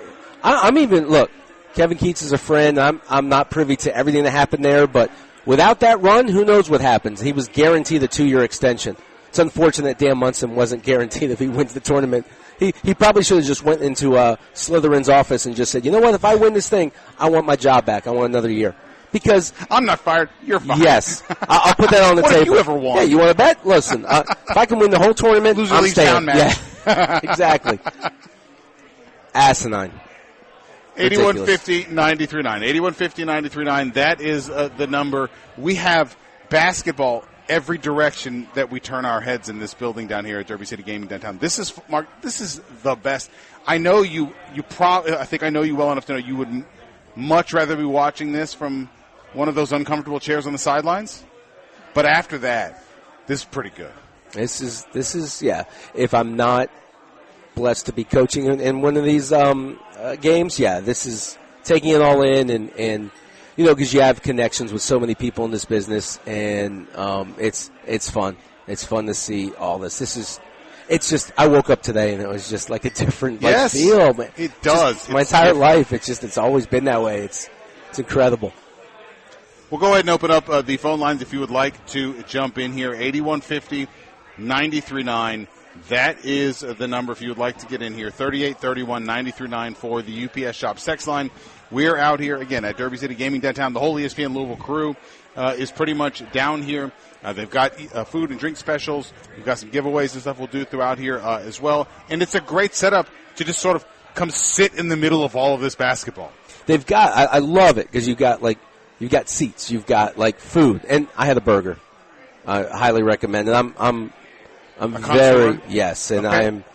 I don't just give away credit for how good a burger is. This tremendous burger here, and the games are everywhere. And if you're even a horse racing fan, they've got that on in between. So, yeah, all the games are on. Great spot. First time here, so this is great. Would love to hear from folks that today. I think really getting everyone sort of caught up here. I think we're sort of free to just watch the NCAA tournament. Certainly, at least I think today. But to get everyone kind of caught up, if you weren't listening to Diener perhaps a little bit earlier, that sort of thing, it certainly looks like Louisville is progressing towards. I don't call him Diener anymore. I just call him Adam Schefter. I know it's a different sport, but man, he's been on it. Anyway. No, you're absolutely it's progressing towards the coaching search coalescing around Dusty May, guy again who took FAU to the Final Four. They are an at-large team.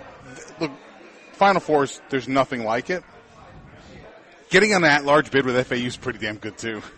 Like it's a lot harder than people might realize to be able to pull that sort of thing off. Did you ever think you see the day that FAU get an at-large bid? No, I didn't know that FAU played basketball for a long time. As we go back to when we were speaking earlier, Spence, about the fact that down in South Florida, it's such an afterthought. Yes. FAU basketball. It's Miami basketball is an afterthought. South Florida was an afterthought for years until Raheem got there. Until this year. Yeah. And so, like, the fact that, they got an at-large bid after losing to Temple, I mean, but again, their resume was well-deserved, and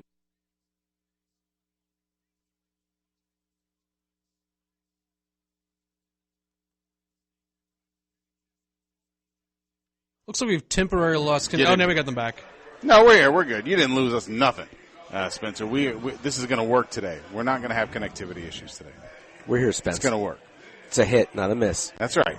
8150-93.9. That's the number if you want to get in here. 3831-93.9 for the UPS Shop text line. Dusty May was asked about the distractions of, rumors of him perhaps being interested in others, in other jobs, the Louisville job in particular. Can I read you a very, very long non-denial from Dusty May today? You may. All right. He says, I think a lot of coaches face this. It's not out of the ordinary.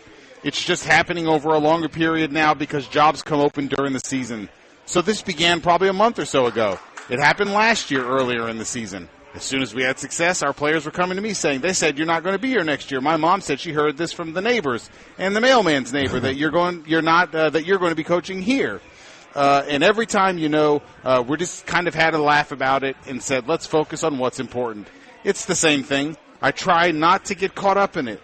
But as a college basketball coach, I talk to a lot of people. I talk to coaches. I talk to recruits. I talk to our signees. So it comes up a lot.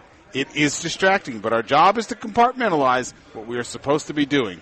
But I'll also add on that Instagram is distracting. Twitter's distracting. Having your kids with you watching movies while you're trying to watch film is distracting. We all have a lot of distractions. We all have a job to do, and that's to prepare to play our best game against Northwestern. End of a very long quote that said nothing. God bless Dusty May. That was a Jeff Brom level of lots of words that didn't say anything. Oh, listen, he might be ready for prime time. Well read in the coach's speak, for sure. I will say this. For people, I privy to some, I wouldn't say inside information, but it wasn't so easy to keep all those players down there. Their NIL program was almost non-existent. You're trying to say FAU didn't have an established right. NIL program? Yeah. And so what he was able to cultivate there as well, and he has a great relationship. For people that, again, not familiar, he's very cordial in with the media, with their sixth man club, which supports FAU basketball. So I know they had to put a lot of work in just to make sure that all those guys were going to come back, because what happens, even if they don't enter the portal, there's ways that people contact players. Sure. Wink, wink, that they just, whether it's a message, what Dan Hurley's been talking about that quite a bit.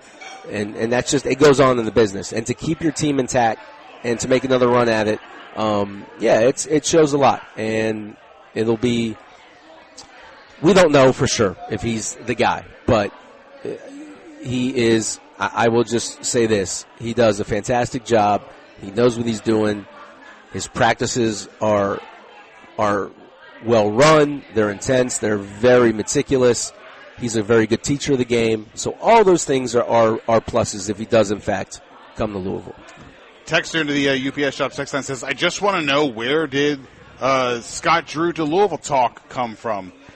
It was well known that Louisville, it was reported by a number of different people, including Diener, that Louisville was going to at least see if he'd be interested, see if they could pry him away as kind of the preeminent, at least conceivably gettable big name, established name.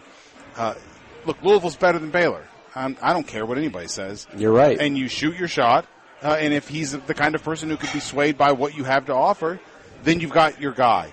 But I want to be clear about something, but because of that text and the way that it's stated. No one ever said Scott Drew was coming to Louisville. Everyone said Louisville wants to try to make Scott Drew come to Louisville. That's it. That they were going to scrape together and work very hard to put together as attractive an offer as they could possibly come up with, and that's where they were going to start. And that was the right thing to do. And it does. I don't think Scott Drew was like, I don't want Louisville. I think he's just saying, I don't want to leave Baylor. I'm not going to leave what I've set up here. I'm good where I'm at, and it appears that Louisville's moved on. But there was never this like widespread belief that he was coming here. It was that he would be the primary target. And if you, according to, I think Jeff Goodman, Chili Donovan, I know tweeted a couple of, like that, they were in this for a while. Mm-hmm. That this was something that I'm sure that there was some back and forth. Scott Drew's not an idiot. He knows he's in demand. He's got all the leverage in the world. He's going to listen. But there was never people saying that he was coming. It was just that he was going to be the first person Louisville approached. That's what happened. You took the words out of my mouth, because it wasn't the fact that that Louisville wasn't a great program and a great situation for him. It was that he's been there so long, and Baylor is where he wants to be. So whatever job came calling along, I don't believe that he was going to leave that situation. He's talked about it, I think, and he's obviously going to get a bump. But regardless, that's a program he wants to be at. He wants to stay. It had nothing to do with the fact that Louisville wasn't an enticing job or they weren't offering him what he wanted. He made a decision, which I completely respect. Some coaches, are looking for challenges.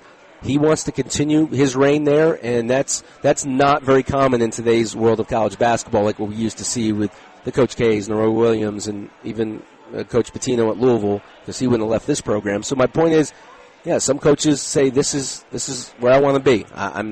It's not a knock on him. It's not a knock on Louisville. Is the biggest part of that. I did enjoy this text. I know this is really shallow, so you know it's going to be good. I know this is really shallow, but I'm glad Scott Drew isn't coming. He looks like Jim Nance. I can't do it. No Jim Everyone's Nance got slander in March. Well, everyone's got their own criteria that they're looking for in a coach, and for this person, this texter, it doesn't look like Jim Nance, who I'm watching sing in this March Madness commercial right now. Let's get Paul in here before we hit the top of the hour break here. Paul, welcome into the Drive on Attendable. What's up, bud? Hey, I just had to call in after hearing that quote. I think that really checks off a box that we've been missing over the past 2 years. Someone who knows how to handle the media. I mean, that was Jedi mind trick level. This isn't the coaching search you think it is. And, you know, we that can put together a word salad like that, and you come away feeling better. You know, not like, what did he just say? And we've really been missing someone that was open to the press conference and knew how to handle it. I just think that seems to be a box for me anyway that we really need to get checked off with this next coach. Appreciate the call, Paul. That's a great, and honestly, I didn't even think about that. I just was thinking about it as sort of a denial, right? But here he's saying, fellas, we're down bad. Ladies and gentlemen, people around here, we're down bad. I want us all to recognize we just got a call celebrating the return of Coach Speak. Mm-hmm. This person is like, oh, thank God he didn't say anything stupid. It was just nothing. We are stepping up to nothing, and it's great. Well, just when we got him on the podcast that we had, how polished was he? How comfortable was he? And it was a last-minute thing, and we just get him on, and he was engaging. Ready to go. And it was just fantastic. And just listening to him talk about basketball. Of course, his board in the back with all the X's and O's going, that didn't hurt either. All right. Hour number 1 here in the books out here at Derby City Gaming downtown. Come join us for the ESPN Louisville watch party. We're going to be down here for the rest of today's action here on the Drive on Attendable. We'll be right back.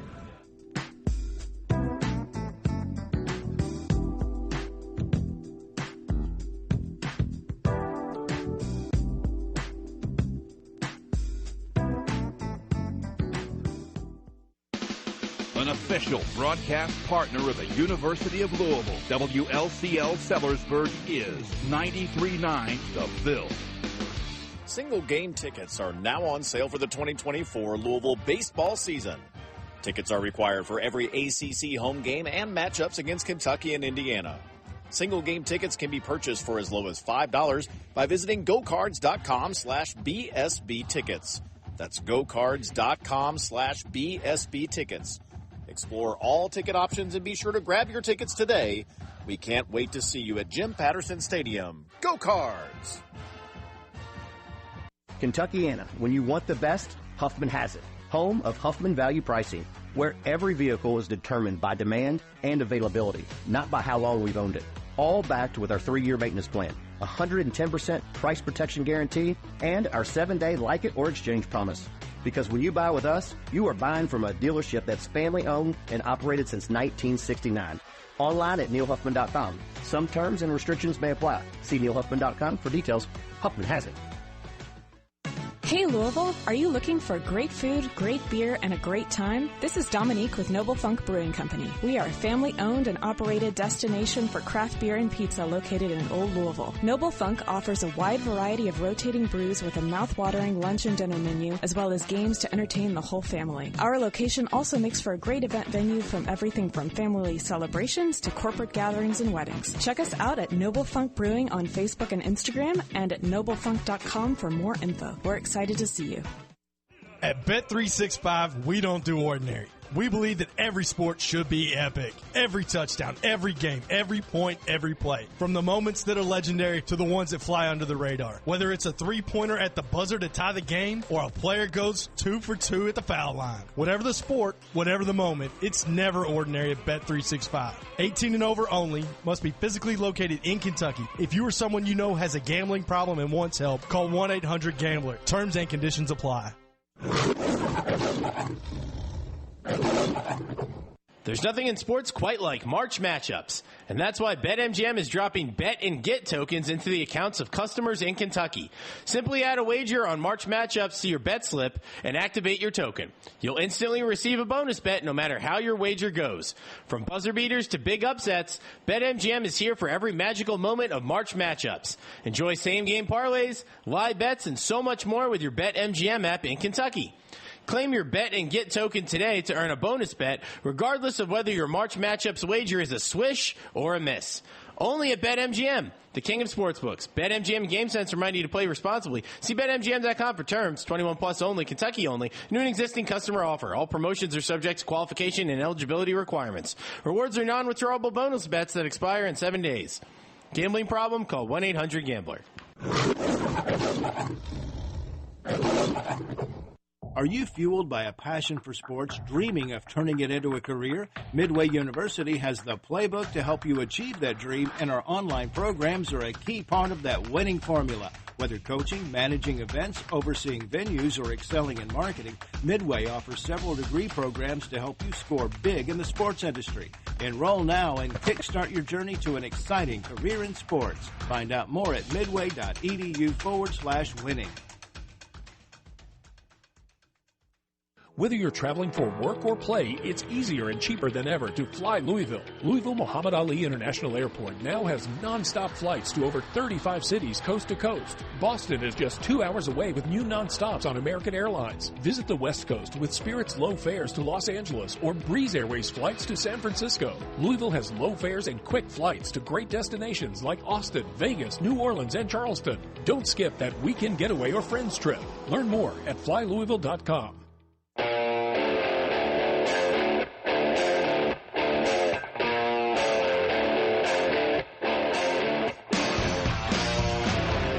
Time now for The Drive with Mark Ennis, presented by Fitness Market on 93.9 The Ville. Fitness Market is Louisville's premier location for home and commercial fitness equipment and electric bikes. Find them online at thefitnessmarket.com. Now here's Mark Ennis and Mark Lieberman.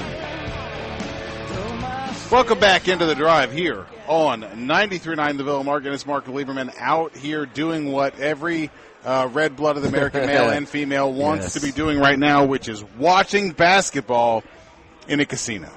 You might not, I might be in the same seat till Sunday at 10 o'clock. If I had my way, I think I probably would choose to do that. But we are out here at Derby City Gaming downtown for your ESPN Louisville watch party. Come down 140 South 4th Street. Look, it looks great. This is the first time I've been here. It looks great. There are a ton of people here, not just us ESPN Louisville nerds, but a bunch of actual regular civilians here in Louisville as with us. Join us. They've got drink specials. We've got $3 draft beers. They got dollar wings and other food and drink specials. You can just come watch a bunch of this basketball here as the NCAA tournament. 2.5 hours into it, Mark, 86.2% of bracket.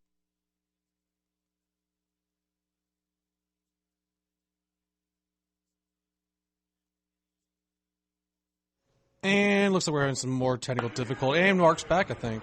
Yeah, see, Spencer, you jump the gun every time. Hey, I don't want dead air. That's, I think, the key point. No, I agree. It's against being. I'm against dead air as well.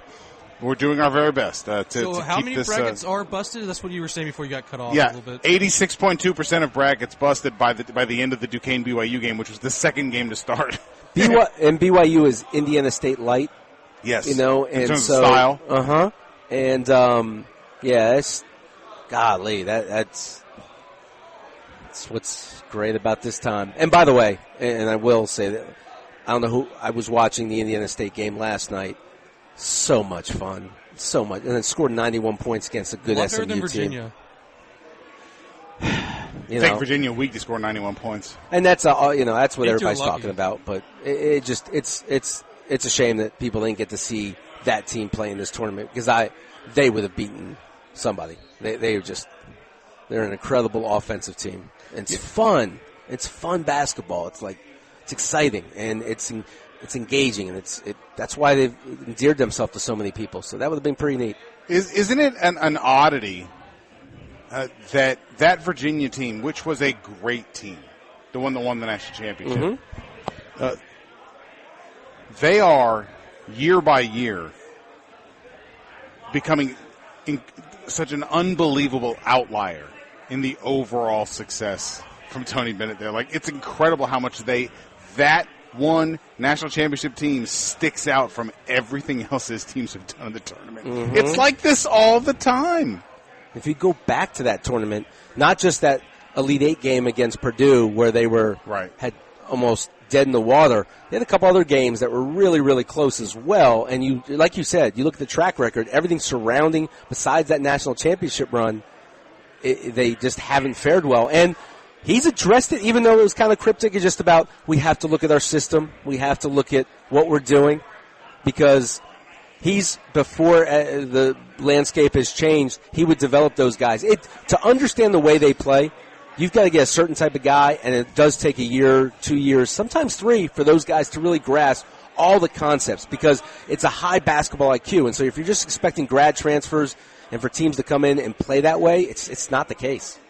Interesting note here, to change directions here for just a little bit. Shams tweeting that the NBA is shutting down the G League Ignite team. They're shutting them down.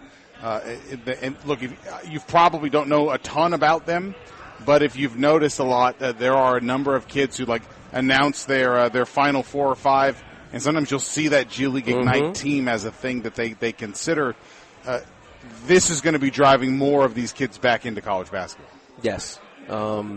That's interesting that that's happening. That was kind of like what it experimental. It was. It was at a time where the players weren't getting paid, too. So it was like, hey, you can get paid before you enter the league. That's a good point. So, I guess maybe in a way that helped drive forward the NIL movement. Because, like I said, the players were getting paid. And, again, I never watched any of their games. I think they were, it's G League games, obviously. And, some players have been successful, and then some have not. So I'm glad it worked to a degree, and I'm glad the players are getting paid regardless. Look, Spencer, I think that's a great point, that a big part of the genesis of that was you can get paid here versus that, and then the whole college model changed. And if anything, it's kind of a vindication of college basketball in this way. You probably have a chance to make more money before you go to the NBA, and if you're not going to go to the NBA, you got a chance to make more money than you would ever have made otherwise, and that there's just something to be said for getting connected to an important part of a college community. And I continue to think, Mark, that is underappreciated. It is undervalued. It's underrated. Ingratiating yourself into a substantial university community. Yep. And just how much you just grow just being away from handlers, from people, and so on. Just the college experience, just life lessons. How much do you take away? Just not the academic part, just what you're learning, social interaction, and so on. But I do think that, and I don't know when they're collective bargaining and how that's going to work, but just I don't know if it's going to be where they're not going to change that to where high school players can make that jump, because it's a lot different than any other. Obviously, it's like baseball, but some of those guys are ready to go, and that might be something that's going to be a part of it as well. 8150-93.9. That is the number if you would like to get in here.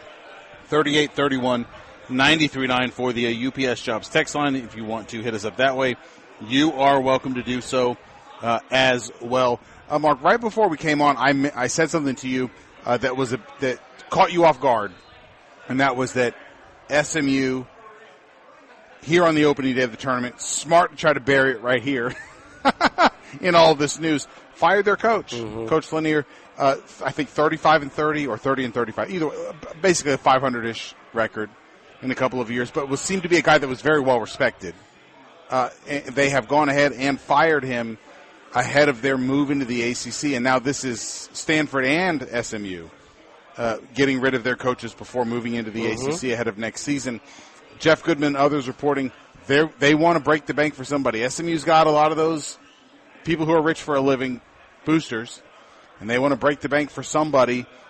Names being thrown around like Eric Musselman and such. They want to make a splash, but It's hard out there for coaches right now. Man, like, I could tell you, like, they've gotten so much better over the last couple of years. And Coach Lanier was assistant at Texas, assistant for at Florida, and knows the game. And their team was good. Like, they started off, I believe, I don't know, they were like 7-3 in the conference and so on. They were right there. That's a really good team. And they had pieces. They were young. The way they played, it's tough going. Yeah, for sure. Because I when you told me that, yes, you definitely, and I don't get caught off guard very easily. But that one was very much a surprise. As Bacot just hit another in lane little jump hook. Did he graduate already? That dude, Brett Friedlander earlier tweeted that he already had a double-double 9 minutes into the first half, and I was like, just leave! For God's sake, man, go! I think it was off an offensive rebound, too. Of course it was. Probably off a charge, jerk. I didn't know that NIL and that sort of thing was going to result in a bunch of guys that I don't like staying in college basketball forever. I'm so glad that this didn't exist when all those putzes from Virginia were there. And that they just, Kyle Guy again? I don't need this in my... Jack Salt? Come on. Just imagine. How many degrees do you have? Plumbers at Duke was the worst because it was just one after another after another. It's like, wait, is this the same Plumlee from the first time, 10 years ago? No, it's not. Well, there's 14 Plumlees. It's like a factory. They've been cloned. I truly believe it. At Duke, it's actually research. Mm-hmm. Generic Duke white guy. Last name's Plumlee now. Just say it is. I love that there are places that develop like that genealogically. There's the Plumlees, they went to Duke. And Kansas State football has Locketts. There are just Locketts all the time. And that happens in a lot of places. It's pretty. We have our Brahms, of course. Yes. Well, great point. Yeah, there's a ton of Plumlees. But, yeah, and Virginia, I think, if I can kind of sit with just what we were talking about earlier, I really think they're going to look at different – they might recruit differently, and I think he's aware that there might be a different way of doing some things, but we'll see how that plays out because that's also not very desirable for recruits right now. He won't get – the reason, again, that they won it that year, they had 3 pros on their roster.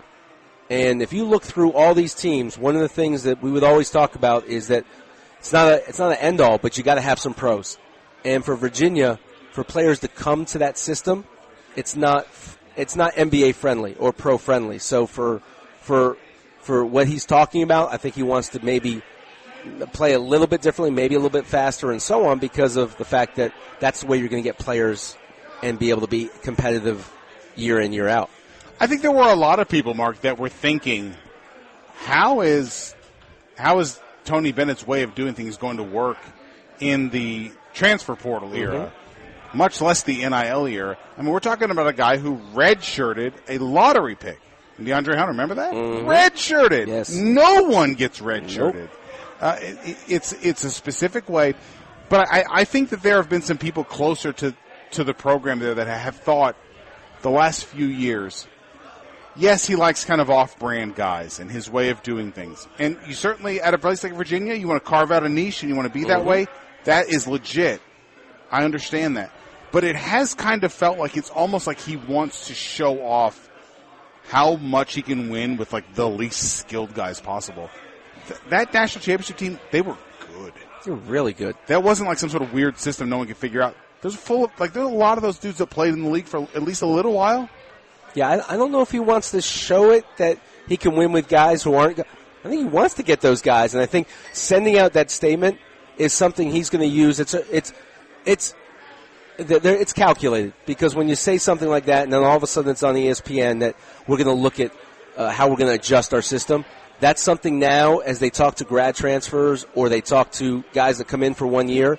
Hey, we can live with certain things that you do well, and you don't have to fit into what we're doing exactly. We're going to give you some freedom if that's maybe a little bit faster, maybe more ball screens, something they don't use a lot of. So that's something where he's understanding, okay, if I want to keep up with the Joneses, I have to do that. There's no other way. A handful of quotes, comments from folks earlier when we read that that long quote that said absolutely nothing from Dusty May. We were enjoying the fact that he absolutely went out of his way to not say anything, and the fact that in trying to say nothing, he actually said nothing. And how refreshing that was. Coach speak.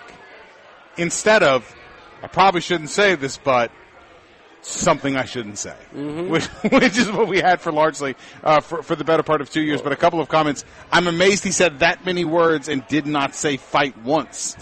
Credit for that. I mean, a lot of opportunities to accidentally slide that in there, and he didn't. No, he's polished from that standpoint. But again, what he's right, and he's able to manipulate what he's going to say, but you can just tell that he understands it and doesn't want to give in. Another offensive rebound for North Carolina. Whatever. And so, look, you will not have any issues with him wherever he is as far as media goes. He gets it. Texture says, that texture is right earlier. Also important to say that all of our best coaches have had hair. And I just want you guys to know, I'm willing to sort of take one for the team here. I want you all to know, I also agree, after Chris Mack and Kenny Payne, the next coach needs to have hair. We got to switch up to flowing locks. Well, I don't have to be like Fabio or anything. Yeah, that's what I was going to say. But if he wants to be haired, I'm fine with that. If we got whatever it takes to sort of just switch up the juju here, like, I'm good with it. Well, for Dusty's situation, he has a nice head of hair. He's a very handsome man. Yeah, he is. No problem agreeing with you on that one. Can we get him to wear suits here, you think? Nope. That was very fast. What's up with that? Not even if we... Can we get him to open the locker room? It's not going to be like the New York Yankees where they make you wear no sideburns. No sideburns and how your hair can't touch the collar. Right, all that kind of stuff. That's not going to happen. I think he is he's addressed that, and I think he wore it in the final. No, he's definitely a quarter zip slacks sneakers guy. I'm all for it. Just win. No. I'm all for casual coaches. No, I want him to be a maniac. I don't want him to think they're going to lose by 100 if he doesn't wear the best suit he can afford. No, I am pro white suit though, for like the whiteout like Patino used to do. We can do. That's the only exception. Man, you just gave us an incredible opportunity to edit that in the worst way possible. I just want you to know that, Spencer. And I'm not guaranteeing that it won't happen. This could work out poorly for you. Yeah. You might not ever have the chance to run for president, is what I'm trying to say. Never wanted that job in the first place. Despite your Eagle status. Yeah, I don't see them, and I don't think that's going to be a deal breaker as far as him being casual, because, that's the new rage, and I don't see that changing much with the new brand or new... however you want to. This is like people it. wearing shorts to church. Like, I know it's like objectively it's not wrong, but I wish he'd wear some pants. I mean, he wears some nice slacks with his pullover. What a great word. He's wearing that, and he's wearing sneakers.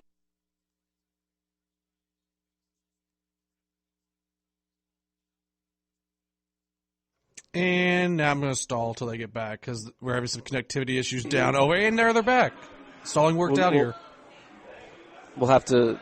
Can we get Dusty to wear an expensive quarter zip at least? Like that I don't know. know. Gold zip or something. That's something we'll have to talk to. Diamond and something. You know what I mean? We'll see. Yeah, you make sense. Yeah, just hit up Ken Grossman and see what happens. See, I like where your head is at. I like where your head is at. Just to keep everybody sort of updated on what's happening at this point. Morehead State jumped out to a big lead against Illinois very, very early. But like you were saying, that it's like a sugar high. Yes. For these lower-seeded teams in these matchups in the NCAA tournament, they don't look, they've made it this far. They don't lack the ability to play for 20 minutes with you. It's the 40-minute part that becomes a problem for them. When you watch these games, you'll see them hitting some tough shots early, or they might be able to get out on the break and turn the other team over. But then it settles down, and the better teams will eliminate that, will defend better, will take away some of the opportunities that you got in the first half. It changes. So, like, when you watch these games, they'll stick around, and then eventually the talent is just going to take over. Not always, as we saw earlier, but for the most part, these teams just have guys that can create shots off the bounce, can create shots for themselves. When some of these teams, a la Moorhead, they've really got to move it and screen, pass, cut, and do all that, where an Illinois team can just break you down off the bounce, and that's a huge difference. 8150-939, that is the number if you would like to join us out here. You can give us a call. Would love to talk to you here on what ought to be a national holiday. Why isn't it? I mean, it should, because I got news for you. And I do love this. I have to, Mark, everywhere I have worked since I have lived in Louisville is like, I know you're not going to do anything today. Like, I know you're not productive. All of our productivity metrics, all of our efficiency metrics, all of our margins, it's all built in that Tuesday through Friday of Derby week, Thursday and Friday of this week, you won't know who I am and I won't know who you are. It's built in. It's one of the best things about this place. Well, like, yeah, Derby I get in this city. That should be something where, like, it should be every state needs to vote on this and decide. Like, if it has to be state by state, I'm okay with it. But, like, there's certain states that, yes, this is Thursday and Friday. Every kid should be able to experience that and learn how to get on the True channel and find True TV and watch these games. It's unfair. By the way, Moorhead, who I watched throughout their conference tournament and beating a very good Arkansas Little Rock team, they're down 1 now going into the half. Actually, Illinois has the ball with about 20 seconds to go off a timeout. So, but they defend really well, and they're making some tough shots. And the way Illinois is guarding ball screens, I think they might change that, might switch it, and Illinois can really score. But that one could be interesting. I'm gonna let you know. I'm gonna keep an eye on that one, Mark. 8150, again, 93.9. That is the number. The big news of the day, at least that Rob Lanier fired at SMU.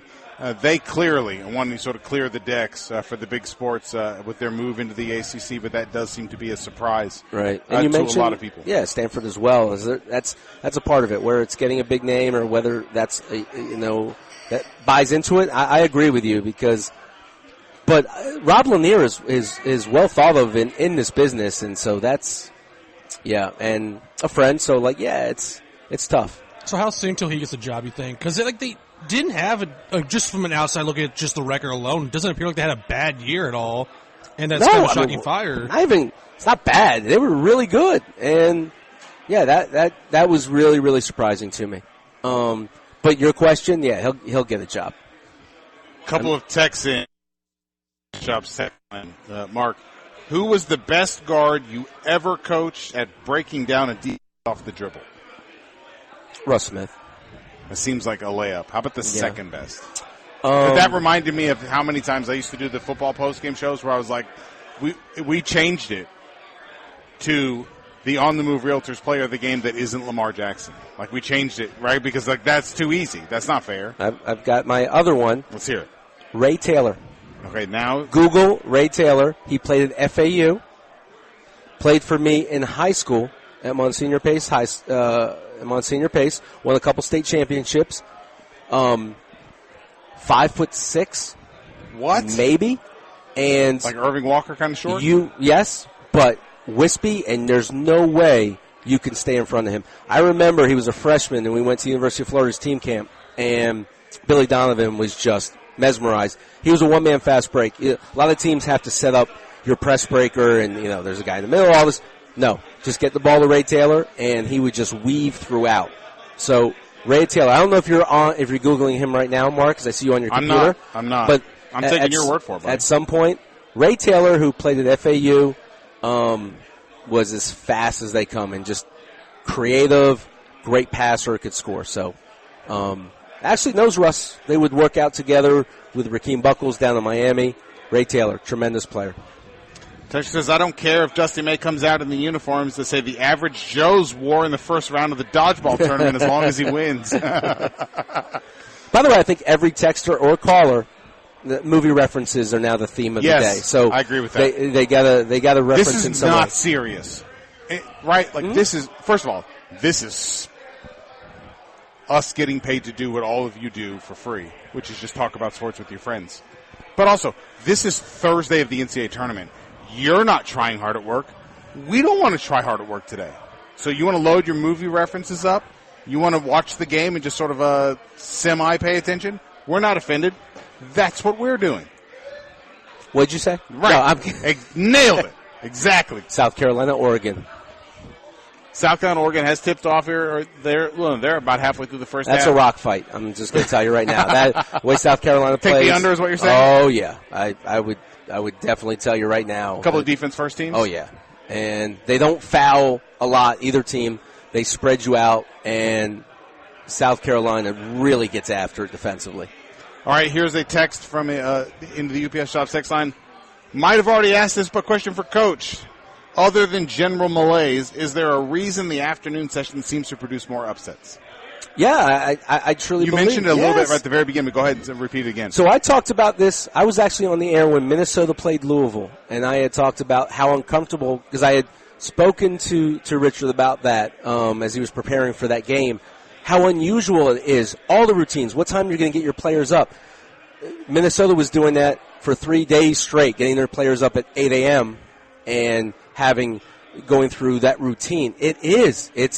You're going into an arena that is not packed. You're playing in a place that's not electric. And as the game starts moving on and the other team's fans start coming in, and all of a sudden they see that you're down and they have a chance to play you, now they're all rooting for you. It's happened so much. It is a huge part of it. It's a huge. When coaches look at the brackets, they're hoping for a 7 o'clock start. I can tell you that this is something out. I've never heard before. That's interesting, but you think about it. Especially if you're a team with real aspirations, you've been good for the majority of the year. You're going to play weeknight games that matter at a certain time, and your Saturday games or Sunday games, they are going to want to put them in at night. So, but even if they're in the day, you're playing in front of either your home fans or you're playing at the other arena. So the energy is there, and we talked about you go in there, we're going to feed off their energy, and we're going to compete. And that's what coaches will talk about. We're going into a hostile environment. We're going to embrace that. But you're playing at 12:30, 1 o'clock in a half-filled gym when it gets going. Usually those places aren't packed early on, and it's unusual. The players are coaches. We are beholden to routines. We know what time pregame meal is going to be. We know what time we're going to show film. You get up, a typical 7 o'clock, 8 o'clock start. Get your players up in the morning. 9, breakfast, film. 12 o'clock, walkthrough. Go back, relax, get ready for film, pregame. And then you're creatures of comfort. You're used to it. It's a huge factor. I've seen it. Like both games that we played were afternoon when I was at Louisville, and we lost to Moorhead, and and then the Davidson game, it was a struggle early on for our guys, and that's part of it. You have to spin it, and we did this, and where I've been, we've done it as well. When we play those early starts, we're like, hey, just get your win, and almost treat it like a practice. You have to tell them this is going to be a practice-like environment for us. Treat it like that. But it matters. It matters for the early starts. So when you look at tomorrow, some of those teams, and as every coach after the BYU Duquesne game, every coach that's a higher seed is talking about their team about that right now. All right, we're out here at Derby City Gaming downtown. It continues to sort of filter in. Folks continue to filter in. Join us for our watch party down here. Derby City Gaming downtown, $3 draft beers, dollar wing specials, and other food and drink specials as well. They've got Derby City Gaming players cards throughout the day that we're going to be giving out from $50 to $100. You can sort of enjoy the games with us as we're watching a number of games here. North Carolina cruising. They look good so far here against Wagner in their opening game. There have been some upsets today. Duquesne over BYU being the biggest one so far. Illinois and Moorhead at least competitive going in to halftime. Be careful, Illinois. Be careful. Do not want to let them hang around. There, South Carolina, Oregon just tipped off there about halfway through the first half. Izzo did what he did, which is blow somebody out in the 8-9 game. And it makes everyone just sort of curse me for picking against this. Oh, Mark, I walked in here, and I know I believe I made this reference already, but I walked in here, and everybody was asking me about that game, and I said, it's Duke, the trainer from Rocky, stay away. stay away from them, because you never know. And then if you want to take Michigan State, I can understand that, but you certainly aren't going to take Mississippi State because of that. And you talk about someone who's ready for those early games, that's Tom Izzo. Probably has his team up at like 3:30 a.m. doing, shooting drills and sprints or whatnot. But those guys were guarding today. It was fun to watch.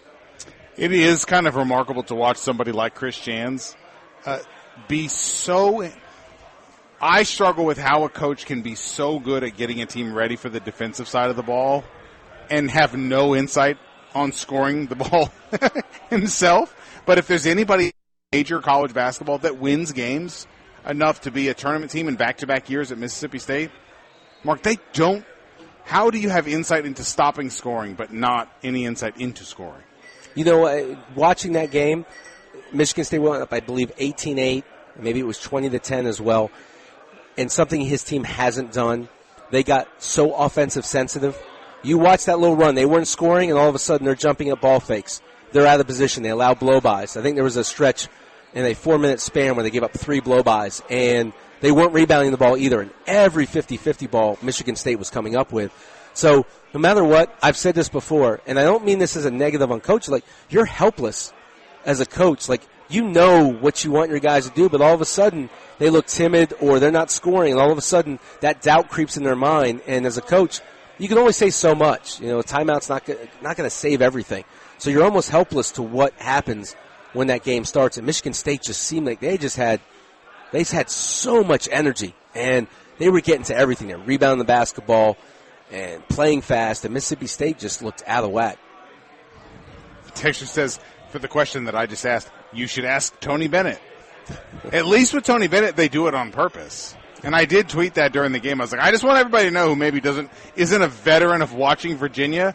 They very much do this on purpose. I laughed out loud. Your The Wire episode. They hadn't scored. I thought that was the Prez quote. Oh, the Prez quote. That was just great. So for those who don't know, during the Virginia game, somebody said that the Virginia went 55 minutes between baskets. And they said that the average length of an episode of The Wire was 55 minutes. And there was a quote from Prez Belusky in The Wire in which he said he was watching an NC State-Maryland ACC game, by the way. Look at that. During the show. And his wife asked him who's winning. He said neither team wins. One team just loses more slowly. Which sounds like a great summary of Maryland football and perhaps ACC football at this point with how things are going. But it seemed appropriate at the time here. So let's take a quick break here. We will come back. We'll continue on here. We'll take your calls and texts throughout. On the drive on 9th and the Ville, out here with our ESPN Louisville crew at Derby City Gaming downtown. We'll be right back. Just like your fingerprint, your heartbeat is unique to you. And that's how your heart care should be too. So at Baptist Health, we focus on your specific cardiac needs, from preventive care to some of the most advanced procedures. For your one-of-a-kind heart, choose the one hospital system more people trust for their heart care. Baptist Health. It's care centered on you. Visit baptisthealth.com/heartcare. I'm former Louisville basketball player Luke Hancock. When the NCAA tried to take away the Most Outstanding Player Award from the 2013 tournament, I got it back, thanks to Morgan & Morgan. Morgan & Morgan is the personal injury firm that fights for the people, and their team treats clients like family. Morgan & Morgan changed my life, and if you've been injured in a car crash, at work, or in a slip and fall, they may be able to change yours. For a free consultation, dial #LAW on your cell phone. That's #529. Office is Louisville. Lanning Paints is truly Louisville's hometown paint manufacturer. We create architectural coatings for homes and ship our industrial and commercial products across the United States and even across the world. I am Aaron Lanning, and I am lucky enough to work alongside my father, Nick, who is our chemist and brainchild for our local brand. He is working daily to formulate finishes and coatings that will beautify your interior walls, basement and garage floors, driveways, fences, siding, brick, and more. Visit LanningPaint.com to learn more about us or call us at 245-0630 to reach our Middletown location or 612-2138 for Dixie Highway, where we proudly offer a full array of Benjamin Moore products. Lanning Paints, painting the USA from Louisville, Kentucky since 1983. This is Keith Bosch with Rates Fence Company, a local family-owned and operated business for more than 50 years. Rates Fence is Louisville's premier fence installation and access control company, specializing in residential and commercial fencing solutions. If you are looking for a quality fence installation from a company you can trust, visit us online at ratesfence.com. That's RAATZ fence.com to schedule your free estimate today.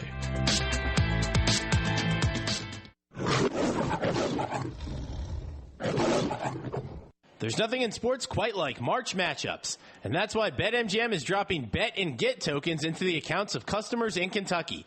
Simply add a wager on March matchups to your bet slip and activate your token. You'll instantly receive a bonus bet no matter how your wager goes. From buzzer beaters to big upsets, BetMGM is here for every magical moment of March matchups. Enjoy same-game parlays, live bets, and so much more with your BetMGM app in Kentucky. Claim your bet and get token today to earn a bonus bet, regardless of whether your March matchups wager is a swish or a miss. Only at BetMGM, the king of sportsbooks. BetMGM Game Sense remind you to play responsibly. See BetMGM.com for terms. 21 plus only, Kentucky only. New and existing customer offer. All promotions are subject to qualification and eligibility requirements. Rewards are non-withdrawable bonus bets that expire in 7 days. Gambling problem? Call 1-800-GAMBLER.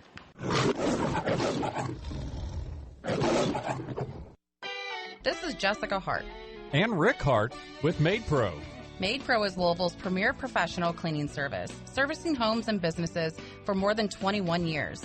Our trained and trusted professionals are here to service your home with knowledge and care. With our 49-point checklist, MaidPro cleans deeper and takes the worry and stress out of maintaining the cleanliness of your home. We know you will be happier with the results when you hire MaidPro. Visit maidpro.com now and schedule your free estimate today. Hey, Cards fans, get your L's up. Liquor Barn has everything you need for this week's Louisville Cardinal action. Liquor Barn makes it so easy to stock up for tailgating and game watch parties. Head to your nearest Liquor Barn store or go to liquorbarn.com to download the Liquor Barn app and place an order for pickup or delivery. Shop Kentucky's favorite spirits, wine, and beer store online, and you'll have more time for the Cards. Liquor Barn, where Kentuckians go to celebrate life. Go Cards!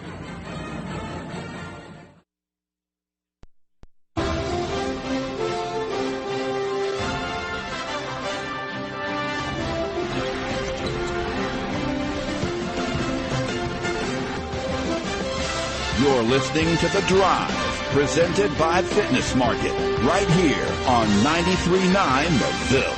Now, here's Mark Ennis and Mark Lieberman.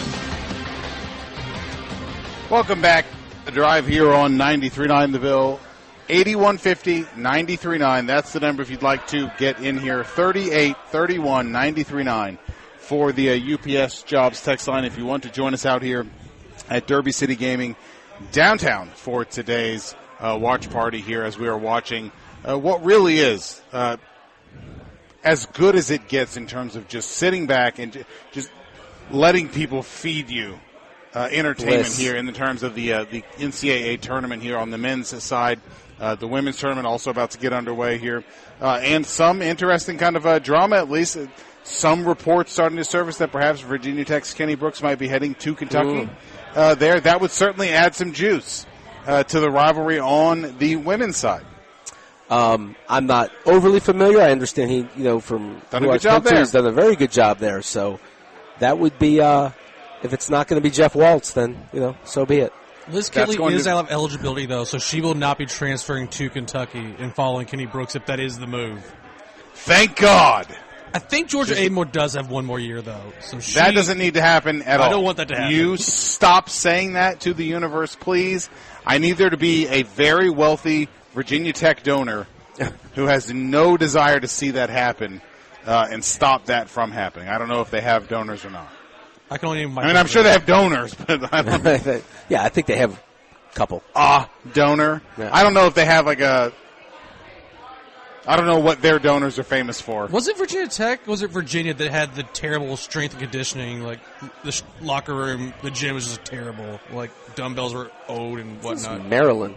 Maybe I'm wrong. I don't know. I'm trying to remember. Virginia Tech. Well, there was one where, I think it was Virginia Tech, Spencer in particular. There was the story about how when they were trying to modernize and upgrade everything, that people were coming in and stealing the new dumbbells and stuff. Really? It was part of the ESPN story about like Florida State's gripes with the ACC was other places sort of not taking football seriously as they did. And for example, when Virginia Tech tried to sort of modernize and upgrade and expand and everything, that like students would just come and like take the stuff, and there wasn't like the infrastructure in place to make sure that sort of thing didn't happen. Yeah, that should be frowned upon. Don't steal. I would be against that. I would too. By the way, who do you? I haven't asked you, and if I segue quickly, anybody that you like that you haven't talked about team wise? Anybody that's like caught your eye, maybe that. So far, like that's played or just no. in general? Going into this, everybody's sweetheart McNeese, and I've watched that team play a lot. And they're talented, but who's? Give me somebody that you think is a kind of a. I got James Madison in the Sweet 16. Okay, which means them beating Wisconsin and Duke in the second round. That's my bracket. Not impossible. I don't think it's impossible. Look. I feel like I think they're good. They shoot the bleep out of it, and that's basically what I'm thinking about. Yeah. Is that? And I don't listen. I know that Duke had a good year, and that they have skilled guys, but there were very few teams this year that Louisville played that they could stay largely in front of. Duke was one of them. That like Duke still dominated them. But they beat them in a very different way than a lot of teams did. They didn't get to the rim and beat guys off the dribble a bunch of times. Right. Like they're not. I think they're talented. I think they're mature, but they're not wildly athletic to where they create or present like this giant physical mismatch. And so, like for me, like I have James Madison in the Sweet 16 because of that. Yeah, they're not going to overwhelm you with that. I think. Through Roach, they've done a lot, but yeah, they've run a lot more sets than I've seen them do in a long time. They're going to run more. Yes, they run a lot more action than they have in the past. What does that mean to you? Why are you saying what that? You just said? They don't have a lot of breakdown guys where they just spread the floor. So is that what? So like it's kind of a trade-off thing, where like if you don't have a bunch of athleticism, it's got to be a tight set. Yeah, they play through the post. They run horns, which is like two bigs high. And they'll play different actions off that. But, yeah, that's what you'll do when you feel, okay, you assess your team. We don't have a lot of breakdown players off initial action, so they run a lot of zooms, which is dribble handoffs, play off the high post. Filipowski does certain things that well. So, like, yeah, that's a part of it. So you'll see that. But, yeah, TJ Bickerstaff, who's part of the whole Bickerstaff clan, he's a real good player for James Madison. And watching them in the championship game against Arkansas State and watching them about 2 or 3 times this year as well. Yeah, they could play. What about you? You got somebody? You're the smartest guy in the room kind of pick? Mine's James Madison. Yeah, yours is James Madison. I had BYU making a long run, so I don't know how many people want to lean on me. I had my text to Hill Fennell already, and now I don't get to say I know, that's a shame. I was going to do my John Rothstein. Yes. By the way, yes. A good friend sent me video of him, Rothstein, running out to midcourt to do like the halftime interview last night, right. And it was like it just said this: Rothstein runs exactly like you think he would run. It's actually a really good line. It is. Yes. I've talked about McNeese somewhat. They've got some really good players. I don't know how many people, and it's not just because of the McKellar injury. Like, how many people watch Samford? Nobody has watched Samford. Like, that's a joy. That's a fun team. They really defend. They play really fast as well. Bunch of guys that can score. They built that from the ground up. He's got veteran guys who have played. So, yeah, watch Samford play. That's a pretty good team. That's a team if you're going to say, okay, they're going into a banged-up Kansas game. Kansas team. Kansas is vulnerable. Very vulnerable. And Samford's kind of the team you don't want to play when you don't have that because you're going to need a lot of guards, you're not a lot of wings because of the way they press, they defend, they'll switch their defenses constantly, and offensively they go. And they're really good. As we are on here on the air, North Carolina just gone final, a 28-point win over Wagner. They look good. This is exactly what you want to do here in a 16-1 game. They advance. Look, there are not a lot of ACC teams in this one. I don't believe in conference pride at all, but I do believe in conference or NCAA tournament units. So congratulations to North Carolina for winning a little bit of money for all of us here in the NCAA tournament here. Let's get Luke in here. Luke, welcome into the Drive on Nothing Hill. What's up, bud? Hey, guys. Thanks for having me on. Appreciate it. You bet. So not to go take a left turn on y'all, but I was kind of curious. I saw that Clemson had filed a lawsuit against the NCAA, and I haven't done any research into it. I'm just kind of curious what y'all know about that, and if it has any implications on what's going on with Florida State, what it could potentially mean, or is it just a bunch of, a big old nothing family? So I was just kind of trying to get y'all's take on that real quick, if you don't mind. I appreciate that, Luke. Thank you. Yeah, Clemson did basically the exact same thing that Florida State did several months ago. Filed a lawsuit against the ACC, seeking to escape the grant of rights and trying to sort of punch some holes in what everyone else up to this point has really treated as something that was absolutely bulletproof in terms of like the grant of rights. And if you don't know what we're talking about agreements that the teams in the conference make that their rights belong to the conference in perpetuity. And that if they were to leave for some other conference, the ACC would still get their TV money, which is how that works. And they're trying to sue their way out of it. And really, everyone that I have listened to, read, or talked to about this thinks they understand why they're doing it, and they think the legal arguments are super weird or weak. That we understand why you want out, but it seems somewhat unlikely that a judge is just going to be like, sure, you can get out. But they do want out. And this is a declaration. They want a judge to basically tell them how much it's going to cost to get out. I don't think – look, the ACC, Florida State and Clemson, they want out. And we'll see what becomes of the rest of us. It just doesn't seem like it's going to happen very fast. And the other side of that equation is, where are you going? Who wants you? Who's going to pay to have you? The interesting thing is I think both fan bases think they would probably belong in the SEC. But if I'm ESPN, I already own the SEC, and I already own you. I'm going to pay more for something I already have? I already have you. I'm not going to pay you more to be in my right pocket versus my left pocket. I already have you. And so at some point, there's going to be, I think, at least a little bit of a kind of a reckoning. Like, guys, you may want to be somewhere else, but you are here.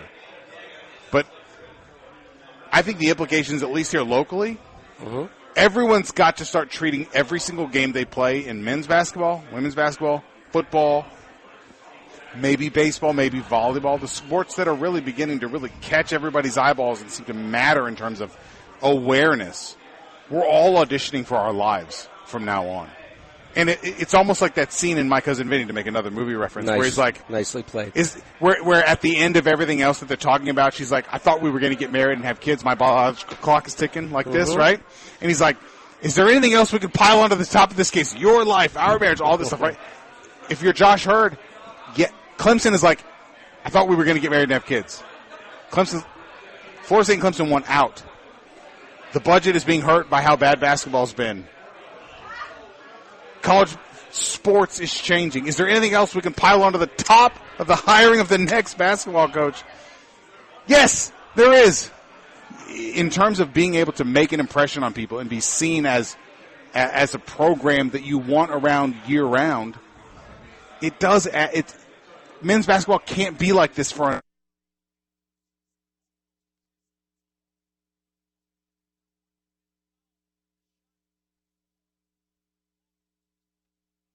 And got to be good. Another wrap. It's got to be good. Men's basketball has to be good because the sports that grab the most eyeballs have all got to be good because that's all that matters now. Well said, well spoken. I mean, I didn't think we were going to get back to the and I understand that that's a topic of the day, and it's not realignment, but it's all that stuff. But you're listening to you on that stuff, fantastic. Illinois is really struggling with these ball screens, Mark. They can't be good. No, they're soft doubling. They're not recovering back. They're rolling really hard. That's the one big thing on ball screens. Just roll as hard as you can, and Moorhead's doing that. They're sticking around, and the longer you stick around in games like this, Mark, 43 all. About 60 minutes to go. This is the fun dynamic of playing on a truly neutral floor where there are, in every pod, there's 8 fan bases? And 7 of them start rooting for the lower seeded team. So everyone that's not an Illinois fan, they are on their feet for Moorhead right now. And earlier today, BYU, everyone rooted for Duquesne. Yes. Like, that is how it goes. Yes. And for what it's worth, like, there are very few times, you were talking about the times earlier. Yep. That you play. There are very few times where everyone in the building is rooting against you on a neutral floor like that. It's a new experience for a lot of guys. It is. You look at it, and Illinois travels well, but the other fans are coming in. They want that's what they want to see in these games, and they're getting a taste of it. Moorhead's right in it. Let's get Kevin in here before we get too close to the top of the hour break here. Kevin, welcome in to Drive, buddy. What's up? Oh, another day, another beautiful day. Getting ready to go do a head gasket on a Mustang. No, I've actually really enjoyed watching basketball. I had Duquesne over BYU, so I'm feeling pretty good. The no-ball coaches, that does not count when it comes to football, obviously, for Louisville.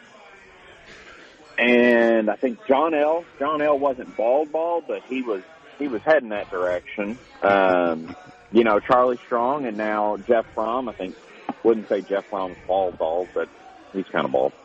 And then talking about it, God, it's one of those things, like, I hate the fact that we have to worry about the ACC falling apart and looking, good to other universities and other conferences. But I think if they can get this hire right, I think Louisville is one of the most compelling universities out there, with men's basketball, being the powerhouse it can be, women's basketball, football, swimming and diving, cross country, volleyball, softball, baseball, field hockey, soccer. It just goes on and on and on. And I think we are, I think we're one of the best programs situated to be picked up if anything was to happen to the ACC. Kind of like what's happened, when we joined the Conference USA, then we went from Conference USA to the Big East. Then, the Big East fell apart, then we got picked up by the ACC. So I think Louisville will, especially with the fan base and the money that's available here, I think we'll be good on that one. And I have to say, I watched a bunch of NIT games last night, and they were fun. You've got a bunch of good teams playing, and that's why I hated St. John's not playing. I understand why they didn't, but I sure would have liked to have seen it. Same with, I enjoy watching basketball. Just basketball in general. I think Seton Hall played last night, and that came down to a buzzer beater. They had a few games go to overtime. I just love this time of year, guys. I'm completely worthless. I'm talking to you when I should be pulling the head on this Mustang and listening to basketball. But that's what you get when it's this time of year. I'm going to give a discount, but like, hey, it's a basketball discount, 10% off. I appreciate y'all. Y'all have a good one as always. Appreciate it, Kevin. And look, if it makes Kevin feel any better, we were half watching basketball while he was talking. Right? So he was like, I shouldn't be. I've been half watching basketball while everybody's been talking. That's right. That's what this time of year is good for. We have Nevada and Dayton now have tipped. So that one is going. Oregon, an early 10-point lead against South Carolina. So far, not a great day for the SEC. We'll see if they change the rules at halftime or something to make sure that they get all the. I'm sure Sankey's already sent a letter into the NCAA. That's exactly right. He's like, the next thing that the SEC will suggest is that they start every game up 10-0. As long as the revenue disparity is some certain percentage. And a Sweet 16 automatic bid. Yeah, they start out with a 15-point lead in every game in which they outspend their opponent by $1 million or something. Don't count out South Carolina yet. I think they got to, as long as they keep it somewhat close as we get into halftime. But Dayton's a really good team. And Nevada, and if nothing else, the Mountain West has shown you that's a really good conference. So Nevada can score as well. Texture wants to know, What would you say was the primary reason to have lost to Moorhead in 2011 in that game? There's one thing that Preston Knowles goes down with his injury. He doesn't go down, we win the game. Do you have various teams or seasons where you look back on it, you're like, oh, I hate, like, that one got away from us? Because that team was supposed to be the bridge year team, but by the end of the year, that Big East tournament run, which is kind of a forerunner of the next two after that, but, like, people were terrified of that Louisville team come tournament time. Is that one of them? As far as like teams that you look back on, like, I hate. I wasn't really paying attention. Well, I understand. Dayton, really running some good action. Go ahead. Sorry, Mark. How's Repeat ball the question. screen defense? You want to talk about? Just teams where like something totally unfortunate like that happens, and like they really had a chance. That was that team. There, no question. In that first game, you just got to get through it, and all that build up.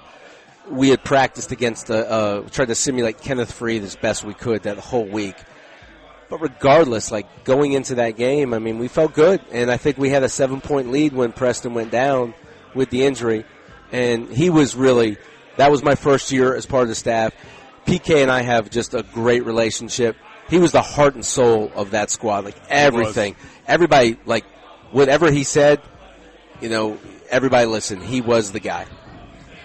All right, we're going to take a quick break out here at Derby City Gaming downtown and be right back. One more hour to go here on the drive on the Ville.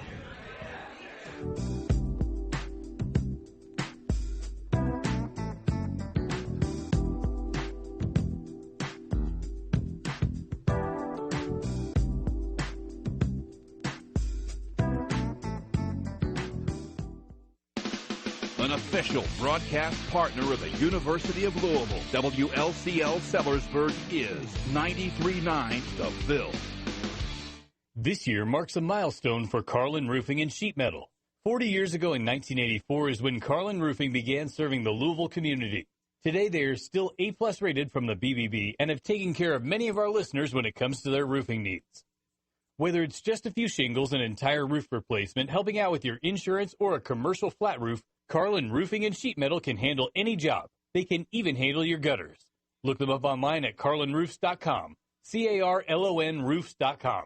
The Louisville Football Renewal Incentive Program is back. Renew your 2024 Louisville football season tickets today and be entered to win prizes, including Jeff Brom autographed mini footballs, a $500 shopping spree, pregame passes, turf seats, and much more. Check out gocards.com/FBRenew each week to see if you're a winner and gear up for Louisville football's spring game, presented by Paul Davis Restoration of Louisville, 7 p.m. April 19th at L&N Stadium, free and open to the public. Mark Ennis here. Following in the footsteps of Jason Anderson and Andy Sweeney, this year I'm turning my lawn care over to our great partners at Ferrison Lawn Care. They're the experts folks here at ESPN Louisville count on, and Ferrison has been serving our community for more than 50 years now. I've already made the call. I'm going to have the healthiest, greenest lawn in my neighborhood this year. With the ESPN 2024 Spring Special, you'll get 2 free treatments with the full Ferrison program, so call Ferrison today at 576-5296. That's Ferrison Lawn Care, 576-5296. Goomer & Company offers a top-level jewelry buying experience with 2 master jewelers on site to custom create anything you have in mind. I went to Goomer for Ashley's engagement ring, bridal set, earrings, and custom-engraved bracelets. The Goomer difference is present in every detail. There was no pressure to buy in Goomer's first-class showroom, and the good people at Goomer & Company were respectful of my budget throughout the process. Visit Goomer & Company at 225 South Hirschburn Parkway, and you'll see the Goomer difference is why Louisvillians have trusted this family-owned and operated business since 1971. Say goodbye to busted brackets because FanDuel lets you bet on every game of the tourney. Whether you're betting on a big upset or a 1 seed, it's time to go dancing on America's #1 sportsbook. Right now, new customers get $200 in bonus bets if your first $5 bet wins. For instance, we're going to be betting this weekend on the opening rounds of the tournament. We're talking about McNeese in the Sweet 16, all those things. That's $200 to use on point spreads, money lines. You can even pick who's going to win it all. Just visit FanDuel.com/biscuit and bet on college hoops until they cut down the nets. 21 and over in President, Kentucky. First online real money wager only. $10 first deposit required. Bonus issued as non-withdrawable bonus bets that expire 7 days after receipt. See terms at sportsbook.fanduel.com. Gambling problem? Call 1-800 gambler. Do you want to grow your business in 2024? ESPN Louisville wants to help take your business to the next level. Email us at partnerships@espnlouisville.com. That's partnerships@espnlouisville.com. Become a partner of the sports leader, ESPN Louisville. Saving up for your goals should be effortless. That's why Commonwealth Credit Union invented Roundup. Roundup automatically puts money into your savings account by rounding up every purchase to the nearest dollar. In fact, our members save an average of over $5 million a year just through Roundup. We'll even match your savings for the first 90 days. Visit ccuky.org/Roundup to learn more and make your savings effortless. Only from Commonwealth Credit Union. Here, we see you differently. Insured by NCUA. Call us at 1-800-228-6420 for details. This is Mark Ennis to tell you firsthand about my friends at Court Physical Therapy. When I needed physical therapy for a painful neck injury, the staff and clinicians at Court were there to guide me every step of the way. I was able to call and get a convenient appointment on the same day without a referral, get a diagnosis, begin treatment, and begin feeling better on day one. And then I headed home with exercises to help between sessions. After a few visits with Court's trained physical therapists, I felt like myself again. If you want to find out what Court can do for you, give them a call at 1-800-645-COURT or check them out online at court.com. That's KORT.com. We buy any car. Why sell your car at WeBuyAnyCar.com? Because selling it yourself can be, well, you know. Okay, I'll give you half now. And? No, and just half. What? Avoid the hassle. Come to We Buy Any Car instead. Get in, get out, and get paid at a fair price. Yeah, I can't do half. I could probably bump it up to like 50%. Just go. Okay. Get your free online valuation now at WeBuyAnyCar.com. Twin Peaks is the best in the game. Here, you're in the red zone for every college rivalry and divisional matchup all season long. On game day, you never have to decide which teams to watch. Only what combination of bites, burgers, wings, and more to order. Plus, where else are your favorite draft beers always poured at a frozen 29 degrees? Only at Twin Peaks, the #1 sports bar. Stick around after the sun sets. Twin Peaks is open really late. Wind down with bourbon and late night bites. Only at Twin Peaks. There's nothing in sports quite like March matchups, and that's why BetMGM is dropping bet and get tokens into the accounts of customers in Kentucky. Simply add a wager on March matchups to your bet slip and activate your token. You'll instantly receive a bonus bet no matter how your wager goes. From buzzer beaters to big upsets, BetMGM is here for every magical moment of March matchups. Enjoy same-game parlays, live bets, and so much more with your BetMGM app in Kentucky. Claim your bet and get token today to earn a bonus bet, regardless of whether your March matchups wager is a swish or a miss. Only at BetMGM, the king of sportsbooks. BetMGM Game Sense remind you to play responsibly. See BetMGM.com for terms. 21 plus only, Kentucky only. New and existing customer offer. All promotions are subject to qualification and eligibility requirements. Rewards are non-withdrawable bonus bets that expire in 7 days. Gambling problem? Call 1-800-GAMBLER.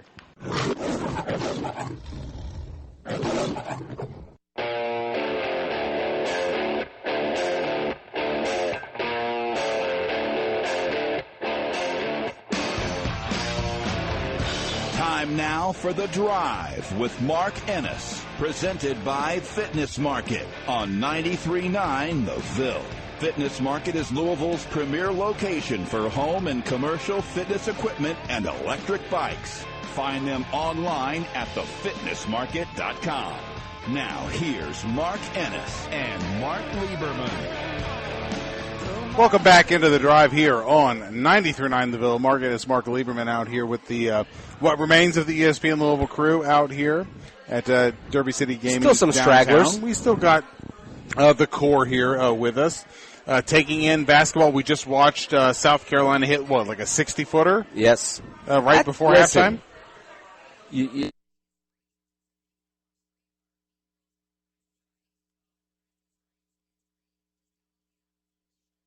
And they're having some more technical difficulties. But, yeah, South Carolina hit and now they're back. Yeah, South Carolina hit a 60-footer right before halftime. Illinois seems to be doing almost exactly what you said they would do, which is starting to pull away ever so slowly against Morehead. But this is in games like this, this is kind of the place. Like right here's where we're going to decide: is this going to be a competitive game, or is Illinois about to put this thing away? And it's really up to Illinois here. You can make this thing not dramatic, or it's about to get very dramatic. Because the last thing in the world you want is to be at the under 4 timeout and Moorhead's down 2. Well, here's what I noticed, like, again, going back to Duquesne and BYU. There wasn't, as you watch the game, there wasn't such a big gap in athleticism between the two teams. As you watch these games, the athleticism between Illinois and Moorhead is big. And saw that with Long Beach State and Arizona. And so some of these games, that's what you see. So, yeah, they're well coached. The Moorhead team runs great stuff. They defend really well. But the athleticism on those rebounds and getting out and running, Illinois plays really, really fast. And like that, they're taking those really tough shots now. Missed another 3, and then, again, you just can't be sensitive and then come back and guard.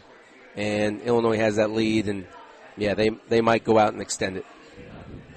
81-50, 93-9. That is the number if you would like to jump in here. 38-31, 93-9 for the UPS Jobs text line. Of the 1 seeds, I picked my bracket with 3 1 seeds and a 2 in the Final Four, and it just feels so lame. It's not going to happen. But I could. It's okay. If you had to pick one of the 4 1 seeds, which of them seems either because of something about them or their draw like the least likely to make it? Purdue. I still question if they're not making jump shots. All those other teams you talk about, Houston has really good guards and defends beyond belief. Connecticut's the most well-balanced, the best team, in my opinion, in the tournament. And, you know, with Purdue, if again, it goes back to how many pros on the perimeter. They're good. They're really good. By the way, did you see that Matt Painter talked about Zach Edey has grown? He's taller? Yes. So I want you look at it. Yeah, it looks like he's grown. He says he's grown like 2 inches. He's gotten taller, and I showed my kids videos of him this morning, and they thought it was hilarious how tall he is. He's grown. Like, that's a fact. Like they've said, he's grown 2 inches. But modern basketball just doesn't build around a big oafy center like that. Yeah, I mean, even like the Chet Holmgrens of the world and the Lopez's had to adjust to what the game's become. That's the thing, like, even with the big kid for Connecticut, like, where do some of those guys fit in? And unless you're going to change kind of your system, are those guys going to be journeymen and decent players in the league? But how many teams are going to run focus? Like, because in the NBA, the bigs have to step out and set ball screens, and then they have to space out and be a threat. And look, there's a way for Zach Edey to be successful. You just got to figure it out and be willing to adjust your team that way. I don't know how many coaches in the NBA are going to do that. Maybe Pop, get another Duncan-type guy.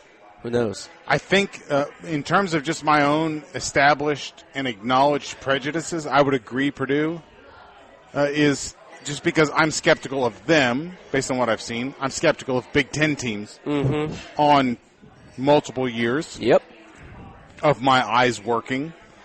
So I would agree in terms of 1 seeds that they are the most vulnerable. Although, like, North Carolina hasn't look good. They look good today, though. I think, yeah. People, you have to discount conference tournaments. Do you? You really do. I feel like that's something you say when you don't win your conference tournament. No, I mean, it's a 2011 UConn, I think, disagrees with that notion. There's always going to be outliers or teams, of course.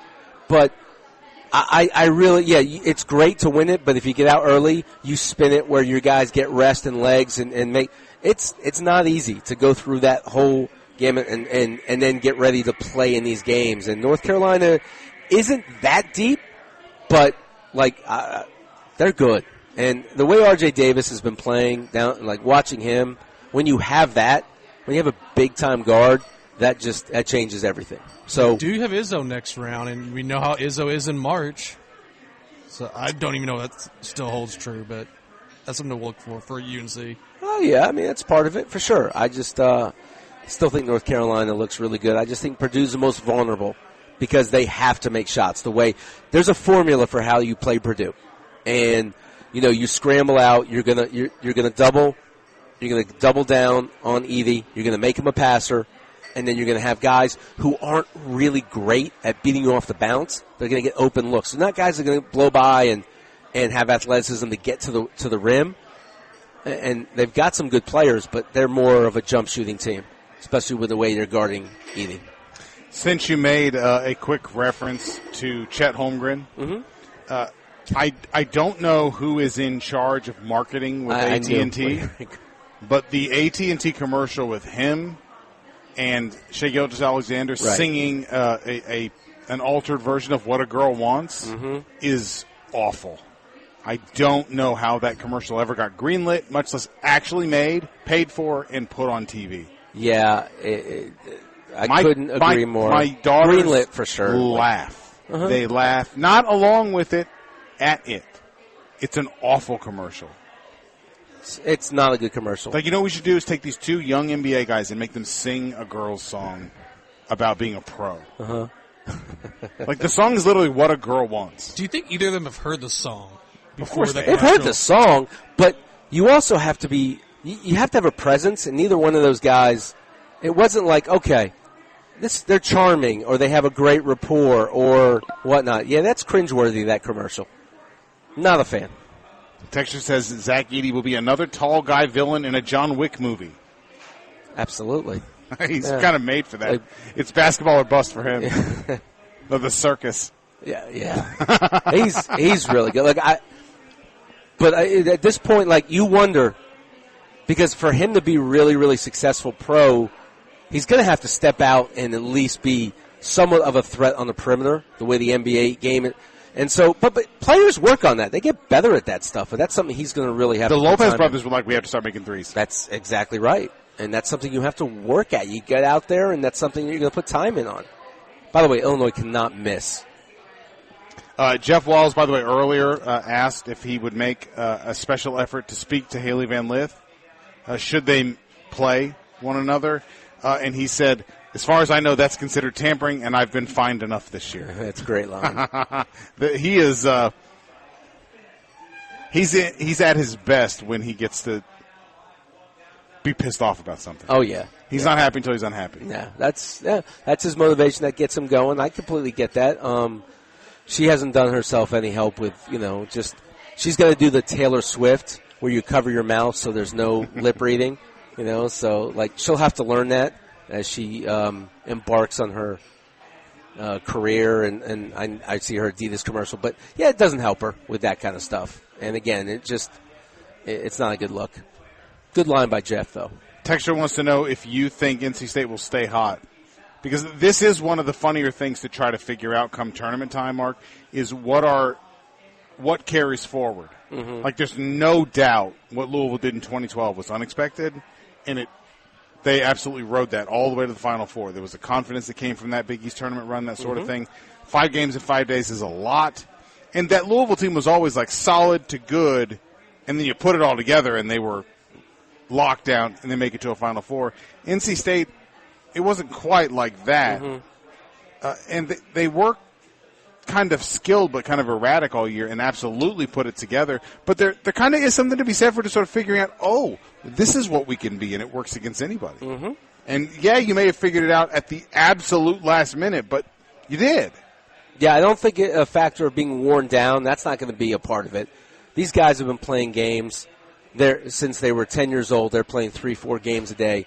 They're used to it. For people to use that narrative now, that's not in play as far as, they're tired. No, and players know how to manage that. Coaches know how to manage that stuff as well. So that won't be a factor. The thing is, I really like that Texas Tech team. Grant McCaskill, he's done a really, really good job. I've talked about that before. That's one of the teams I really like as well. So I don't know. I don't think that's necessarily that they can make that. Can they? Sure, but I like Texas Tech. Speaking of conference championship games, Coach, what do you make of Iowa State just blowing Houston out in the Big 12 title game? Do you think they'll go further now because of that win, or is it they got hot a week early? How do you take good. that? They've been a good team year round. The whole year, they've been really, really good. So they're a team that can score it, defends really well, and that's only going to help them. Now, if that's something where you haven't played well and all of a sudden you make a run at the end of the year, they've been balanced throughout the season. So I think they're extremely talented going into their game against NC State. how often come tournament time do you really find yourself confronted with a style of play that you have just never seen or have very, very rare, and it really creates a problem for you? Every conference is kind of like that's a great question, because you have conferences where there's a certain style of play and there's a certain way that they're going to run stuff, and it's something that you're just comfortable with. And so there's not a lot of variance in the Big Ten. You know it's going to be very physical. It's going to be a lot of half-court Big East based. is that way. Right. And then, you have other leagues that are just wide open. Talk about the Mountain West. I mean, that teams that play fast. And then so, yes, the style of play, you're not – that's why I talked about, like, the first half of these games, no matter how much film you watch, you can't believe how disciplined some of these other teams are. And some of these mid-majors that they play a certain way that you're just not going to – they're not going to all of a sudden try and break you down one-on-one, that you're just going to have to guard gaps and you're going to have to contain your man. No, you're going to have to guard a lot more action. It's a different animal when it comes to the tournament. But the athleticism, and when you have guys that are possible pros, it usually wins out. 8150-939, that is the number if you would like to get in here. We would love to hear from you today. Again, on a date, we're absolutely loving it.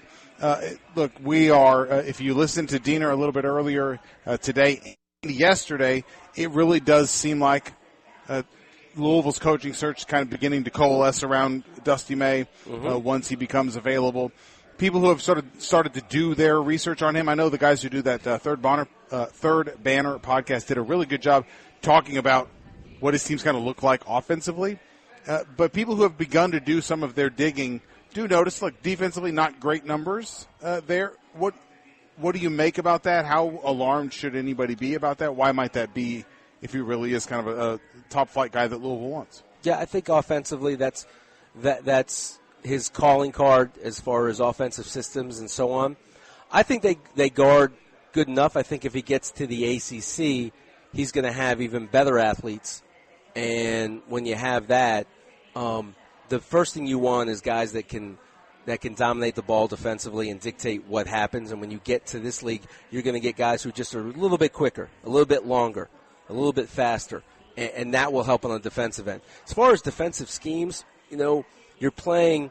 You also, if you look at it, the leagues he's been in, you're still going to play a bunch of non-conference games.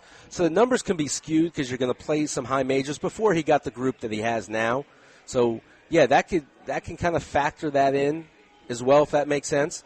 And then when you get in a conference play, if you just base it on what you get in a conference play, the numbers are a little bit better. But Memphis, they play just so fast. The UAB plays so fast.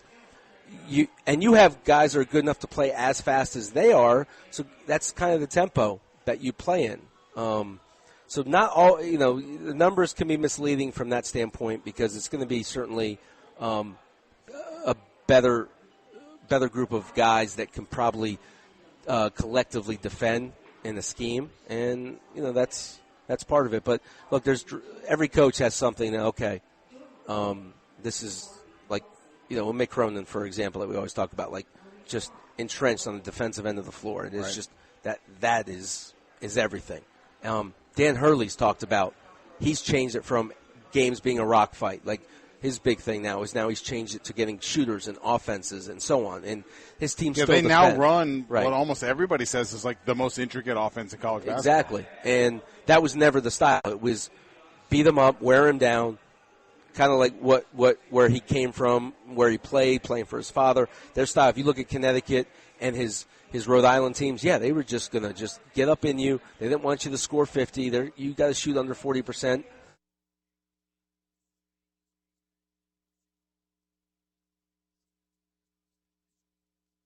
And we're having some more technical difficulties, issues with the guys. And looks like we got them back, I think. I think that, I think you grow and you realize, okay, this is something I'm going to take a deep dive into this. And I realize we got to be a better defensive team. So that's something, every coach has something that they got to improve on, whether it's your staff and guys that, can bring new ideas to you. That's a huge part of it as well. I wouldn't be overly concerned about that. I think that honestly is an interesting point, that it's very difficult for people on the outside, either as fans or just the people who haven't been coaches, to accept or to grasp that coaches can get better at this stuff. Exactly. Do you know how much time that coaches are going, that there's clinics all the time, even at the Final Four there's a bunch, but I would be going to every clinic there as imaginable. And then you get with coaches, and to this day there's coaches that get together and they just have roundtables, and they just workshop, and they go over ideas and they share ideas, and you steal stuff from other coaches all the time. Happens a lot. I'm constantly, we're always stealing and learning and saying, okay, this is a different way to do something. Why do you force everything to the corner? How are you guarding ball screens? What do you do differently? Is it depending on the matchups? How often do you switch? There's so many things, and coaches like a Dusty May, and he's one, and I know for sure, and then within your staff, you're talking about it all the time. That's why it's important. That's what happened with the last staff, because you just didn't have a lot of guys that, hey, this is a different approach. This is something that we can incorporate into what we're doing. We never saw that with the last 2 years, where all of a sudden you're seeing a team that goes from playing this way, and we're going to just tinker and adjust and learn different ways. You get that from your staff. You get that from other coaches. You read Dusty May's quote where he said absolutely nothing, but he did say, I'm speaking to coaches, I'm speaking to mentors, I'm speaking to people. We're all sponges. I love to learn. I carry a notebook. I'm writing down stuff all the time. I'm watching these games. I'm jotting things down. Hey, I'm going to try this. I'm going to incorporate this. That's the exciting part of all that stuff. I remember Bobby Petrino saying 10 years ago now at ACC Media Days that one of the fun things about being a coach, and it's hard to imagine him thinking anything is fun, but him saying when players mess up in practice, sometimes it spawns something. And I could see maybe in football it's a little bit more the case, but like a guy goes the wrong way or does something and it creates something like, whoa, look how they reacted to that. We might have something here. Like, you never know where these ideas might come from, be it accidental or not. I fully would expect that also defensive issues are very readily addressed by being able to get a whole lot different guy to come to Louisville than you could probably get to go to FAU. Exactly. That's a huge part. And he got some guys that can really score the basketball, but he's not going to be able to get the top of the top. Some of those guys, they've developed, and they got those guys to play the style that he wanted offensively. And they're good enough defensively. You don't go to a Final Four if you're not, but it certainly isn't a team that you're saying, okay, when you're at Louisville, you're going to be getting 5-star guys. And here's what the great coaches do. You bring in guys who are really, really skilled offensively, and then you coach the blank out of them defensively and make them understand. Because that's something they haven't been asked to do a lot of. So that's what you have to do. You get them to buy into the defensive system that you're approaching, that you're instilling, and so on. That's the important part. Let's get to Jesse in here before we take our last break. Jesse, welcome into the Drive on Thunderbolt. What's up, bud? Hey, fellas. Good. I always enjoy the show. Do you guys mind if I deviate a little bit and talk about the team that's going out? I got a couple of questions. Sure. The first one is, and I may have missed it. I'm trying to catch the show as much as I can and catch a little basketball, all this stuff. Did Tyler Johnson go into the transfer portal? Not officially, no. Not at this point. Okay. I hope not. He is so loved by the Louisville fan base, and he is a pure point guard. I would imagine him with coaching. Man, he'll be all ACC in another year or two. I just think he's got that much natural court vision, natural ability to pass the ball. Yesterday, or maybe the day before, the one on the morning show, I think it was Mark. He was talking about if Dusty May came, who he would bring with him, and he went through this list of people and keeping Brandon Huntley-Huntfield, and I can't think of who else on the team already. But at any rate, so he was going down through it, and he had all these. Then he talked about some guys that we could probably get and that Dusty May would bring with him. And then I thought, he listed all these people. Well, Sky Clark was the other one. I said, but who's going to run the offense? You know, Sky Clark does okay, but when I think about a guy like Tyler, if you gave Tyler Johnson people to pass the ball to and to score with, or to open up, let him go down through the lane and create something, Louisville would be, ooh, man, I can't even imagine. I'm praying that he stays. I just think that he's got that natural thing that Louisville needs, that Louisville loves, and that Louisville needs. So I'm glad to hear that he hasn't entered the portal yet. I don't think Mike James has done it either. So a few of these guys, I hate what Caleb left. I hate what he said. I think some of these guys leave, and they feel like because we're so close in the basketball community here that they have to say something or give a reason as to why they left. And he said something, and I don't believe Caleb really believes that. But anyway, it was negative, and it just really didn't sit well with anybody. He's another guy that I wish had just given the new coach another shot and stayed here. So there was a question I wanted to ask. It's Tyler. I'm praying that he doesn't stay. What are your thoughts on that? I think Tyler has an innate ability to see the court and to anticipate. Same thing like Lamar Jackson. Lamar Jackson's gift is anticipation. And I think Tyler has that same thing. He can pass the ball to where a guy is going to be, where it looks like he's going to be. And the mistakes he's made are that alone. Well, he's made that mistake in that he's passed the ball to places where people look like they're going, and they may have changed their mind in the last second. I think he's got that kind of natural ability, something that we need in a point guard. And I think if given time, this guy will be all ACC, if not all American. What are your thoughts on that, you guys? Yep. Jesse, thank you so much. I think Tyler had a natural aggression that appeals to Louisville fans, and did seem to have, Mark, to me, that thing that really clever point guards have. He sort of seems to see guys that are open when they don't know they're open, without really trying all that hard. And that really does seem to be a gift. You see it with quarterbacks sometimes. You throw guys open and that sort of thing. I think Tyler did hit people that way. Unfortunately, I think for everybody, there's no element of this roster that's essential.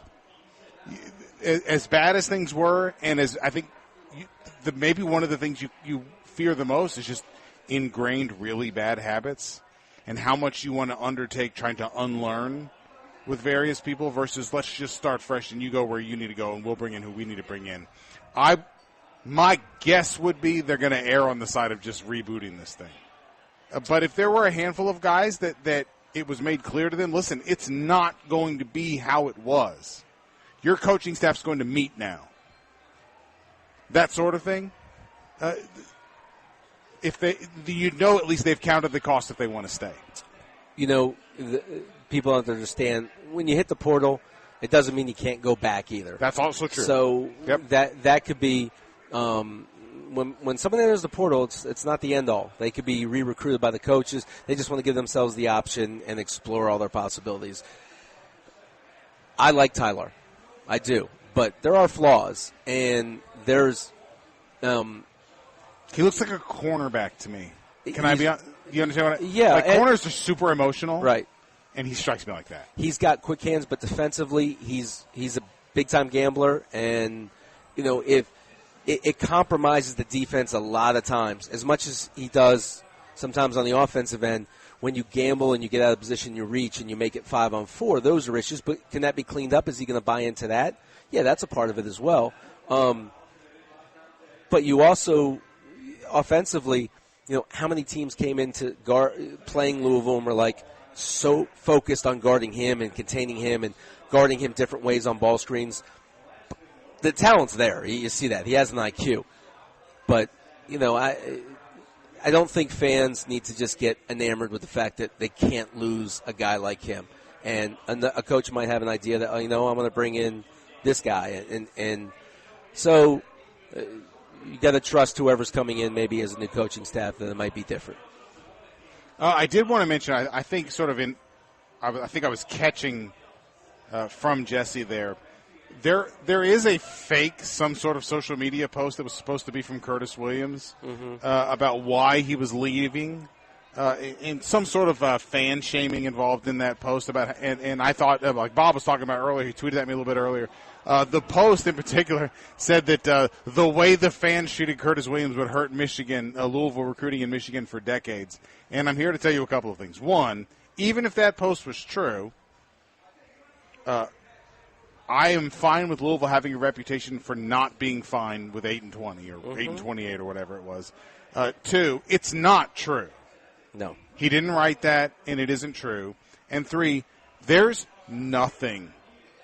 There is no thing. And I want you to think about this. Try really hard to think about any time in your life you've heard somebody sports-related say, if you do X, it'll set you back X amount of years or decades. If it ever happens, I'm talking, go all the way back to Rick Pitino saying if they run Tubby Smith out of there, it'll set them back decades at Kentucky. Like, it never happens. And the way that Louisville fans reacted to Curtis Williams providing 1.5 points a game or whatever for a really, really bad team is not going to set them back recruiting for decades in Michigan or anywhere else. So Corey Alexander lied to us? He was misinformed. He was. There's absolutely no way that or someone lied to Corey Alexander. Fans and listeners, there's some really, really good basketball players out there. And there's some guys that will fit the system that whatever the coach wants to see. And if he feels some of these guys want to be a part of it and they want to be a part of it, and that's part of it as well. So, yeah, I understand that. I like Curtis Williams. I think all those guys have a chance. I just, like you talked about, there's a lot of habits that have to be unlearned as far as that goes. Let's get to Ross in here again before we take our last break here. Ross, welcome into the Drive, buddy. What's up? Hey, Mark, how y'all doing? Doing great, buddy. What's up? Well, Coach Leaps kind of stole my thunder a little bit. I was calling to say, just because a player enters the portal doesn't mean that, they're going to stay in there. Like, honestly, I would suggest every single player on this team at this point put their name in the portal to get a feel out now. And meantime, we're trying to see who our coach is going to be. And it's the best thing for the players to put their names out there, honestly, at this time. And, once they find out who the coach is, they can come back, maybe make a case to the coach. The coaches can, come and recruit them, and they can pull their name out of the portal. I mean, there's nothing wrong with that. So, I just kind of wanted to throw that in there. But, I'd be lying if I wasn't very hesitant on the May hire.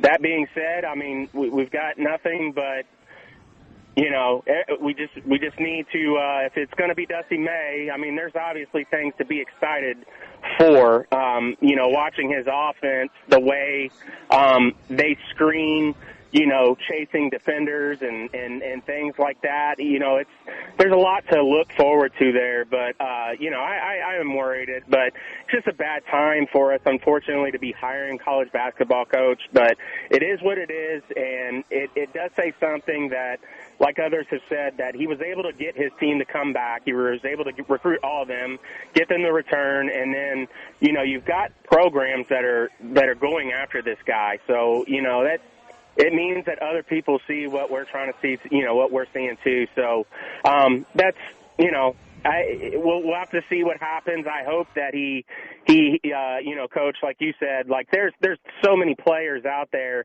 a lot of players we don't even know about that are on less known teams right now that the national audience doesn't know about, and we just got to wait and see. And, it is what it is. And everybody tune into that FAU game and against Northwestern, and, we'll see what you think.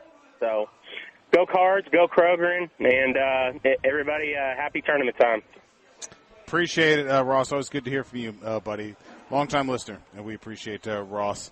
Yeah, look, everybody check in to that game tomorrow. That will be fun. Get another dose of them. Look, you probably did not have, outside of the NCAA tournament, literally a year ago, maybe that game against Arizona earlier this year, not a lot of opportunities or reason to really watch FAU around here. I didn't want to see anybody be happy, not after the year we were having. Mm-hmm. So I understand. But now is your opportunity, so that certainly will be worth checking into. And I'm of two minds. I'm back and forth on this. Obviously, I want them to beat Northwestern, but then do I want them to beat UConn and keep this thing going? Or is all right, enough already? They're not beating UConn, so you don't have to worry I'm about not sure that. anybody's beating UConn. No. They look good. All right, let's take our last break here. We will come back here, wrap things up on the drive on North End of Ville. Right back. Whether you're traveling for work or play, it's easier and cheaper than ever to fly Louisville. Louisville Muhammad Ali International Airport now has non-stop flights to over 35 cities coast to coast. Boston is just 2 hours away with new non-stops on American Airlines. Visit the West Coast with Spirit's low fares to Los Angeles or Breeze Airways flights to San Francisco. Louisville has low fares and quick flights to great destinations like Austin, Vegas, New Orleans, and Charleston. Don't skip that weekend getaway or friends trip. Learn more at flylouisville.com. Clear Cut Hero is a new sports drink from Clear Cut Brands, the same local company that makes Focus. Every 16-ounce bottle of Clear Cut Hero is packed with electrolytes and contains just the right amount of carbs, sodium, and potassium. It has only 25 calories and 5 grams of cane sugar. It comes in 6 thirst-crushing flavors: Nova Orange, Cosmic Blue Raz, Eclipse Lemon Lime, Nexus Peach Mango, Dragon Fruit, and Apex Fruit Punch. The great news is that Clear Cut Hero contains no high fructose corn syrup, no aspartame, no sucralose, and no red dyes. And it contains 80% less sugar than the leading sports drink. Did you know that 70% of the Western world is dehydrated at any given time? Despite ample access to drinkable water, Clear Cut Hero has emerged as the champion of hydration, so you have a fighting chance against thirst. Clear Cut Hero is available at your local Kroger or at www.clearcuthero.com. Hi, this is Paul Rogers. I travel a lot, and when I'm gone, I like to know my family will be protected in the event of a power outage at home. It's happened numerous times over the years, but now, if that occurs, I have peace of mind knowing my home is protected by a home generator. I called Abtech Electrical Services, and within a few weeks, my generator was ordered, installed, and up and running. They were fantastic to work with. But you don't have to just be looking for a generator to call Abtech. They offer all kinds of electrical services, both residential and commercial. And this locally owned company has been doing so for 35 years, and they're A+ rated. Do you own an electric vehicle? Well, Abtech can even install an EV charging station at your home. So whatever your electrical needs, contact Abtech Electrical Services. They're at abtechelectric.com. That's letter A, letter B, techelectric.com. Or call them at 812-284-2359. That's 812-284-2359. With the Kroger app, shopping online with pickup and delivery is the same as shopping in-store. Same low prices, same personalized deals, same rewards on the same high-quality items like Honeycrisp apples and pasta sauce, with no hidden fees or markups. It's one small click for groceries, one big win for busy families everywhere. Start your cart today at Kroger.com. Kroger, fresh for everyone. Restrictions apply. See site for details. Take a spin on up to 500 of the hottest games. Grab a bite to eat at one of the 3 restaurants or a souvenir at the Kentucky Derby gift shop. Watch, wager, and win with race and sports betting kiosks. Whether you want to get your night off to a hot start or give it a thrilling finish, Derby City Gaming downtown is Louisville's hottest play. The First Turn Sports Bar is now open. Watch all the big games on the 21 big screen TVs in the new First Turn Sports Bar, 140 South 4th Street. For more details, visit derbycitygaming.com. Must be 21 or older. Gambling problem, call 1-800-GAMBLER.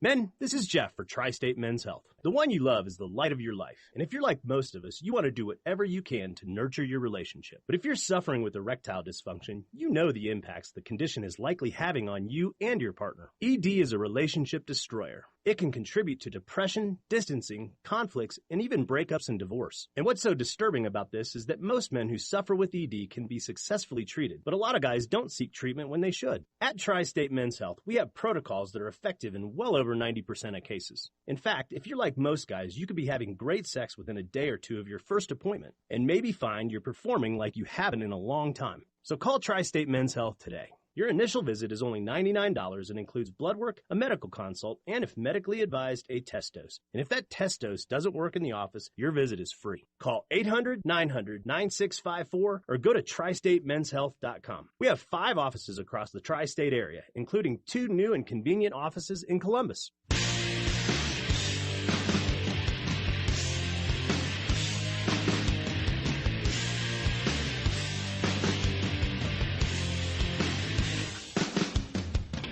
You're listening to The Drive, presented by Fitness Market, right here on 93.9 The Ville.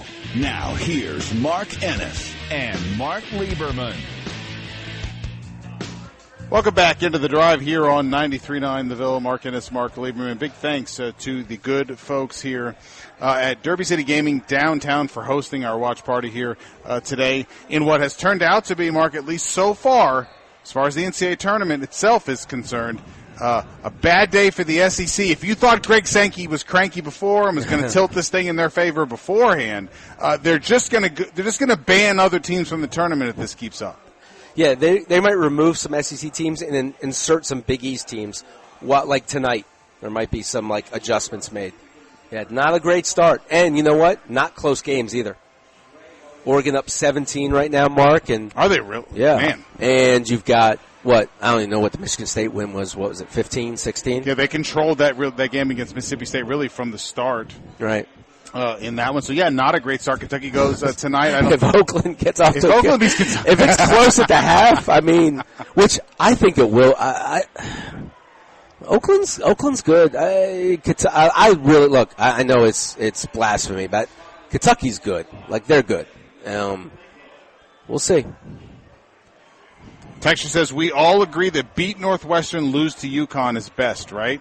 As far as FAU is concerned. Well, I think you said it best. It doesn't matter if we think it's best. That's what's going to happen. Mm-hmm. Because I'm with you. I think I saw 60% of all brackets are picking UConn to win. I picked them to win.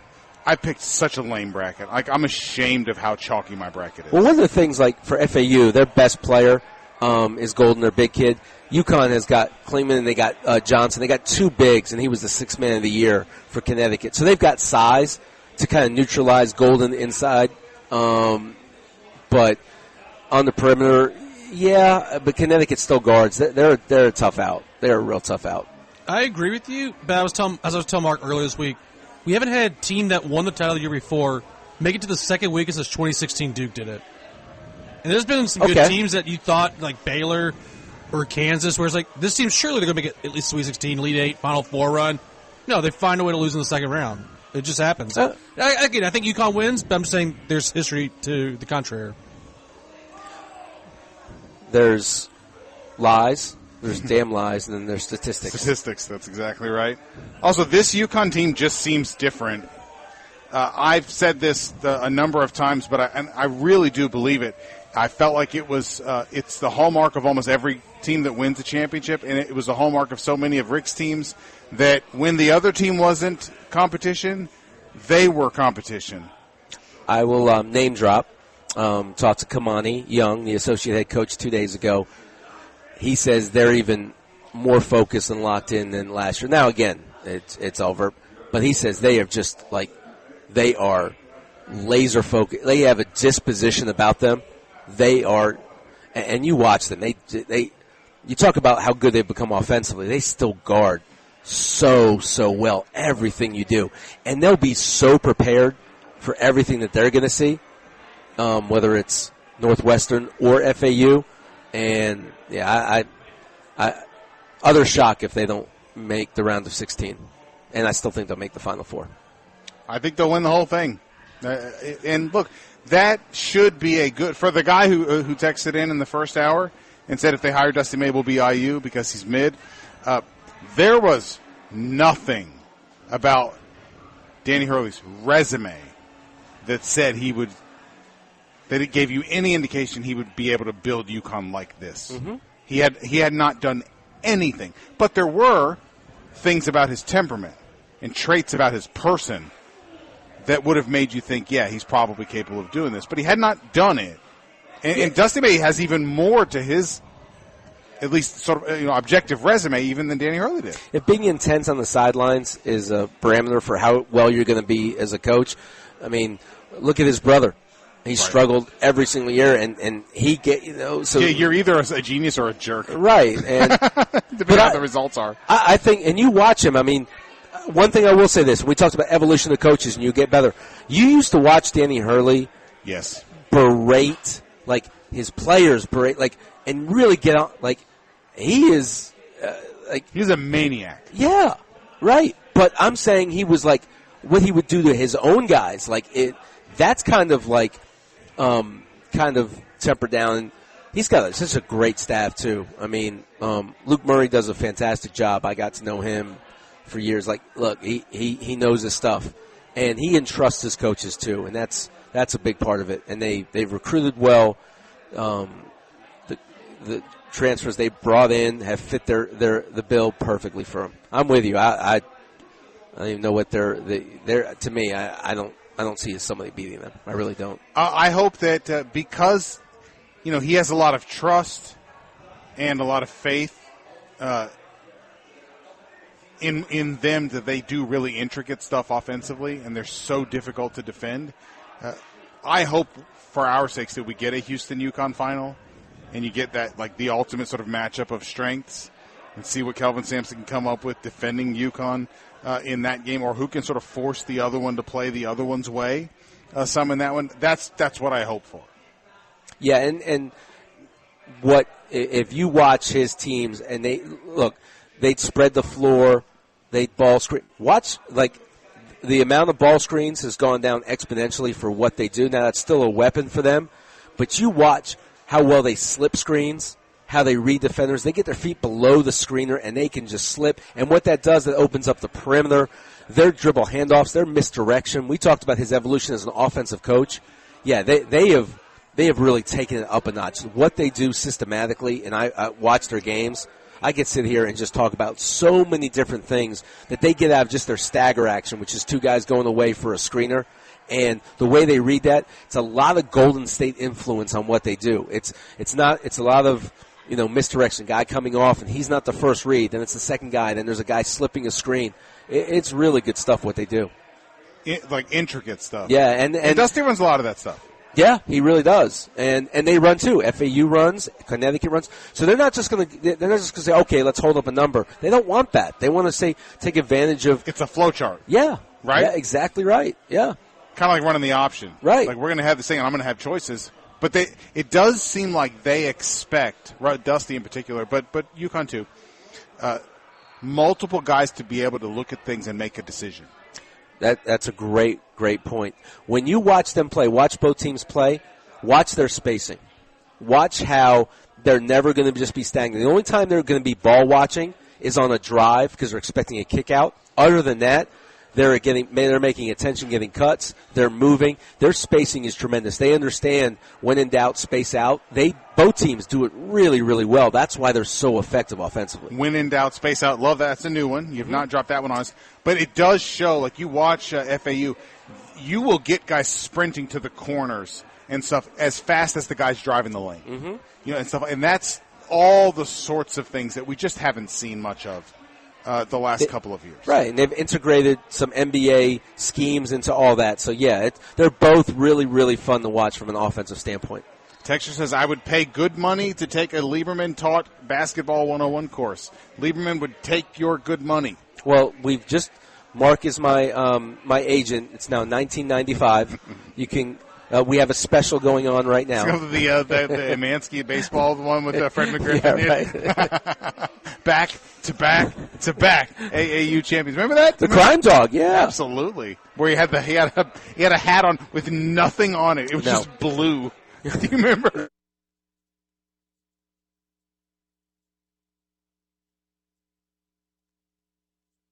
And we lost it as we're trying to plan out Coach Lieberman's, basketball clinic that he will be putting on in the near future. All of those. You had all of that, right? Yeah. Like you had the greatest hits from various decades and such. Sure. My parents had this like light blue kind of like aqua like 3 volumes of cassettes of like hits from the 50s. Right. And for 30 years. Uh-huh. Until we just didn't have cassettes anymore. My mom might still have it. We all had those. Let's get Kenny in here. Kenny, welcome into the Drive, buddy. What's up? Hey, guys. Once again, a great show. I've enjoyed Thank it. you, I've been listening off and on all day. Coach Lieberman, I'm not taking your course. I prefer to remain blissfully ignorant. Because you remember the Calvin and Hobbes comic strip? They were on a sled going down this steep hill, and they're coming into a big drop-off where they're going to go off a cliff, and somehow the whole point of the comic strip was until you know you're in trouble, everything's fine, and that's the way. So I don't want to be able to pick out what's wrong. I just want to go to the games, have a great time, see them play like we've always played for the 40 years I've been going. But I have a comment about the porthole. I really believe that the great majority of the young men that are going to be in this porthole or who are already in it, they got an eye watching for Louisville. Now a lot of them, I think the nature of the porthole is that they're going to, something didn't go right. They want something to blame. So the whole problem is they should have gone to UCLA when they chose USC. There's something in human nature. I've done it. I'm old enough to know that when I messed something up, I was looking for a reason why it happened. And the reason it happened was basically me. But also, there was a guy calling in a while ago, and he's talking about trying to get the team, get the program back. And I can remember, Coach, I've said this on the air. I hope if I'm repeating it, I hope it's not I'm not boring people, but Coach Snellenberger came to town in our very first game, and I was there at Old Cardinal Stadium. I think it was Eastern Kentucky, and they beat us like 56-12. They just beat Louisville to death, and they were like an OVC school. And, of course, they were always the top team in that league. But anyway, Van Vance was doing the games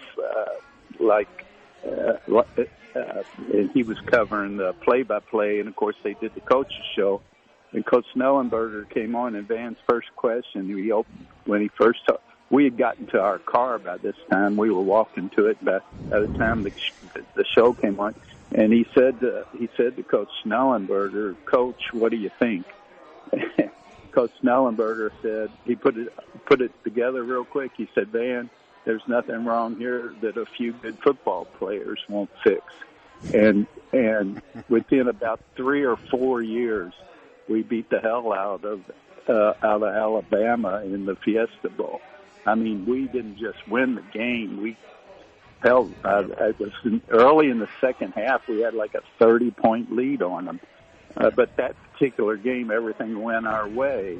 And, you gotta say that. You gotta be fair about things. Some games when the sports world is full of that kind of karma. Some nights you can do no wrong, and some nights you can do no right. But that's where I am on the whole thing. I'm pretty sure whoever is our coaching staff in a few weeks, and you'll have a lot to talk about in the postseason and post-tournament, because it's going to be a pretty juicy point for you radio guys to work. If I have time, I want to say to Bob and Nick that I was listening to their show the last few days, and it's really interesting what they're doing. They're mapping out the tendencies of these teams, who are the good offensive teams, and they've all got a rating that they've gotten from somewhere on the internet, I think.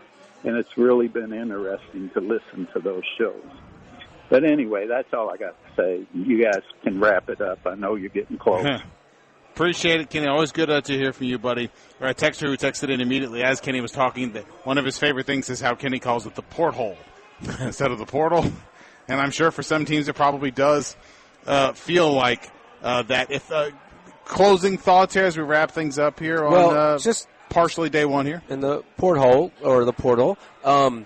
There's, like, in Louisville's situation, I think a lot of those guys can be re-recruited if the coach feels they're a fit and so on.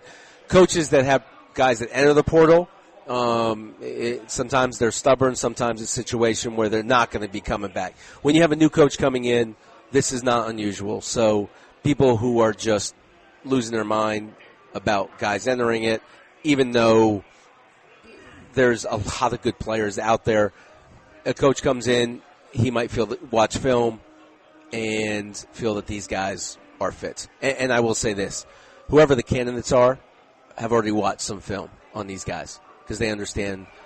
And that's, you heard it with Dusty May about compartmentalizing that. Yeah. And they're still going to do other parts and understand, okay, if I am moving on to another job, I've got to look into that as well and not just come in here blind. So that's part of it. I did just want to say how much I enjoyed the fact that we celebrated absolutely meaningless coach talk today.